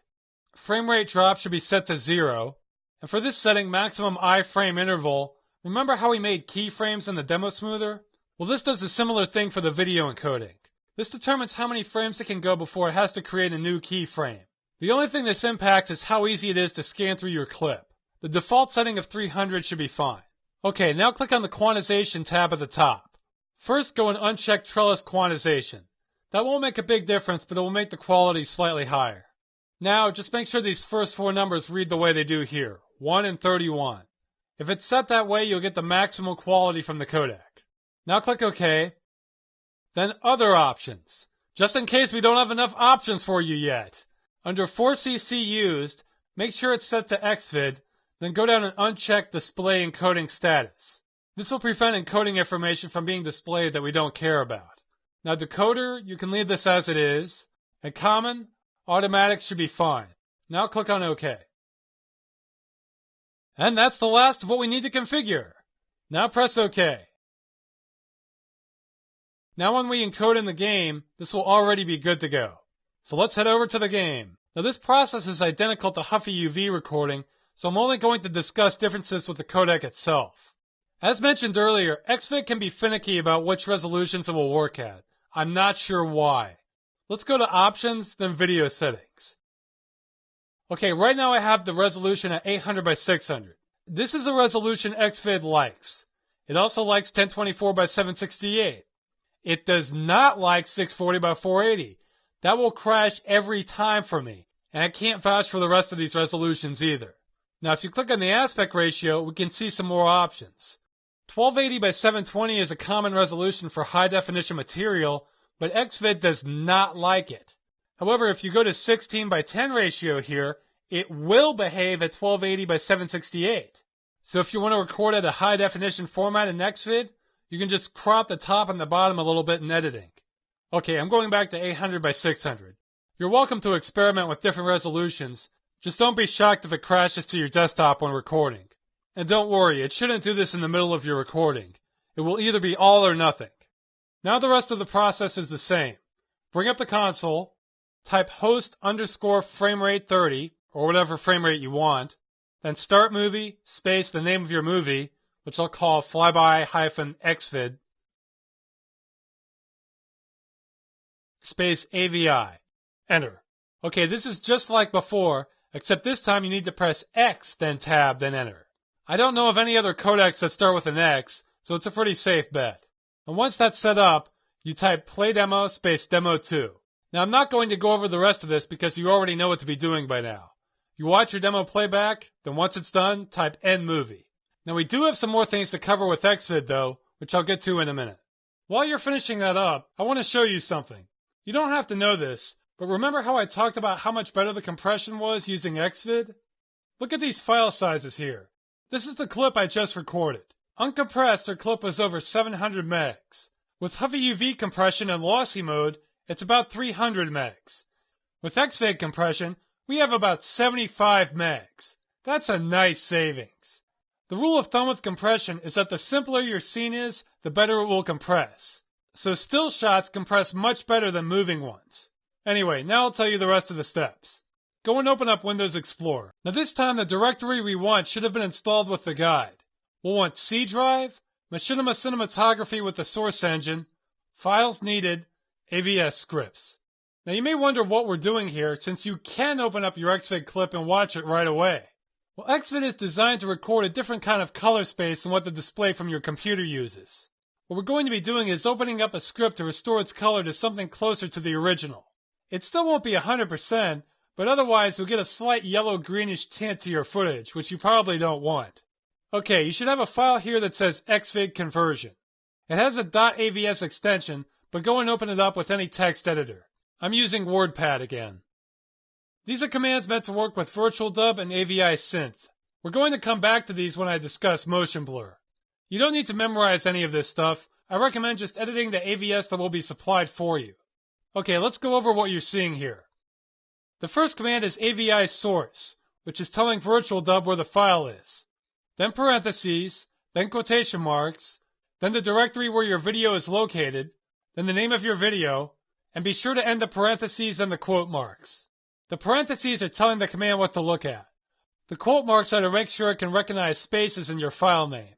Okay, this will open up your file. Now let's go to the next line. Assume FPS 30. This will automatically convert your frame rate to 30 frames per second, so you don't have to do it again as an extra step in Virtual Dub like we did before. You should type in whatever frame rate you use to record the AVI with here.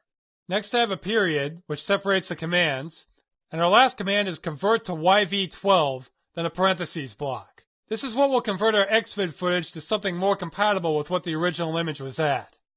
Now go ahead and save this, then close it. Now I'm heading back over to Virtual Dub. Let's open up the AVS file. Go to File, Open Video File, and I'm already in the directory we need to be in, which is C drive, Machinima Cinematography with the source engine, files needed, AVS scripts. Then I'm clicking on Xvid conversion, then open. Oh, and by the way, these directories here are only a convenience for you. You can store them anywhere you want on your computer. The only files you have to adhere to the directory structure with are the ones you'll be using inside the game. Okay, now this opened our file, and this is a good time to talk about Xvid files a little more. It may not be obvious from these recordings, but scanning your clip in Xvid can actually be much more time-consuming than uncompressed footage or huffy UV. Yeah, now it's chopping. This is because Xvid doesn't actually store data for every single frame the way those other codecs do. What it does is store data for a keyframe, then records all the changes in between that and the next frame. So if you skip in between the keyframes, it has to go back to that keyframe and calculate all the changes. Because of this, Xvid is actually a very poor choice to use with most video editors, where you want to be able to scan your clip easily. So the best thing to do is convert it to a codec that's more compatible. For now, let's take a look at the rest of the AVI. Go up to Streams, then Stream List.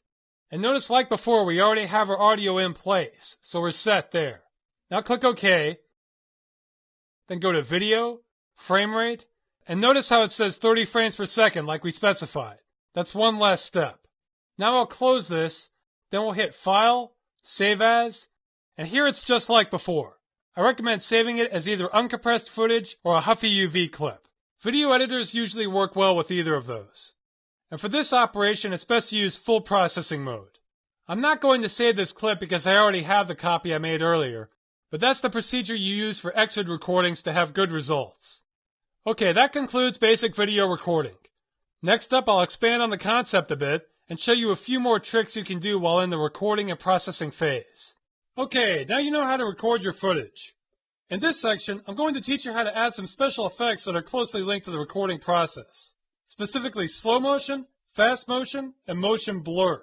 Slow motion is useful for when you want to emphasize something or show off a particular sequence. You probably noticed that I used it on the dwarf firing out of the cannon in Galaxy Gulp. Fast motion wasn't used in Galaxy Gulp, but it's so closely related to slow motion we may as well teach it anyway. I'm going to cover slow and fast motion first since they're simpler and are closely related to each other. Go and open up episode 1 again. Alright, there are different methods of achieving slow motion depending on how you're filming. The method you use for fraps is different than what you would want to use for the source recorder. I'm going to play back the demo from a sequence we've already recorded. So go ahead and bring up the console, then type play demo space demo 3. This is the one we made earlier where the fight guy runs right by the camera. You know, I'm not sure if this is true or not, but I could swear I've read before that your ears actually go through cycles of growth over a span of 7 years.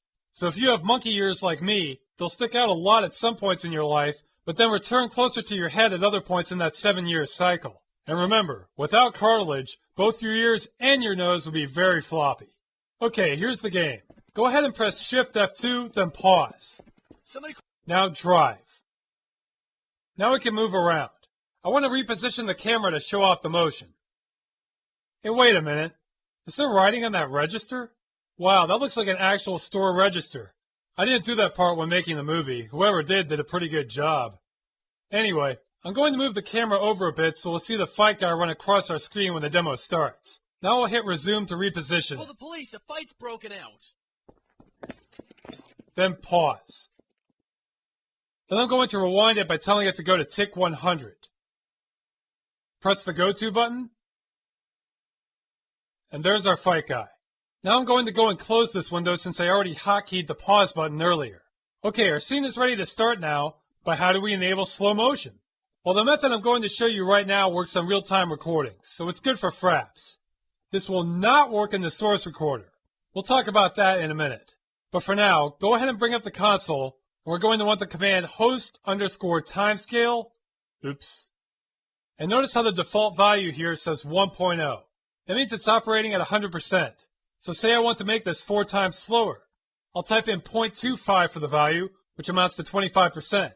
Now press enter and close the console. Now when I unpause this, it will run at 1/4 of the original speed. Let's watch. Okay, there go the lights. And it's going to take it longer to get going because everything's playing back slowly now. Oh, there he goes.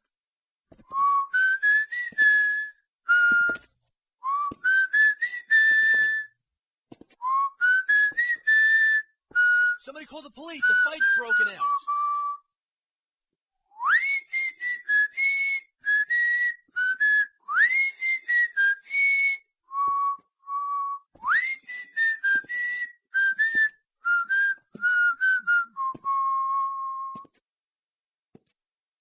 And pause. Wow, I take back what I said about a cheap mic being just as good. It is just not picking up my whistling. I mean, it sounds real strong in the room, but it sounds very breathy on the mic, like it's not picking up all the frequencies. Anyway, as you can see, everything was in slow motion. Now, you may have noticed the sound was not in slow motion. It's still going to play back at the regular speed, but we'll just wait for its cue. The only way to have your sound sync up with a slow motion shot is to record it regularly and slow it down by the same amount in an audio editor. But even then, make sure that's what you want, because everything will sound like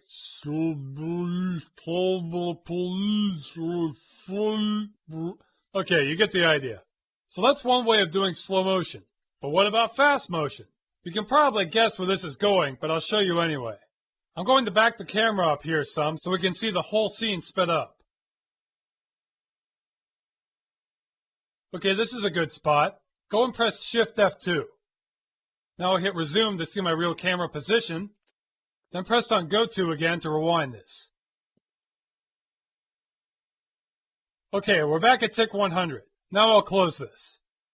So, if a value of 0.25 gives us 25% of the speed, take a guess at what will give us 4 times the regular speed. That's right. Let's open up the console. Now host underscore timescale, and this time type in a 4 instead. Now go back to the screen and I'll unpause it. Pay attention, this will go quick. Somebody call the police, a fight's broken out. Okay, that obviously was sped up. That could be useful to show a time-lapse scene, or actually it kind of reminded me of the old Keystone Cops films in the early 1900s. So if you wanted to create something that looks like an old-time comedy, that effect might work pretty well for that. Okay, so we know how to enable slow motion, but what I showed you won't help you any if you're using the source recorder, which is arguably the superior method anyway. Even if you specify the timescale settings, recording the footage at a specific frame rate will override that. So the way around this is to just change the frame rate. Let's do that now. Go and press Shift F2, and let's play back the demo we just watched. I'm going to turn drive mode off this time. Then I'll pause it right before he runs by the camera. Somebody call the police, a fight's broken out.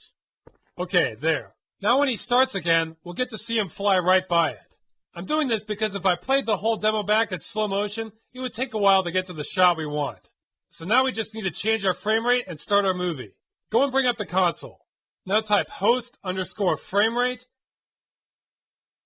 and this time 120, which is 4 times my normal frame rate of 30. Now press enter. Now type start movie, and I'll call this slow motion space AVI. And you can't see this, but I'm just pressing H, then tab, then enter. This will make a Huffy UV recording, which is fine since this is just a short clip. Now I'll go back to the game and unpause this. And as you can see, he's going pretty slowly now, and this will translate onto the film. And one thing I should warn you about is that starting your demo in the middle like this can sometimes throw your sound out of sync. So if you care about that, it's better to start the recording from the beginning of your demo.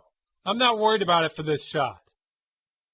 Now I'll bring up the console and type End Movie. And if you want it fast motion, all you have to do is go the other direction. I'll press the up key a couple times to show what I already typed. And now if I want this 4 times as fast, I would type in host frame rate 7.5, since that's a fourth of 30. It's just simple multiplication and division. You can set it to almost any value you want. Now let's go ahead and end this, and I'll show you what to do in Virtual Dub. Okay, this next part is really nothing new. I just thought I'd show you the follow-up if there was any confusion. Go ahead and open up the video file we just recorded. File, open video file, and here's the directory that there is no escape from. C drive, program files, Steam, Steam apps, your Steam username, Half-Life 2 Episode 1. And there's the slow motion clip I recorded just a minute ago. Open that. Okay, the main thing we need to do here is adjust our frame rate so that it actually runs in slow motion. Go to Video, then Frame Rate, and here it says that the frame rate is 125 frames per second because of that glitch in the engine. I really recorded it at 120, but that doesn't matter anyway. We're going to click on this middle option and change it to 30. Now press OK. Now we've told the video to play back 4 times as slowly. Well, I was going to show you a preview of this, but this turned out quite choppy on my recorded computer screen. I guess you'll have to take my word for it that this is actually displaying smoothly.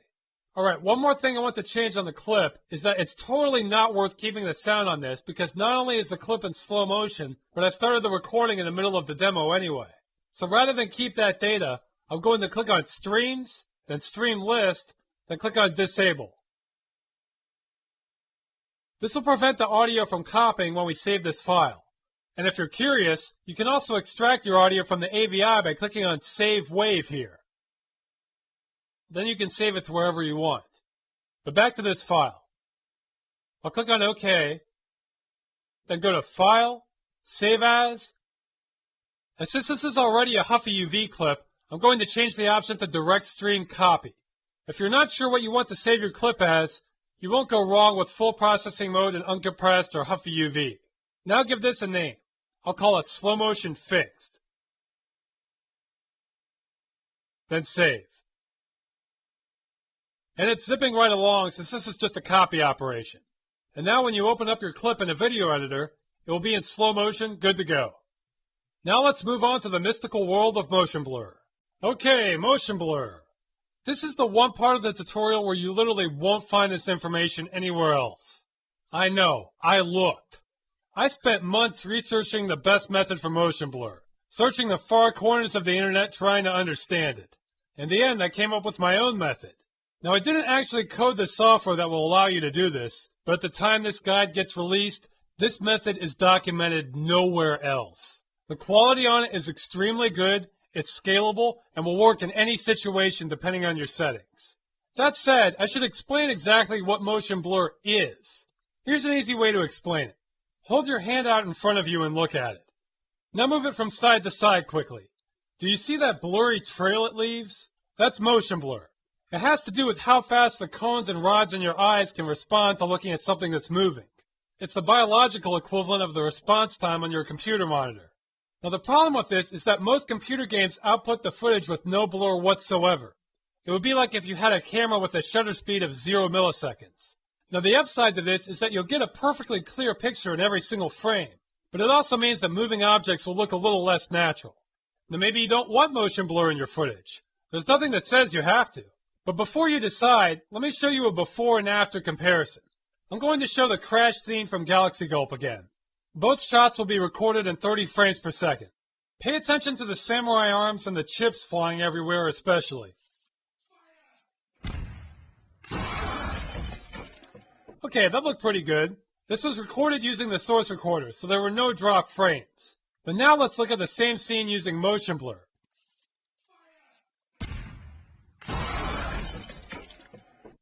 See how fluid and smooth that looks? Go and rewind it if you want to. You'd be surprised how much more natural some animations will look when processed with motion blur. Now you may be thinking, but Ross, the Orange Box games include motion blur in the engine. Why do we need to know this? Well, the answer is that the motion blur used in the Episode 2 engine only works in specific situations, like turning or accelerating. And it does not capture in the source recorder, and I haven't even been able to get it to capture reliably in fraps. The method I'll be teaching here works in all situations on any footage that has a high frame rate. It doesn't even have to be in the source engine. Now your next thought may be, well, I already know of a video editor that does motion blur. I don't need to learn this. My answer to this is go ahead and try. See how it compares against what I'll be showing you. There are very few programs that will do a good job of this. I know. I looked through all of this stuff. Some 3D modeling and rendering programs will output good motion blur, as will a plugin I've seen for the Quake 3 engine. But that doesn't help you for working at source. The only other method I've seen that does a satisfactory job in adding motion blur besides what I'm going to teach is a plugin for Adobe Premiere and After Effects called Real Smart Motion Blur. That's REEL. And even then, this plugin costs money, takes just as long to process the footage, and in my opinion doesn't do as good a job as what I'm going to show you. But back to what I was saying about other editors. The way most editors claim to do motion blur is by adding a transparency of the different frames on your footage. The more frames you have, the closer to actual motion blur this will resemble. However, you technically have to get an infinite number of frames to get a perfect blur this way. If you have a really fast scene, even several hundred frames per second might not cut it using this method. When you see a double image using this technique, this is what's known as ghosting. Here, I'll show you a sample of that right now.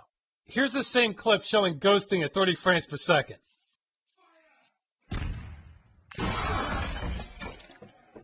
That looks like a bit of a mess, right? Well, it gets better the higher your recorded frame rate is, but it never looks quite as convincing as the method I'm going to show you at the same frame rate. The reason is because my method uses motion vectors, which I'll talk about in a little bit.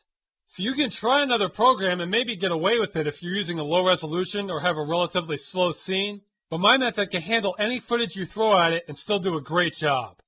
Now let me give you a warning before we get started. Motion blur processing is slow. I'm not joking. It's slow to record and it's slow to process. It's very CPU intensive, but it can make your final results look pretty slick. Alright, let's get started. Go and open up episode 1. The first phase of motion blur processing is quite simple. It's really just a repeat of slow motion. One truth I learned about motion blur in all my research is that the higher the frame rate you record at, the better your results will be. I record most of my footage at 6 times the regular frame rate. So if my final footage is at 30 frames per second, I'm recording at 180. Now that may sound like a lot, and it is, but compared to the ghosting method, you could have to go to 300 or 400 frames per second to have similar results, or 800 or 900 if it's a really fast scene. You can go higher or lower if you want, but I find 6 times works well in almost all situations. Alright, so with that said, let's bring up the console, then type in playdemo space demo 3. Did you know that chocolate chip cookies contain more energy than the same amount of TNT? I mean, calories are a measurement of energy after all, so that's how we can tell. The difference, obviously, is that TNT can release energy much, much faster than chocolate chip cookies. Plus, you can't digest it, so don't go eating TNT trying to lose weight. I doubt it tastes very good either. Okay, now press Shift F2, then pause again. Then go into drive mode. I'm going to position my camera so we capture our guy running across the screen. This looks good. Now I'll press resume so I can reposition my shot. Somebody call the police, a fight's broken out. There he goes. Okay, that looks pretty good. Now I'll pause this, then rewind it by telling it to go to tick 500, since he's close to starting his final run at that point. Let's see how close that is. No, looks like 600 would be better, so I'll skip back to that.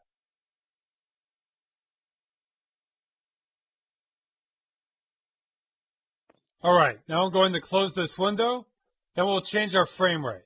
And remember, don't start recording in the middle like this if you want your sound to sync up.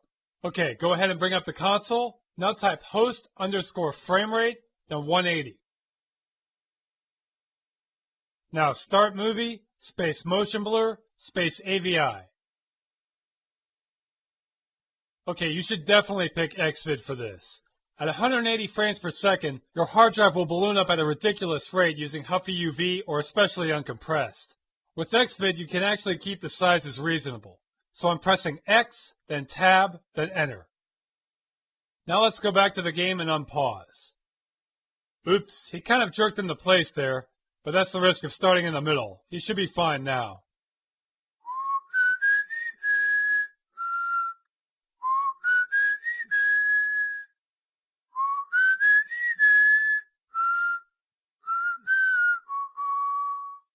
Oh, by the way, that's the theme from the movie Chariots of Fire. It's a movie about Olympic runners. It's not bad. Okay, now bring up the console and type End Movie. Alright, that's all you have to do inside the game. The rest is handled by AVI Synth and Virtual Dub. So let's exit this and head over to Windows Explorer. And here we are. I'm back in the AVS Scripts folder again, and I'll forgive you for not remembering this directory, as we've only covered it once or twice. But there's really no excuse at this point for the Episode 1 directory. None. Okay, it's C drive, Machinima Cinematography with the source engine, files needed, AVS Scripts. And we're going to want to open the file that says xvidmotionblur.avs. Again, any text editor will be fine. Okay, you'll notice there's a lot more to cover on this script than the last one. This will be the motion blur working its magic. There's actually very little you need to change here, but I'll go over all of it for your benefit.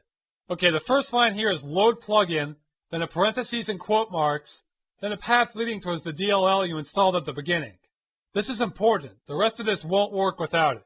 You probably don't need to change anything here. If you install that plugin to the default directory like in the intro, then you should be alright. Okay, next we have source equals. The name here can really be anything. This is actually a form of very basic programming. What we're doing is defining to the script what the word source should mean. This means every time we use the word source after this, it will look at the command we have following it. This saves us the trouble of typing out this mess several more times. In retrospect, I maybe should have picked a different word. Since we already have the command AVI source, I refer to our source footage, and we're filming in the source engine. Really, I always thought that was a poor name for the engine, actually. Can you imagine how confusing that must be for programmers? Like if somebody said, yeah, I'm working in source. Is he talking about the source engine? His source material? Source code in general? Or the source code to the source engine? Source! Source! Anyway, let's take a look at what follows it. The first command, AVI source, which is thankfully one word, should be familiar. This is the command we used when we were converting to XVID footage. And really, we're going to be doing that here, but with several other steps as well. Okay, next it has the parentheses and quotation marks. And again, we want to point to where your AVI file is located. I've already filled in mine here. Next, I have a period to separate the commands. Then assume FPS 180.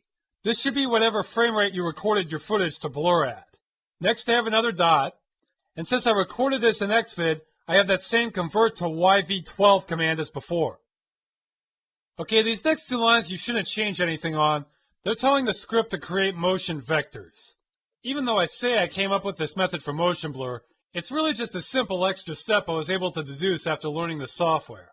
The real talent is the person who programmed this DLL to begin with, because that's what's doing all the work here.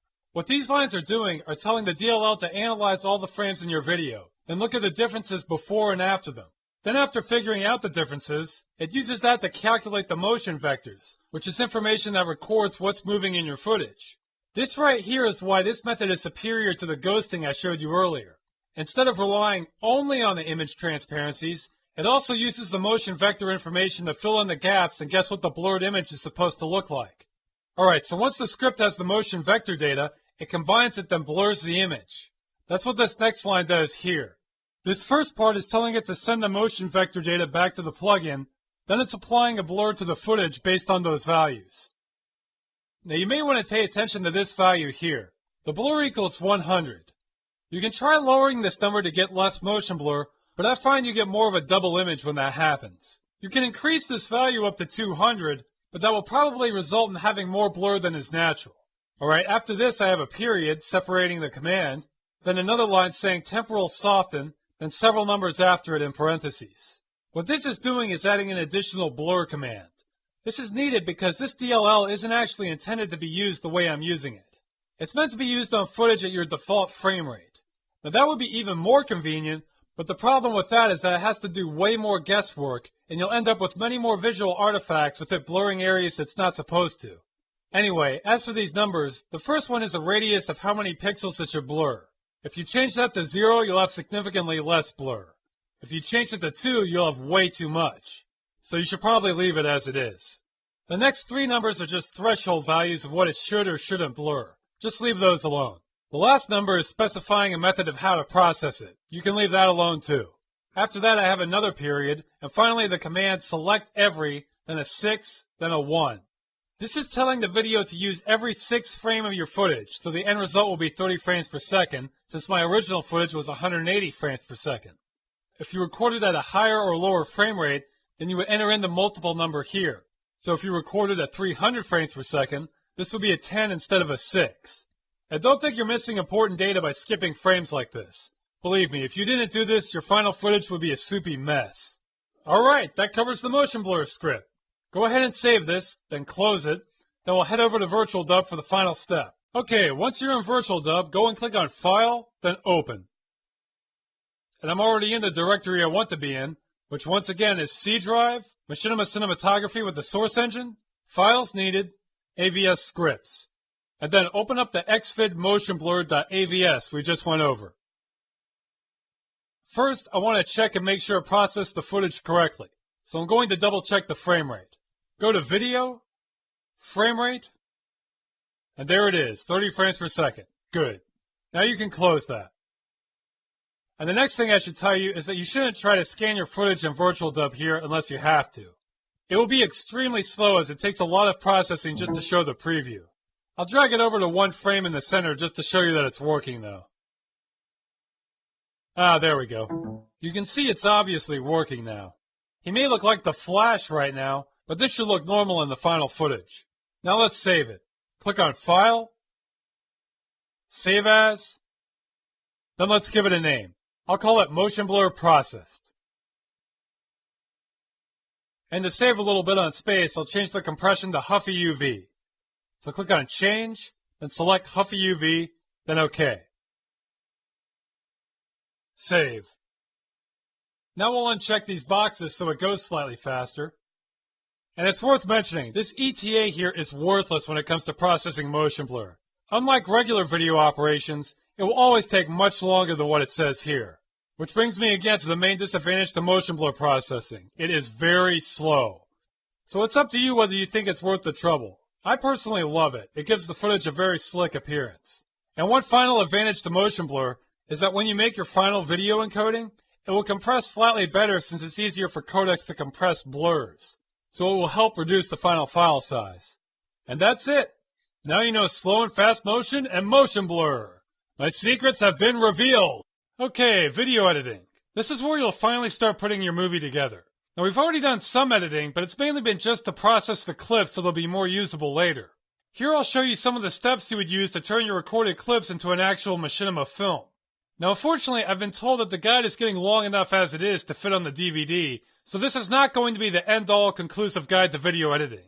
There's a lot you can do with editing, but I only have the time and willpower to go over the basics of it to get you started. The good news is that most movies don't need or use lots of complicated edits. Go and watch any movie in the theater, and I guarantee you the majority of the shots will only use simple cuts or cross-fade transitions. That's really all most movies need. Too many editing effects can disorient the viewer and come across as too flashy or distract the audience from the movie itself. Now if you're making something like a music or a frag video or an elaborate credit sequence, then yeah, you'll probably want to learn a lot more about editing, because there's really no limit to how many effects you can use in those types of videos. But for regular movies and short films, odds are for the majority of your shots you won't need much more than what I'll be teaching here. That said, let me cover what I'll be teaching. First, I'm going to cover a few more small things in Virtual Dub as I find it useful for processing footage. Then I'll go over Adobe Premiere Pro, which is a powerful yet relatively easy to learn video editor. Finally, I'll go over Windows Movie Maker. It's not the most powerful editor, but it's a free option for anyone running Windows. There are lots of other good video editors out there. By no means do you have to use any of these. They're just what we'll be covering. Okay, the first thing I'm going to do here is nothing new, but it's necessary to show you an extra effect later on in editing. Go and open up Virtual Dub. Once that's open, go and click on File, Open Video File, and this is just the Episode 1 directory again. I'm sick of repeating it. And I want to open up the clip that says Motion Blur, then Open. Now this is the original recording I made of the guy running at 180 frames per second. We've already gone over how to process the motion blur on this. Now what I want to do is convert all this to slow motion footage at 30 frames per second. I'll explain why. Remember in Galaxy Gulp how I showed the dwarf firing out of the cannon, then cut to slow motion, then cut back to regular speed again? Well, I'm going to show you how I did that in Adobe Premiere, but we'll want to have a copy of this original clip first. So on that note, let's go to Video, Frame Rate, and notice how it's set to 166. We want to manually change this to 30 frames per second. Then press OK. Now click on File, Save As. I'll call this Motion Blur Unprocessed, since it doesn't have any blur. Then to save a little space, I'll change the compression to Huffy UV by clicking on Change, then Huffy UV, then OK. Now save, and I'll uncheck these. Okay, next I'll go over a few more basic editing tricks at Virtual Dub. But rather than wait for this to finish, I'm going to skip ahead like those cooking shows where they cheat and make the dish ahead of time for after the commercial break. And here we are in Virtual Dub again. Now this time I'm going to show you a few more editing features it has. I actually made my first episode of Civil Protection using only Virtual Dub for editing, but I don't recommend that, so I'll just show you what I still consider useful. Go and click on File, then Open Video, and now we'll open the video clip we just made, Motion Blur Unprocessed. Then click on Open. Actually, you can select any clip for this part. I'll just be showing you how some of the filters work. Alright, the first thing I'll show you is how to trim your clip. Say you don't want this whole clip. You just want the part where the fight guy is running side to side. Well, what you would do then is first scan to the part you want. I'll say right here. Now press the Home button. That started where we'll split the clip. So you notice that little black spot there? That's our indicator. Now I'll scan forward until he's off the screen. Right there. Now press the N key. Okay, see this bar here? That shows which part of this clip to keep if we try and save it. And if you want to get more specific, you can click on Video, select Range, and here it shows exactly the duration of that section. Look under Frames here. It shows you at what frame number it starts, how long it lasts, and how far that is from the end. And if you want to adjust it here, you don't have to worry about the math. It'll fill that in for you. But really, it's easier to do by looking at it. Go ahead and press OK. You can save a lot of space by trimming down your clips like this. But don't cut yourself too short, as it's always better to have more footage than not enough when doing your edits. Also, don't do this on an XVID clip in direct stream copy mode, or else it will probably have errors due to how it uses keyframes. Okay, next I'm going to show you how to use some filters. Go and click on Video, and first make sure you're in full processing mode, then click on Filters. Now click on Add. And this isn't as comprehensive as something like Premiere, but you do have some useful options here. So there's Blur, Brightness and Contrast. HSV Adjust is actually a way of adjusting your color. Aha, there's Motion Blur. It's pretty bad, you can skip over that. And there's a few other options here. Well, the first one I want to show you is Resize. Here you can resize your clips if you'd like. Select that, then press OK. You can select your resolution, then go and click on Filter Mode. Here you can pick how to filter it. I recommend the Lanczos 3 filter. It will give a very nice picture, but bicubic and precise bicubic are other good options as well. Now you may wonder why you would want to shrink your clip in the first place. Well, the answer is because the larger your footage is, the more likely it is to stutter in a video editor because of all the data it has to process. What I've done in Premiere before is to sometimes make exact copies of all my clips that are smaller and work with those, then swap them out with the originals once I'm done editing. It's something you have to do, it just might make life easier if you have high resolution footage or a slow computer. Alright, now go and click on OK. Then OK again. And see, our preview is now shrunk. And if you want to see it better, go and click on Options, then swap Input and Output panes. Now it's easier to see. And if you scan through it, you can tell it's the exact same footage, just smaller. Now I'm not going to keep it this small, I just wanted to show you how to do it. Now I want to show you one more filter, then we're done with Virtual Dub. Go back to Video, then Filters again, and this time select our filter, then click Delete. Then click on Add. And this time I'm going to add one called Null Transform. Then OK. Now this filter doesn't actually do anything, but you need to have some filter, any filter, to do this next step, which is cropping. So make sure that's selected, then go down and click on the cropping button. Now this step is particularly useful if you want to convert your footage to a different aspect ratio, like widescreen. Notice there's a preview for you to scan your footage on. Now say you wanted to take the top off your footage. You could just press this button under Y1 offset and it will lower that border. Same for Y2 offset. You could increase that value and take some off the bottom. You can do the same on the sides too. Now a lot of video editors do this, but what's nice about Virtual Dub is that it tells you how many pixels you're taking off. So if you know you're going to want a 16:9 aspect ratio, you can do the math for the resolution you're working at and figure out exactly how many pixels you want to get rid of. Then get your proportions exactly right. I've used this feature on every video I've shot in widescreen, including Galaxy Gulp. Alright, go and click on OK, then OK again, and whoa, what's going on? Do I need my glasses again? Oh, there he goes. False alarm. Okay, so now you know how to resize your clips and crop any parts you don't like. And if you wanted to keep this, you just save it like before. Just make sure it's in full processing mode. Okay, that's all I'll be teaching about Virtual Dub. Next we're going to cover a serious video editor. So get serious, people. Okay, now we're going to cover some of the basics of Adobe Premiere. This is what I use for most of my video editing nowadays. It's pretty easy to use and you can do a lot with it. This is what the screen looks like when you first start it. It first lists your most recent projects, and as you can see, here are the names of some of the different sections I've been working on for this tutorial. This is the same software I've been using to edit it. Now let's just hope the universe doesn't implode later when I use Adobe Premiere to edit a video on Adobe Premiere. Anyway, the first thing we're going to want to do is click on New Project. And there will be several presets here, but we're going to want to click on Custom Settings. Now we'll just go down the list one item at a time. For editing mode, we're going to want to select Desktop. A lot of the settings here are for actual camera or TV footage, but we're using a computer recording, so we're going to want our own settings. Next, for time base, select whatever frame rate you've been recording your footage at. I've been using 30 frames per second, so I'm going to select that. You can skip playback settings for now. I'll talk about that later. Now for frame size, go and enter in the resolution your recordings are at. In my case, it's 800 by 600. Now for pixel aspect ratio, you want square pixels. Then for field, select no fields because our footage isn't interlaced. Display format, 30 frames per second timecode is fine. Now for safe areas, these are percentages of power to appease your computer so it doesn't kill you.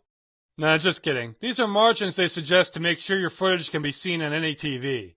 So if you have an older television with a very round tube that might cut off some of the picture, this is meant to counteract that. I don't worry about that too much, so I usually just set everything to 0%. You can leave them the way they are if you want to, but as long as you keep your margins in mind, it's not really necessary. Next, for our audio rate, I'm setting this to 44.1 kilohertz, as that's CD quality, and it's also what the source engine outputs the audio at, so it should be fine. For display format, you can leave that alone. Okay, capture you can ignore. Video rendering, this has to do with how it will export your footage. I'll talk about that more later. For now, leave it alone. Now, default sequence, this refers to how many audio and video tracks you'll have in your timeline. The default values will probably be fine here. This will give us 3 video tracks, which will give us some room to stack things on top of each other. And 3 stereo sound tracks, which should also be fine. You can always add or delete the number of tracks later if you'd like. So with all that set up, let's give this a name. I'll call this Premiere Tutorial. Now press OK. This is about what your interface will look like when you start your project. We won't be using every single aspect of the interface you see here, so I'll just go over the more essential parts. Okay, first, this window off to the left here is where you store all your files that you use in your edit. You need the Sequence 1 file that's already there to organize everything. Go and right-click in the blank space, then click on Import. As you can see, I'm in the Half-Life 2 Episode 1 directory again. Now I'm just going to be importing video clips, but you can also import audio files and even still images to be used in your edit as well. You may notice I only have 4 files here now. These are the clips that have already been processed in VirtualDub, so they're already in HuffyUV or uncompressed format and already have the frame rate corrected. I did this to avoid confusion, plus you generally don't want to import XVID clips in here because they only record keyframes like I mentioned earlier. Anyway, go and select all these clips, then press Open. Now that they're imported, let me drag this window over so you can see more information about them. I'm recording this at 1024 by 768, so this is going to look a little cramped, but that's alright. Okay, notice how it gives you some more information about the clips here, like what kind of file they are, and the frame rate. Notice how these all say 30 frames per second. It's a good idea to double check this, because if you forgot to correct your frame rate, it might say 30.3 frames per second. Now say you did forget to correct your frame rate, that's not a problem. Go and right click on one of the clips and click Interpret Footage. And notice how it has the option of Assume this frame rate? All you have to do is type in the frame rate that it should be here and you're all set. So if you're using Adobe Premiere, you can actually skip one of the steps in VirtualDub. Okay, I'm going to close this.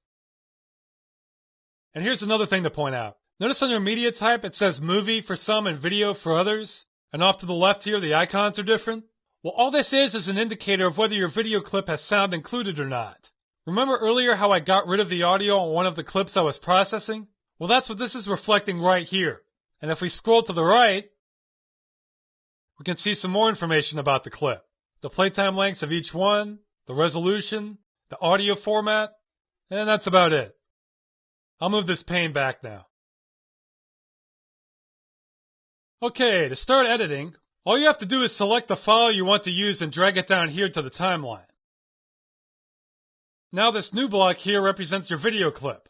And if you look at the top here, these are time markers of 1 minute, 2 minutes, etc. Since this is a short clip, we don't really need to be looking at all this. So if you want to zoom in, one method is to hold down the Alt key, then press down on the scroll wheel of your mouse. Then you can adjust your view by clicking on this slider at the bottom.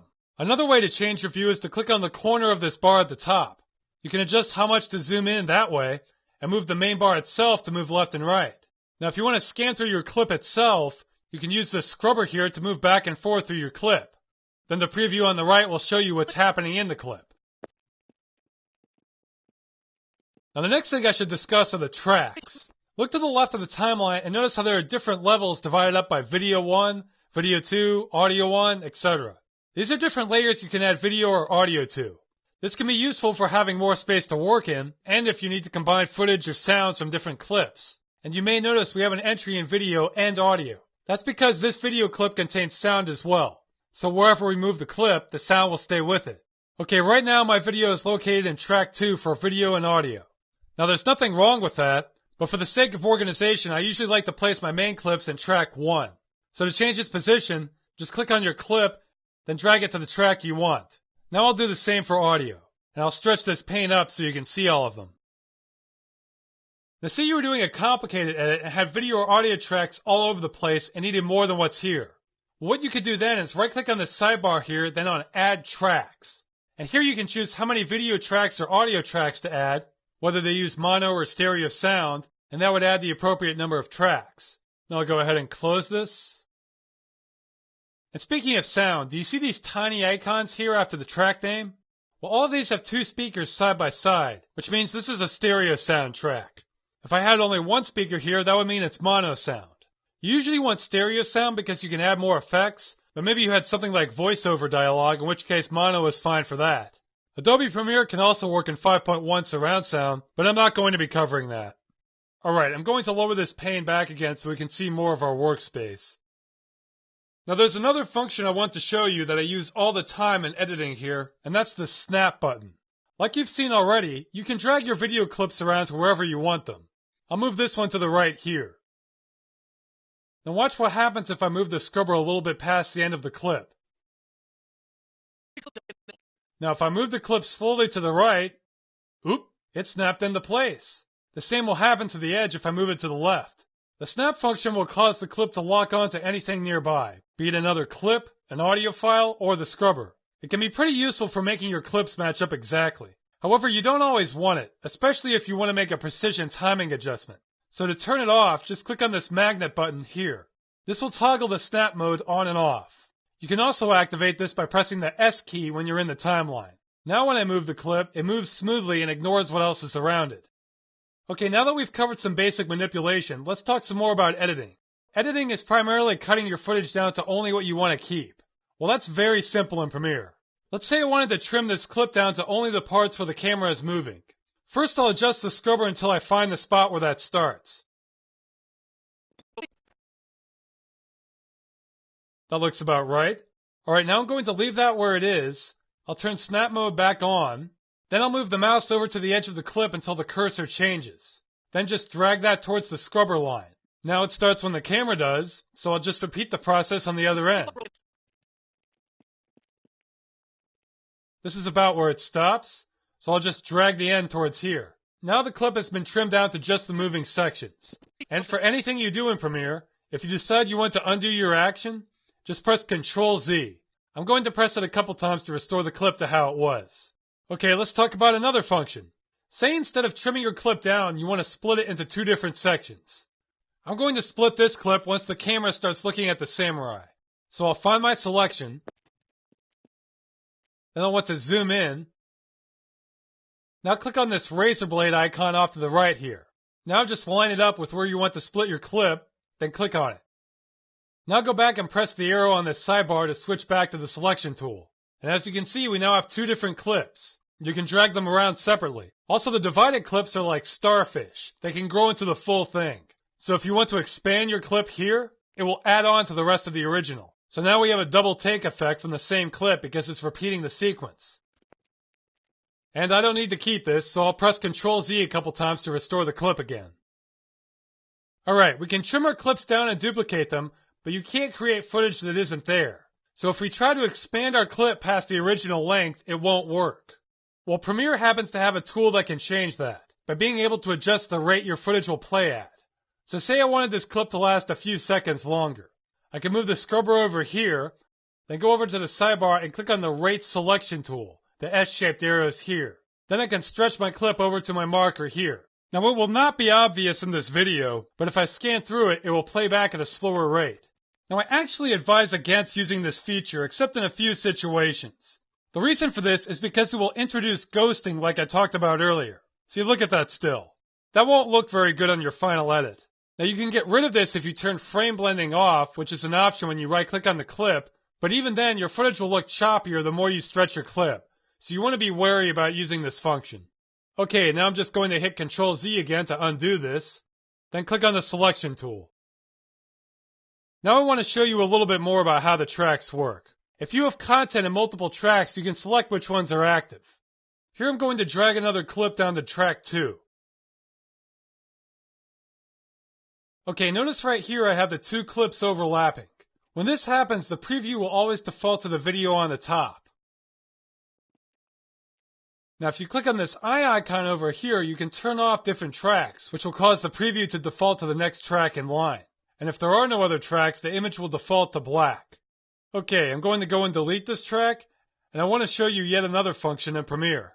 I mentioned earlier how video clips with sound will show up in the audio and video tracks and follow each other around. Well, if you want, you can make the tracks separate from each other.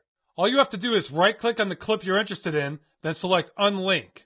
Now deselect the clip, and just select the audio.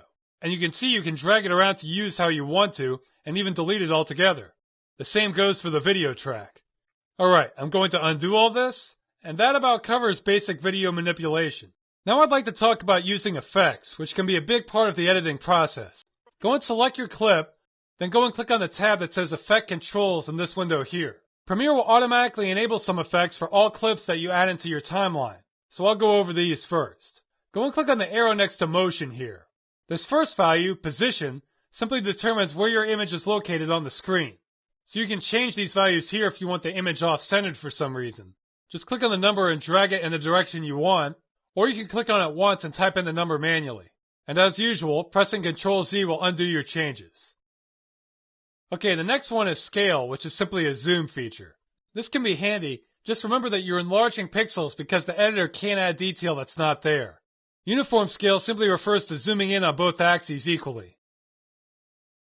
Rotation rotates your image, as you can see, so it might look interesting if you combine that with zoom, especially if you intentionally recorded your footage at a higher resolution.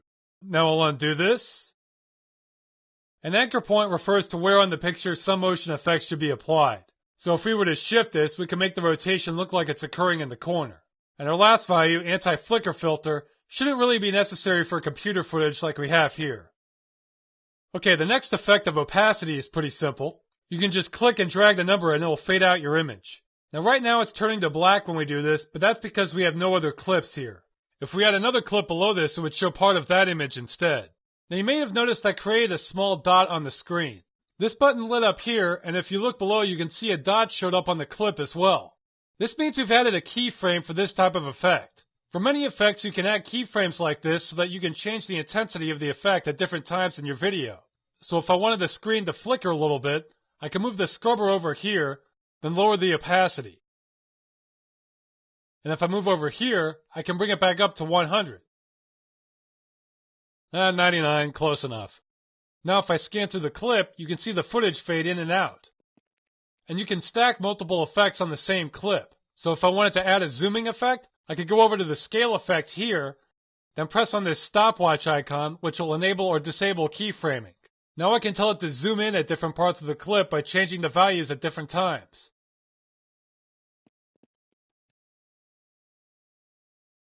So if I scan through here, it's flickering and zooming in and out. And if you wanted to get rid of the keyframes, just click on the stopwatch again, and it will warn you so you don't do it by accident.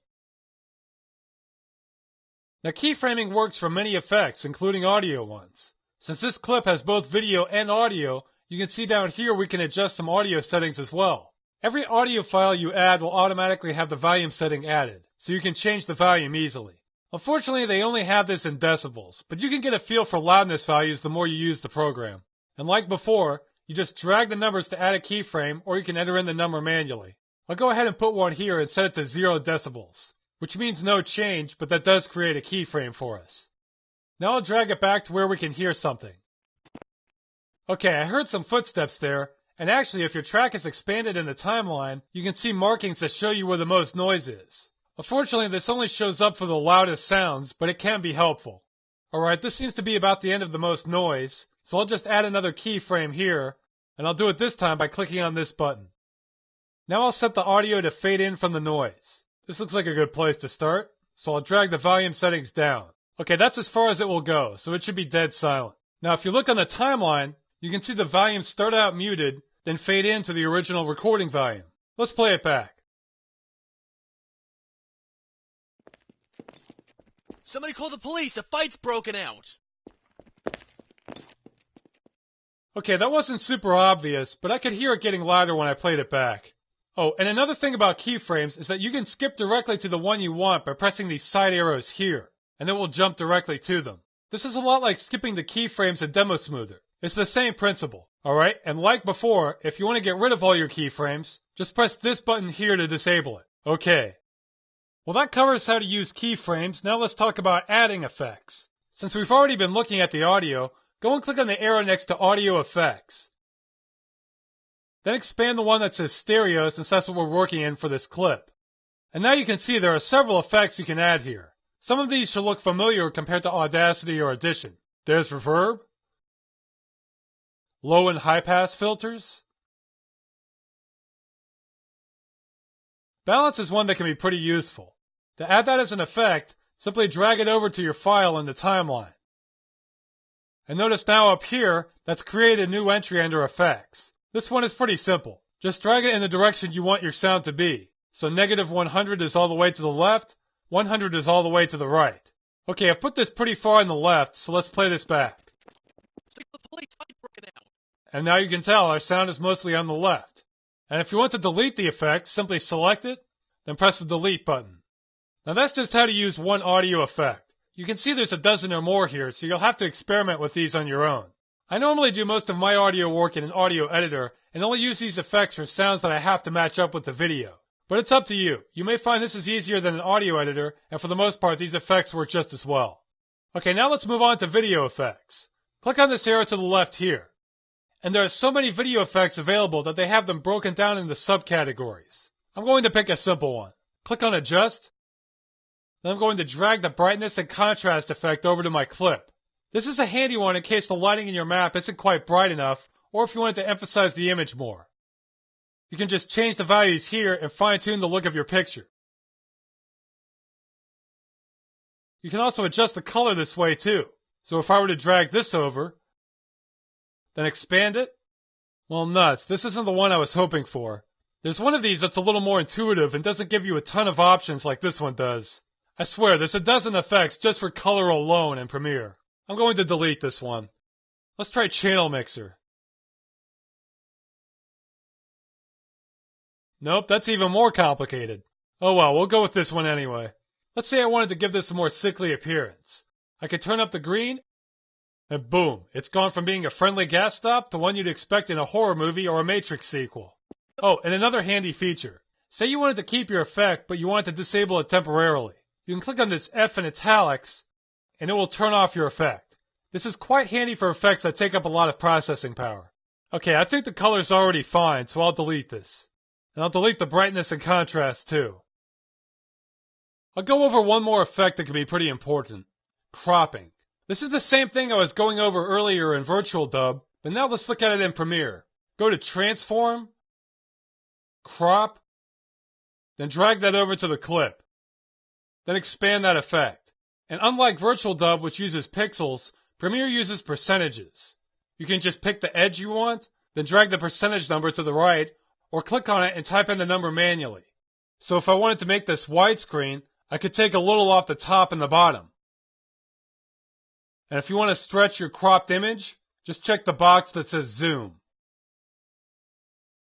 Now if you do use this to make your footage widescreen, the main problem is that you have to calculate what percentage of your clip needs to be cropped in order to meet the right ratio. So it's a little bit extra math, but it still works.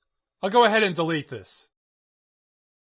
And again, there are way more effects here than I have time to cover, so you'll have to experiment.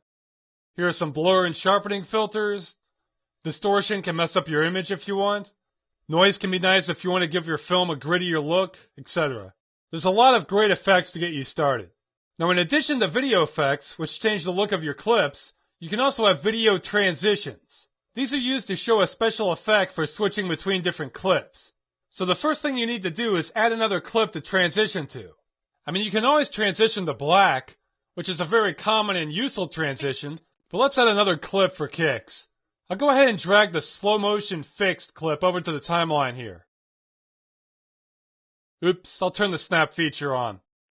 Okay, so now we just have a simple cut. Once this clip is finished playing, then it immediately cuts to the next one. This is the most common transition in movies.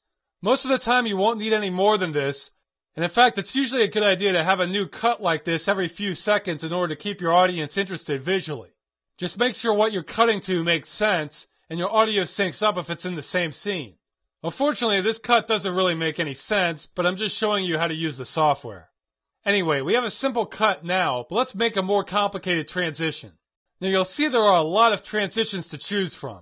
Now unlike effects, I think most of these are pretty cheesy, and you're really not going to see much in movies. These types of transitions are more for the used car commercials in between the movie. In fact, there's only one effect in this list I really recommend using, and that's dissolve or fade. Here, open up the dissolve folder. See, look, cross dissolve is even outlined in red. It's so useful. This is used all the time in movies.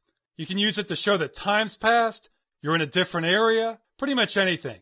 It's a good way to distinguish a scene change. And some of these other effects, like dip to black, lets you fade to black, etc. Another very common effect. So it's not to say you can't use the other transitions, but with few exceptions, it's going to scream out that you're just somebody who wants to play with the transitions. Again, these are more for credits and music videos, not as much for regular movies.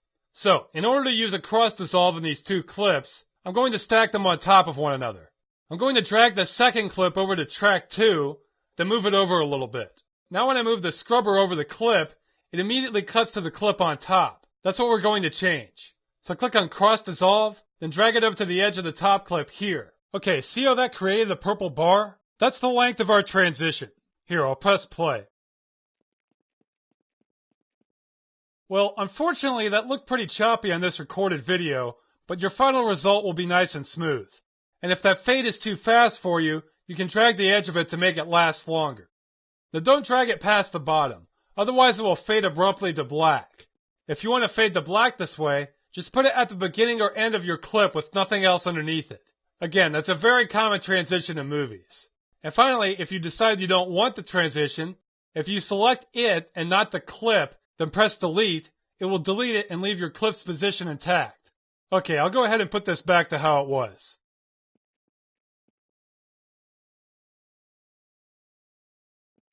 Now besides effects and transitions, there's another basic function I'd like to show you in Premiere, and that's titles. For most of my videos, I usually have simple titles that I make in a graphics editor, then import as images here. For the titles in Galaxy Gulp that come up behind the ice cubes, I didn't do that particular part. Those were made with an editor more advanced than Premiere. But odds are you're going to want titles or credits or some sort of text somewhere in your video, so that's what we'll cover now. Go and click on the title menu up at the top.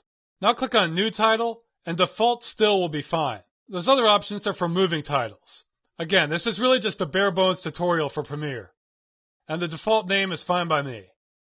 That brings up a new window, and the title tool is already selected. And if you look up here, it tells you what font you'll be using. You can change that once you start your title. Go and click on the image. Now you can select your font, but I happen to have a lot of crazy fonts installed, so maybe we should just stick with the default. Okay, now I'll type in a title here. Now this size is fine with me, but if you wanted a different one, you can adjust the height and width of the controls off to the right. And if you want to center the text, you can click on this button here. Now the problem with this so far is that it's not very visible, so let's try and fix that. I'll go and add a shadow by clicking here. That helps a little bit. Now I'll increase the distance. And I think I'll change the color so it's more visible. Red should work. I'll expand the arrow next to fill here, then click on the box next to color. Now I'll change this to red. And that came out pink, but whatever.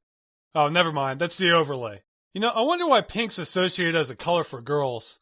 I mean, I don't care for it, but for all I know, I've been subconsciously conditioned that way since birth. The brain is very malleable, people.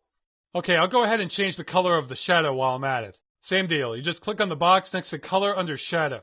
I'll try orange. Let's see how that looks. Well, I was hoping for something that looked a little more fiery, but I guess it looks more fitting for a hot dog stand. I think I'll stop before my butchered sense of color gets out of control. Okay, now if you click on the select tool, you can move this around anywhere in proportion to the image. That looks centered, so I'll go ahead and close this. Then if you look over here, it's appeared in our media window here. So say we wanted our title to appear while this guy is running. We could just drag it over here to track 2, then it will appear on top of our video. Okay, that's looking good. Well, actually, this looks kind of hideous, but the procedure's going well. Okay, now rather than have that appear suddenly, why don't we fade it in and out? You can use the effects on still images and titles as well. So I'll just copy over the cross dissolve here. Now you can see it fades smoothly. So next I'll put one on the end so it fades out. Now let's play the whole title back. Bing bong! The Revenge. Okay, looking good. And that about covers what I consider the basics of editing in Premiere. Though as a bonus, I'm going to show you how I did that transition to slow motion the way I did in Galaxy Gulp. This is just a basic editing technique, but it looks pretty neat in your final footage. The first thing you'll need are 2 copies of the same clip. One at a regular frame rate and one in slow motion. And that's exactly what I did earlier with the motion blur clip. So I'll drag motion blur processed over for my normal speed clip, then motion blur unprocessed for the slow speed. Now I'm going to get rid of the audio because it's not really used here. So I'll right click on the clip, then click on unlink. Then I'll repeat the process for this clip here. Then deselect. Now select just the audio, then press delete, and repeat. Okay, now it's silent. And if we scroll through here, you can see it's the exact same sequence at different speeds.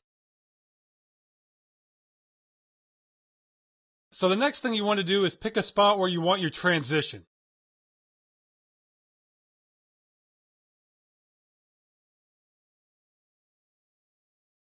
I'll say about here. He has his legs at close to a 90-degree angle. That should be a little easier to identify. Once you've picked a spot, go ahead and zoom in. Then select the splicing tool and click on the clip. Now it's split, so zoom back out. Now we want to get ready to insert the second clip here. So scroll until it looks like we're at the spot we want.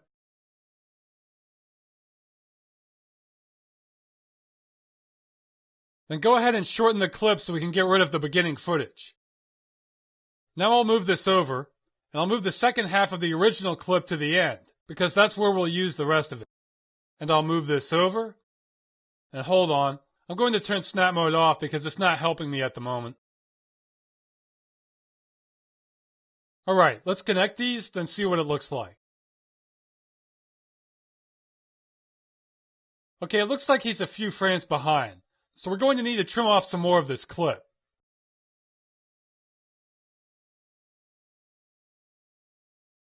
Let's try right there. So I'll shorten the clip, then move it back over. Now let's see. That looks pretty close. Let's play it back. Well, unfortunately, this is coming through very choppy on this recorded video. So I'll just scroll through here so you can get a better impression. The transition there looks pretty good. So let's do the same thing on the other end so we can cut back to normal speed. I'll have it end right here. So go and drag the end of this clip to shorten its length. Then once you've done that, zoom back out, and let's adjust our ending clip. We'll need to take a few frames off this one too, but not as many because it's running at normal speed.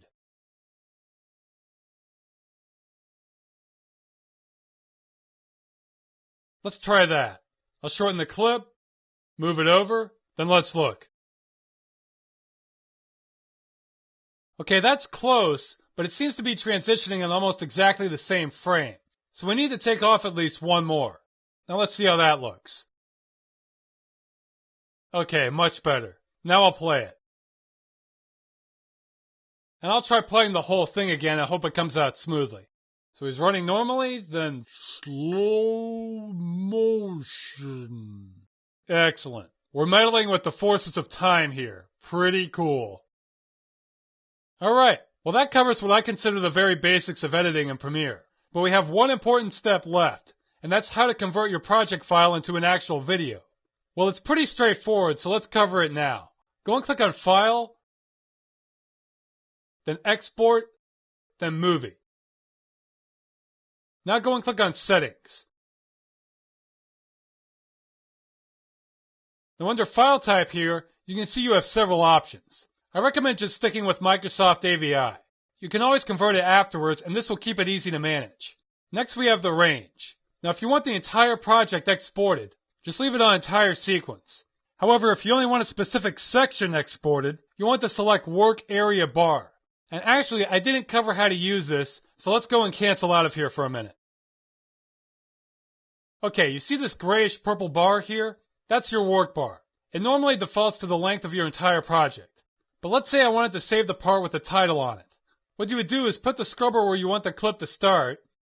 Now hold down the Alt key, then press the left bracket key on your keyboard. Notice how that changed where it starts? And now you can probably guess how to change where it ends. Move it over to your ending, then press Alt and the right bracket key this time. And that's your workspace bar. Okay, let's head back over to exporting this. Go to File, Export, Movie, and back to Settings. And now under Range, if you want a specific part exported, there you go. I'm going to leave it on entire sequence, but it's useful to know about that feature. Okay, next I'll click on Compile Settings. I'm actually not sure if this makes any difference to the file for what we're doing, but I usually uncheck the options here anyway. Now you also have the option if you want to export the audio and video, which you probably do. Under Embedding Options, again, I'm not 100% on what this does, but I usually change it to none just in case Premiere is adding extra data to our AVI that we don't need. I also usually uncheck Add to Project when finished.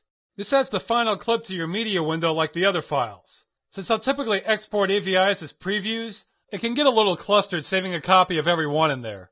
Okay, now click on the video menu. First we have Compressor, and if you click here you see we have several options, including HuffUV and Xvid like we discussed earlier. I trust none of these. I've seen Premiere screw up encodings of Windows Media Video, HuffUV, and especially Xvid.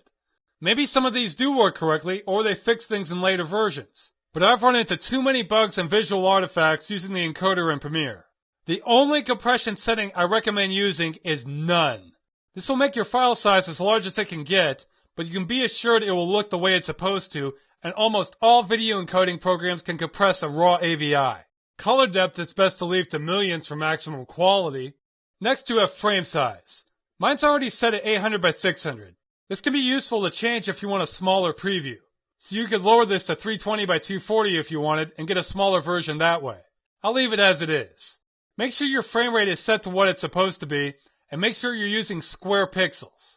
And I don't think this matters because we won't be compressing the footage, but I usually uncheck the recompress option too. Okay, now click on keyframe and rendering. And for bit depth, the project setting or maximum should both be fine. And for fields, double check to make sure it's set to no fields, progressive scan. Otherwise, it can introduce interlacing on your footage, which you don't want. Now click on audio, and the default settings here should be fine.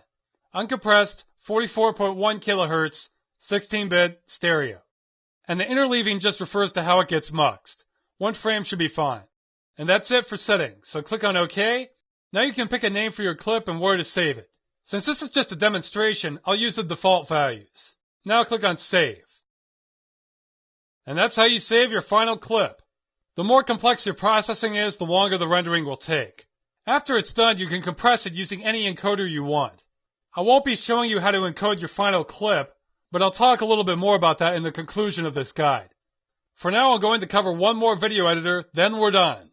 Okay, in this section we'll cover how to use Windows Movie Maker on Windows XP. Now this isn't the most powerful editor out there, but it's free if you're running Windows, and you probably are already if you're working in the source engine. So if you just want to make a simple video, this will get the job done. Go ahead and open it up. It's under the Start menu, Programs, and Accessories by default. The first step here is to import your video file so that you have something to work with. To do that, go and click on File, then Import into Collections. And I'm already in the directory I want, Half-Life 2 Episode 1 again. Now I'll just be importing video clips, but you can also import audio files as well. Anyway, I'm going to select all these clips, then press on Import. And make sure that checkbox at the bottom is unchecked, otherwise it will take longer to process and may not divide the clips up how you'd like. Now even though I imported 4 clips, only one is showing on my screen. What's happening is that the files are being split up, and for some reason Windows Movie Maker doesn't deem my clips worthy of being lumped together. Anyway, to fix this, just go and click on the button that says Collections up at the top here. There, now we can see all my clips off to the side. If you select these, their information will appear off to the window on the right. Also, if you import any audio, it may get lumped together in one of these collections as opposed to being a separate file. I still don't understand why it operates using an awkward classification like this, but I guess that's the Microsoft way. Okay, now to start editing. You could drag your clips down to the storyboard here, but that's not really a preferable way of doing things unless your clips are already at the length you want them to be at. What's better is to click on this button here that says Show Timeline. Now your interface resembles a regular video editor. And to get started editing, just go and drag one of your clips down to the timeline. Now your clip has been placed, and you can scan through it by dragging this blue scrubber here at the top. And something worth mentioning here is that unlike Adobe Premiere, there is no blank space when editing in Windows Movie Maker. This means that if you want the clip to start at 10 seconds into your video, that's not going to happen by itself. It will always put your footage at the very beginning of the sequence or at the end of another existing clip. Premiere will just fill in the spaces with black, but Windows Movie Maker takes no prisoners. So imagine there's a gravitational pull on your clips from the left side of the screen. Now you can still trim your clips down to only the parts you want. So say I wanted to start this clip once the camera starts moving. I can move the scrubber here to the position I want, then click on the edge of the clip and drag it over to that spot. Now it automatically repositions the modified clip, but now when you start it, it will be at the point you trimmed it to. And to do the other end, I can just move it to where the camera stops, which is about here, then trim that section down on the other end in the same way. Now the clip has been edited to only the moving sections. And if you want to cut to a new shot, which you probably will, just drag the video from your collections down to the timeline after your previous one. And now we'll cut to that new shot when it's done with the old one. I apologize that the preview window is so choppy on this video. It seems to be having a hard time with these clips. Anyway, if you decide to resize your clip, the rest of the sequence will automatically snap into place. And another basic feature is that if you need to get a different view, you can zoom in or out using these buttons off to the side here. Now you can see our time markers are in seconds. And that's about the extent of basic video manipulation in Windows Movie Maker. Now the program also has some effects you can use to add onto your clips. Go and click where it says Video Effects in your Collections window. And the descriptions here are pretty self-explanatory. Some of these are kind of neat. You can preview them by double-clicking on them, or just by dragging them to your clip itself. So I'll drag this one, then let's take a look.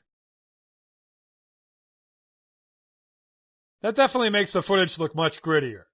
Let's play it. Yeah, see now you're halfway there to making this look like a snuff film. Anyway, if you decide you don't want the effect after all, just right-click on it, then click on Video Effects, select your current one, then click Remove. Then press OK. And now it's back to normal. Okay, so there's not a whole lot of effects, but some of these might be useful. Next, let's talk about transitions. You can probably guess where this is going. Just go and click on the title that says Video Transitions. Now I said this in the Premiere tutorial, and I'll say it again. The majority of these transitions, in my opinion, are not very helpful. They're mainly flashy effects that don't have a lot of use in regular movies. These would be more for your made-for-TV movies from the 70s and 80s that air around 4 in the morning. So if you're going for that look, then maybe these are of use to you. Regardless, I'll show you how to use them. Just pick the one you want. We'll go with bow tie here. Then drag it in between where you have two clips on the timeline. It even has its own row. Now let's preview it. Yeah, see, you're really not going to see that kind of effect in a well-done movie. Now, if you're making a music video or elaborate credit sequence, ignore what I just said. You don't have the same kind of steadfast rules in those mediums, so you should feel much more free to experiment with that. Anyway, there is one video transition I do recommend for movies, and that's the fade. First, I'll select this transition, then press the delete key. Here, let's find it. And there it is. Now I'll do the same thing. Just drag this down between the clips. And let's preview this. And this will probably be as choppy as can be, but you can sort of see what's happening. It's just cross-fading between the two clips. This effect does get used a lot in movies and is a good way of transitioning between different scenes. Alright, the last big thing I'm going to show you in Windows Movie Maker is titles. So if you want to add a title, a credit sequence, or just any text to your video, that's what we'll cover now. Go and click on the Tools menu up at the top, then on Titles and Credits. And we have multiple options here. For starters, we'll just add a title at the beginning of the clip. So click on this first entry. Now type in a title for your film. And once you've done that, you'll get a preview. But I want to change the look, so I'm going to click on Change Text Font and Color here at the bottom. And I'm just going to change the background to black, since you see that shade of blue in a million YouTube videos. That looks pretty good. Now I'll change the animation itself by clicking on Change the Title Animation. And there are several options here. I'll pick something flashy. Exploding outline should work. Now click on Done, Add Title to Movie. Now you can see it's added the title to the beginning. And unfortunately, between the editor and this recording, the video is so choppy that you can't really see the effect, but it's there. Okay, so that generates a title by itself, but I'll show you how to create one more that can be displayed directly on top of your footage. Go and click on Tools, then Titles and Credits again. And this time we'll have the title appear as an overlay. So go and click on Add Title on the selected clip. Now go ahead and type in your title text again.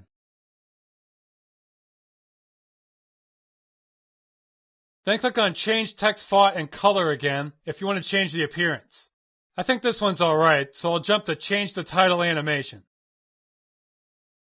And I'll pick something flashy again. Let's try Wow. Yeah, there we go. Now we'll click on Done, Add Title to Movie. And now if you look down here in the timeline, you can see the entry for the title overlay. Here, let's play through it. Somebody call the police! A fight's broken out!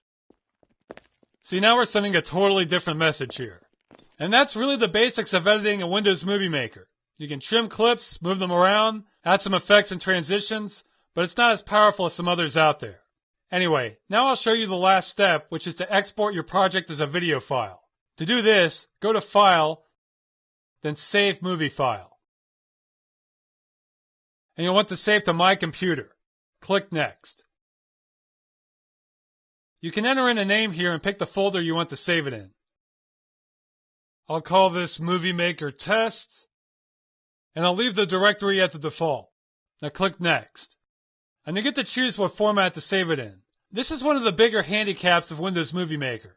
These will all be in Windows Media Video format, and notice down here it lists the quality settings. And the resolution is lower than the source footage itself. Now you can get a few more options by clicking on Show More Choices, then Other Settings. Then you can pick from some presets. Unfortunately, you have to go with what sounds the closest to what you want, rather than specifying it yourself. So that's a definite limitation of using it. Anyway, if that's good enough for you, then click on Next, and it will start rendering and encoding. And that's it! This concludes video editing. Now you may want to stay tuned for the conclusion, as I'll discuss some encoding options and a few software alternatives, but we're done! Hooray!